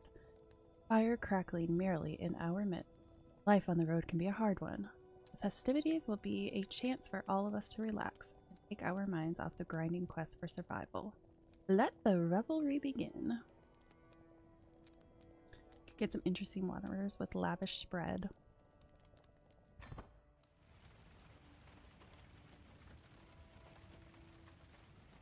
Well, hopefully we do. Let's see what happens.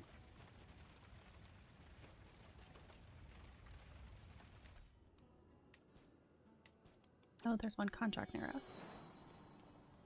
Radius. Cynical, honest, lustful, one-eyed, one-legged, gnarled. What on earth happened to you? Who goes there? Our festivities are suddenly interrupted. A figure is staggering towards us from the outskirts of camp, clearly hungry and tired. She tells us her name is Radies. The unfortunate soul is physically mangled, almost beyond recognition. A missing leg, a missing arm, and scars across her face and remaining body. I wince as I take in the sheer amount of damage. All I am asking for is a night's safe rest and some food, Captain, she says, and I would be in much debt to you for it.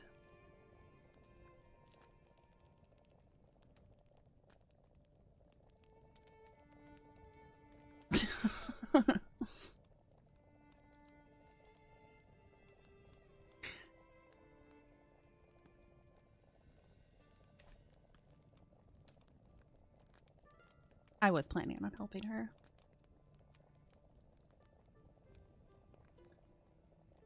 Oh, level increases. No. I'll help her. Why not?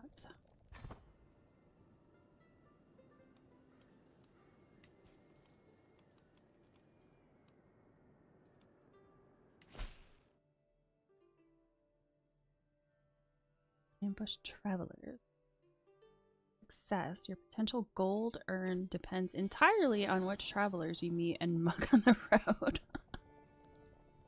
You might meet exorbitantly wealthy dukes or impoverished pilgrimaging courtiers. Oh, Hans, you look so different now. I should probably marry him to someone. I don't know if I really have anyone good in court, though. Caravan masters, a little on the older side. They'll be able to have kids, though.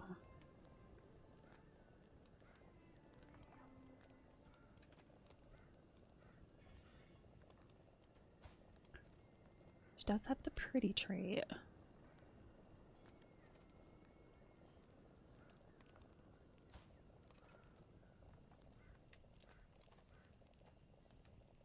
Yeah, I will, just because I Herculean and pretty. Make some pretty good kids.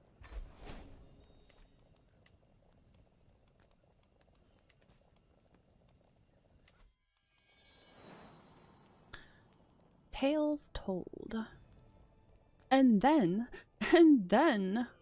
Hans gesticulates wildly as he weaves a story that by now has been quite a long time in the making. He tumbled like a sack of bricks. Hit him right in the head, it did. Hans soaks in the acclaim of the gathering with a satisfied smile. It was quite a tale of daring do, indeed. The assorted company still seemed quite agog, trying to cajole another story from Hans's lips. What was it you hit him with again? Perhaps we could recreate it with enough scrap wood and metal. You gain makeshift mace artifact? What on earth would that give me?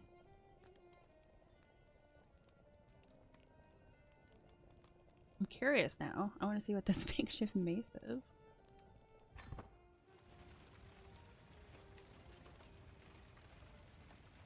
+4 prowess. Wow, I wasn't expecting that. Granted, my Hungarian spear is better. I don't know though. Men at arms maintenance and mercenary higher costs.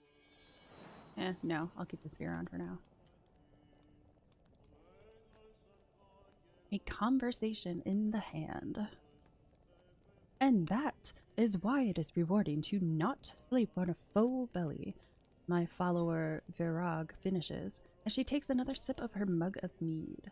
I am intrigued by Virag's topic, but I hesitate when I overhear Karetsa's monologue about how you fiercely need to pursue anything worth having. Lightly stressed, I try to decide which conversation to pick up.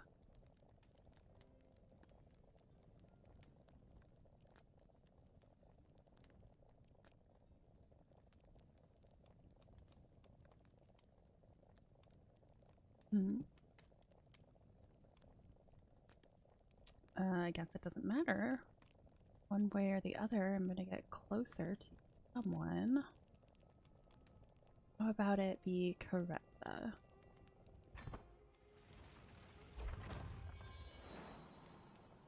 Time flies.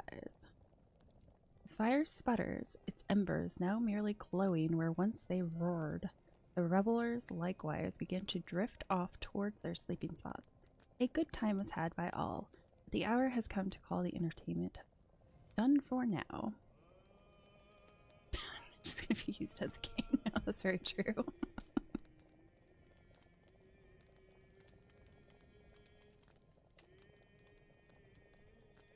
I mean, yeah, I guess at this point in my life, it probably would be a little bit better to do that.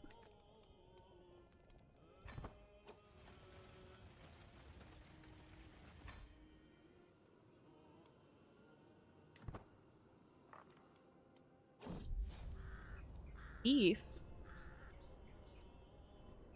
My husband?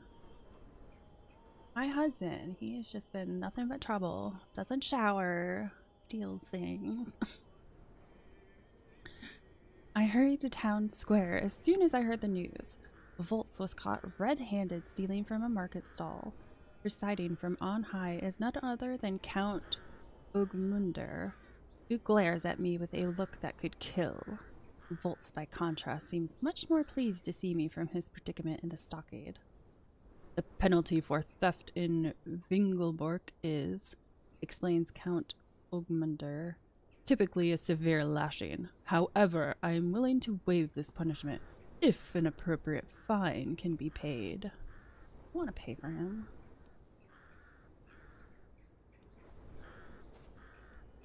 Is he in any position? I don't think he is.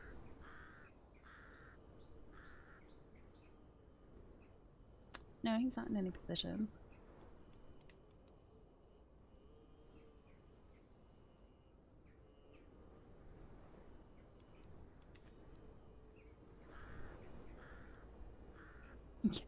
Yes, they definitely are very hard to pronounce. I'm probably not even saying them correctly, so.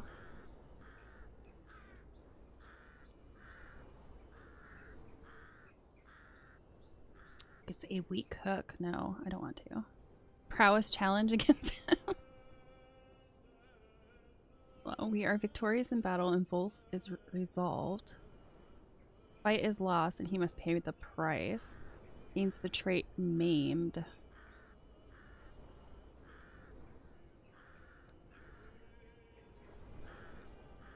Oh, I'm gonna try it.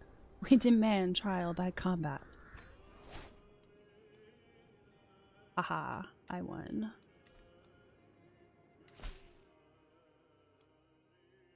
Okay, I don't want this. I don't want the gallows bait traveler. Traveler trait. Oh, is it you again trying to hire me? Just be loud and I'll pronounce it fine.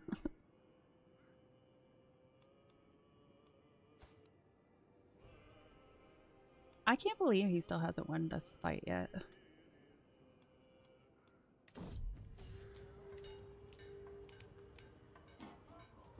I'm not really curious about joining his fight. Every time I say no, just bring it up. I don't want to join your war. Stop asking.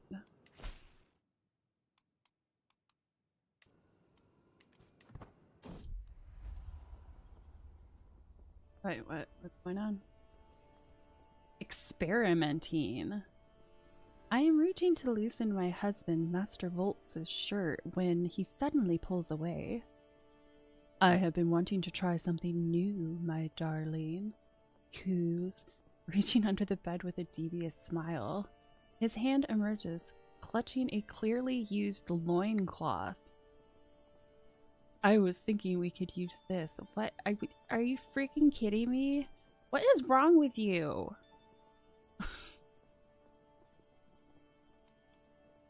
No, I will not.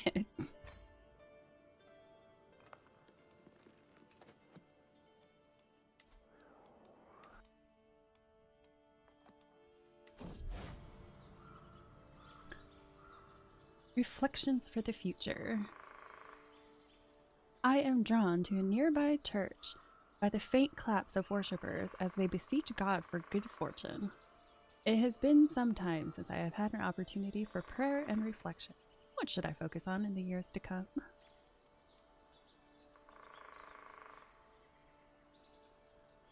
Ooh. I do want to go back and get that land, so... maybe I want to do dynastic favor.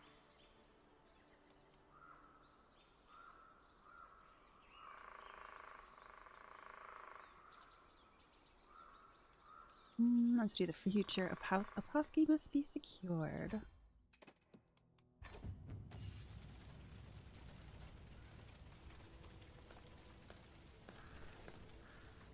Few places are as majestic as a castle, and Oslo is no exception.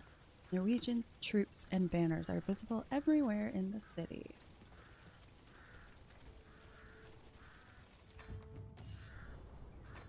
don't need Master at Arms. That would be pointless.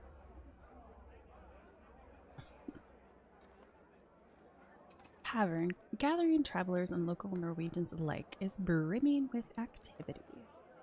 Let's go hear a story. And since that day, Ruha is banished from the world of light and exiled to the world of darkness. That story is for another time. Storyteller gives a mysterious smile, leans back in his fireplace seat, and takes another sip of spiced wine. Story had a few good points. Don't want to recruit anyone. Okay, supplies.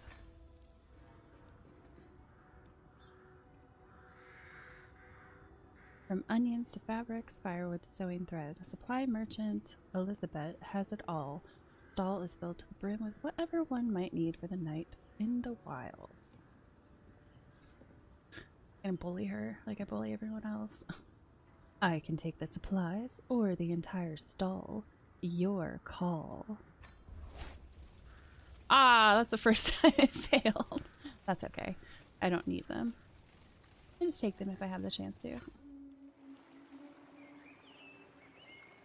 Town crier perks up as I approach, incessantly chattering about the nearby contracts posted by local nobles.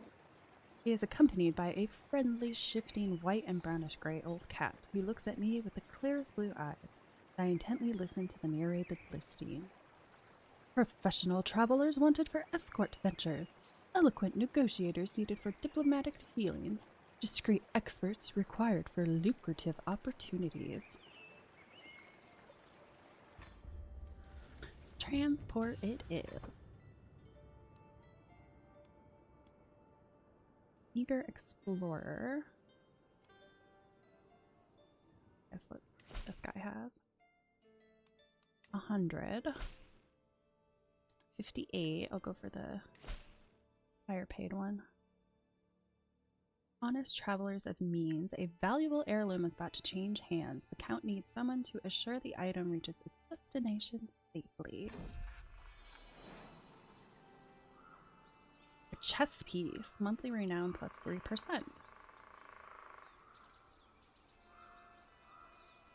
A delegation from Count Frederick of Nordmark saunters through the flaps of my great tent.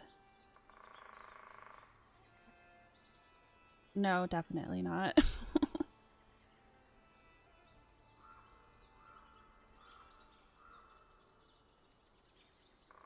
Greetings, adventurer, speaks an envoy.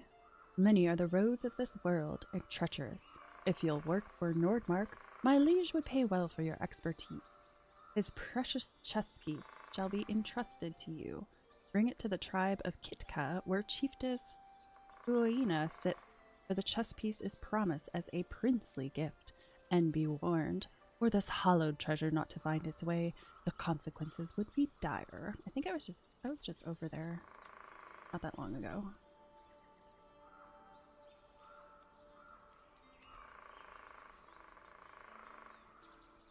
Oh, looks like the plague finally cleared up.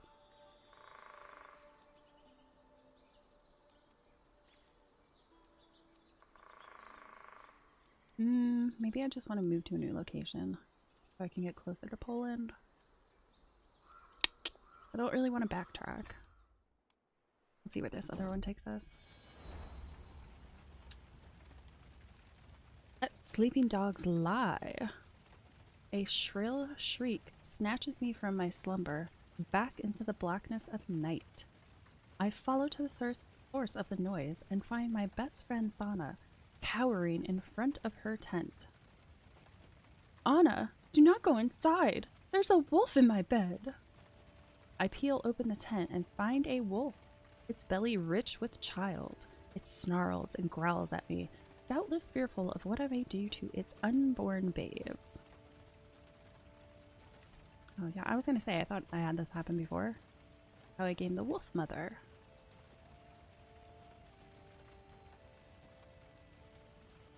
All of your children in camp gain a pet dog. What? Why can't I have a dog? so annoying that I can't have a dog.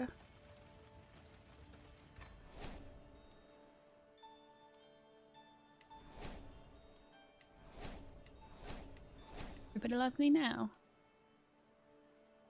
Oh. Just, yeah.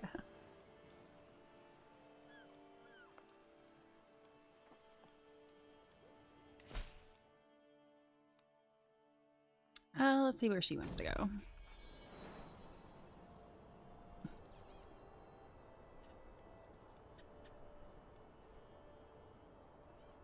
Eager explorer. Where do you want to go?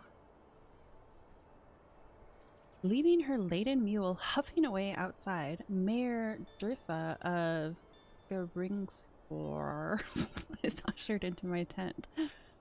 Greetings. It's said you're a woman of the world, perhaps one with gall enough to venture far by the side of an ever-curious explorer like myself.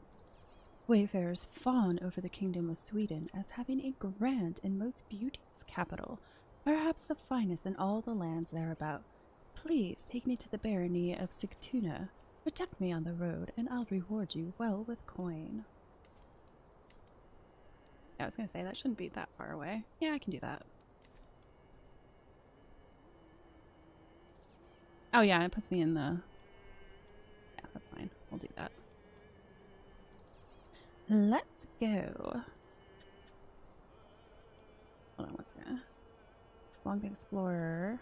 No, I don't want to take all my camp for this one.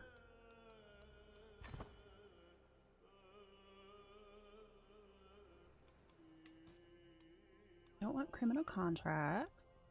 Care about you. Prowess scheme. Prowess scheme. Hello, Bex. Did you get your new glasses?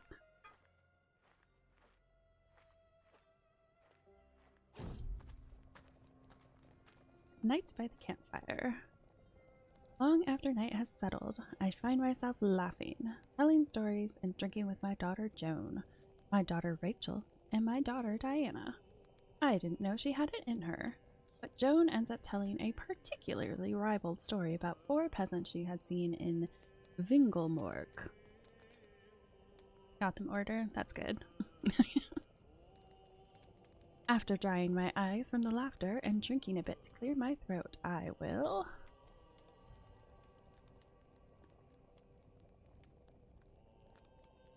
tell a story of my own.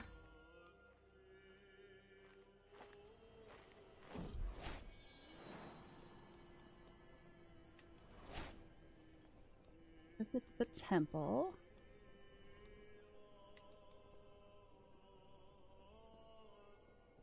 Transport contract, eager explorer. We have found ourselves at last in the plains of barony of Sigtuna, Mayor Driffa of Geringslar's destination.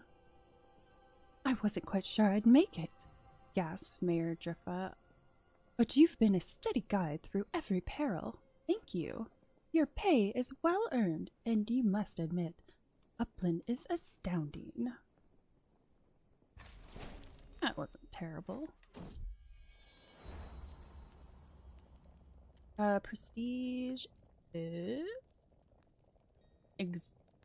illustrious.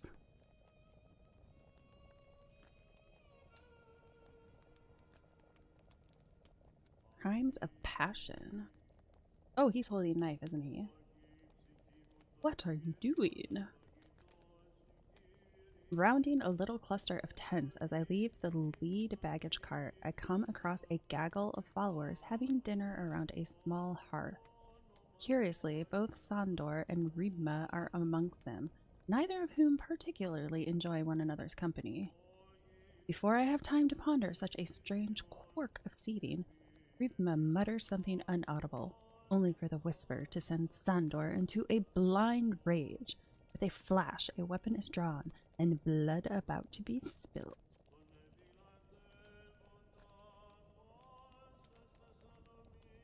I mean, they are getting up in their age, up in the years.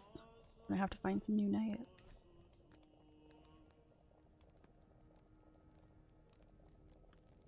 No, I'll intervene. I'd rather keep them around as long as possible.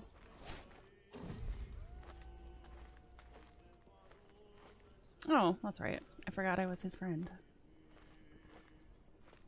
A courtier between friends. My friend King Calais has honored me with a visit and has brought one of his courtiers along. Calais approaches me excitedly. Well met, Princess Anna. It pleases me to see you thriving here in Vingelmork. It occurred to me that Owl here might be of service in your camp. He is an incredibly talented strategist. His mind is always spinning out possible tactics.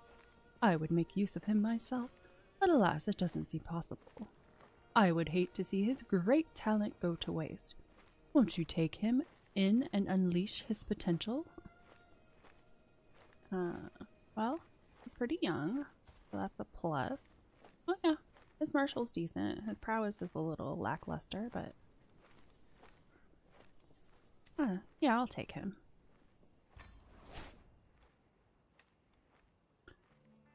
Inga. A poet, seductress, eager reveler. Oh wow, her diplomacy's pretty high.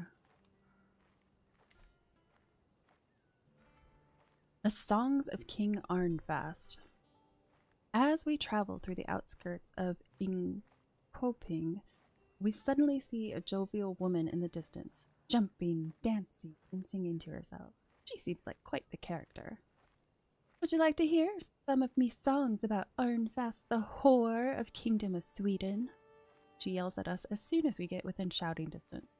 Before we have time to answer, she starts singing a merry tune about the depravities of King Arnfast. Oh, he's an adulterer. Why not? Tell me about it.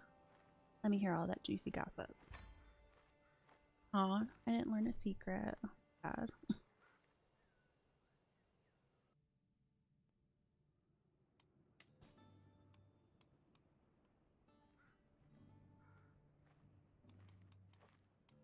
Probably go ahead and move camp again.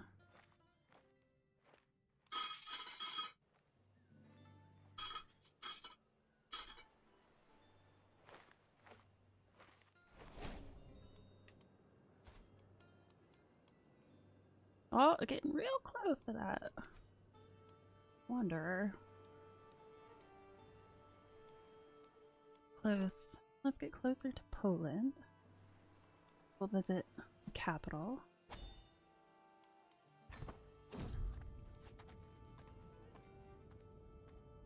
Won't be missed. As we continue through Ski, my eye catches an elaborately decorated tomb amidst a network of common graves. Spam! Stop calling me.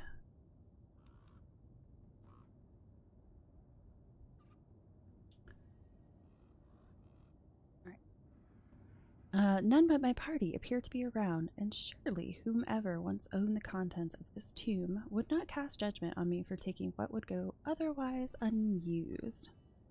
Yes, it's my ringtone too. I can't help it. I like it so much.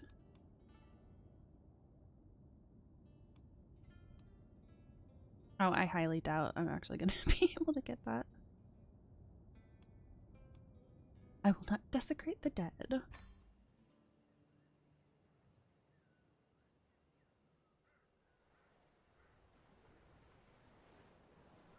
Oh, what you just heard, it was from a cameo from Luke Dale.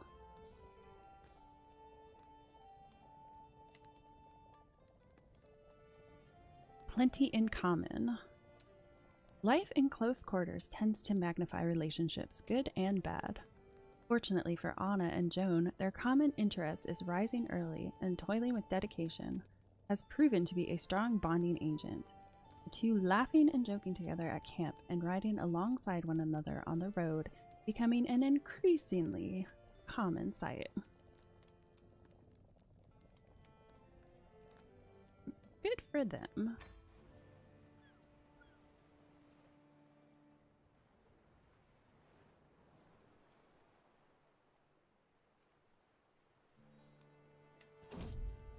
Oh, it looks like that war finally stopped.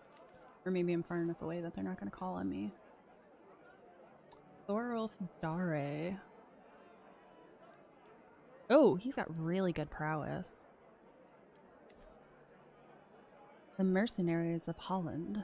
We sit in a quiet tavern in Holland when a loud bang of ragged-looking sellswords come barging in. Their brutish leader pushes one of my guards aside and audaciously sits down at the table. A noblewoman, eh, my lady?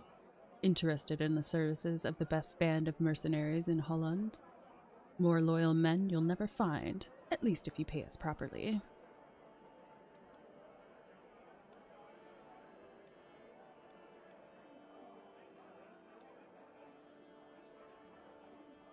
Yeah, I'll take you, because my other bodyguards they're starting to get up in their years. Just like me, though.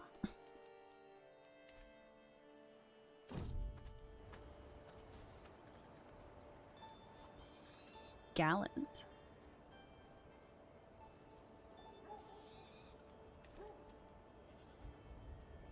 A knight errant. It is known that the people of Helsingborg seem to profess a special devotion towards their knights and their legend. Captain, the knight says, bowing his head, it is most fortunate that you and I came to meet at this crossroad, for I am in search of a marvelous fountain, which water is said to cure all illnesses. If you were to help me in my quest, I shall pay homage to you. The Rofe is quick to interrupt. Wait, Captain, I know this knight. It's nude. We follow the knight. In fetching stress, the Rofe make him see reason and join our court. Yeah, do that.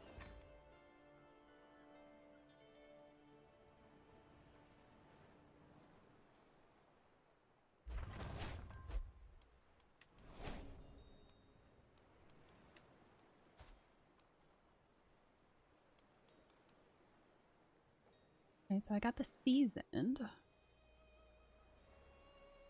Still need to get the rest of that wanderer.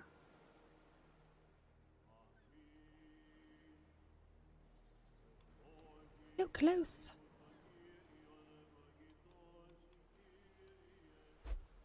Reclaim artifact. Contract requires you to complete a steel artifact.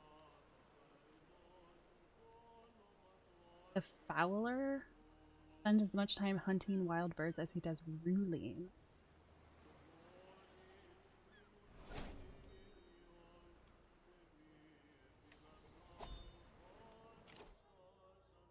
Get injured in her late 50s? Yeah. I'm trying not to.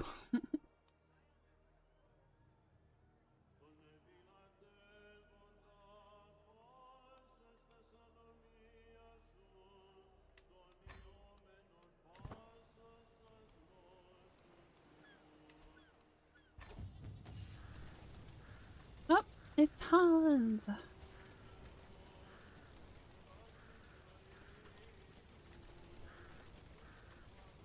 Let's see. See if we can get some supplies.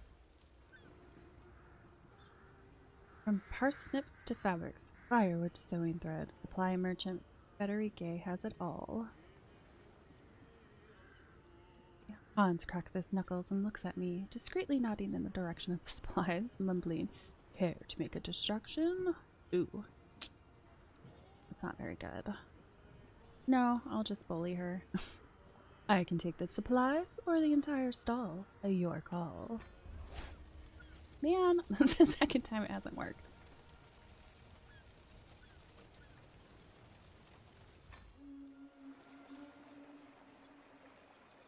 Baby boy has a beard. Oh, yes.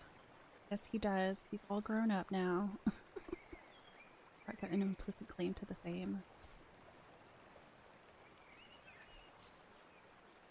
I'm not sure. I would think so. The town crier perks up as I approach, incessantly chattering about the nearby contracts posted by local nobles. He is accompanied by a friendly, shifting white and brownish gray old cat who looks at me with the clearest blue eyes as I intently listen to the narrated listing. Guild collaborators wanted to handle delicate matters. Learned custodians required for scholarly work. I don't want either one of those. I guess we'll just have to go travel a little bit further. What am I doing? Go to camp, travel. Back towards escort emissary. Forgotten claims contract requires you complete a generate claim. Go over there.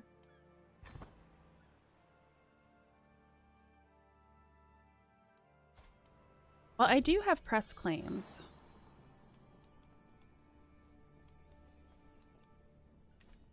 Well, she has press claims at least. Ooh, let your kid get robust. Okay. I would have preferred something more, but I guess that's okay. Caravan leader Karatza has given birth to a daughter. Let's go. Magdalena. I don't think I have anybody in the group that has that name.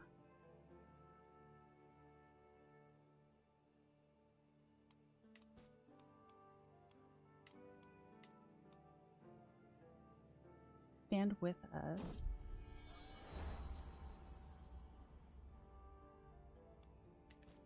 It's probably too far away at this point anyway.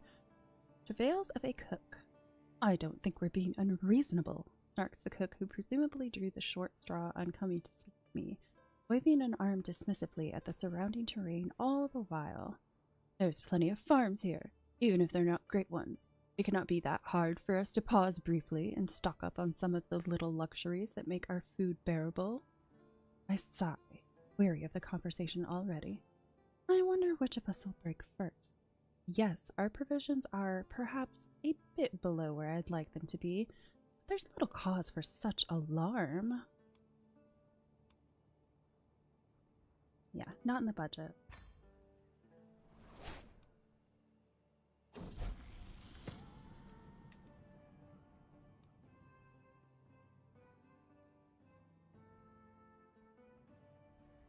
Okay. Well, if I can get back to Poland, maybe I can actually get my titles back. Education at an end. My ward, Alexander, has come of age, and it is time he left my care. Alexander's energetic nature was thought to be a sign of an affinity for war and combat, but perhaps it was simply unruliness. He has only developed a basic understanding of the subject, but at least he has learned the essentials of managing an army. I can only hope that the rest will come with experience. Until we meet again, Alexander.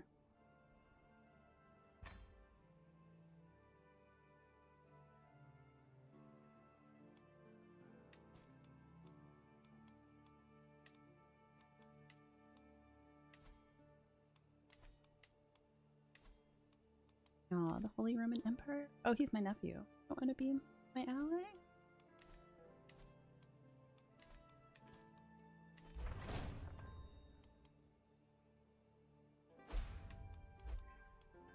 Oh, what happened? Somebody else died and I got their stuff. Been hunt before.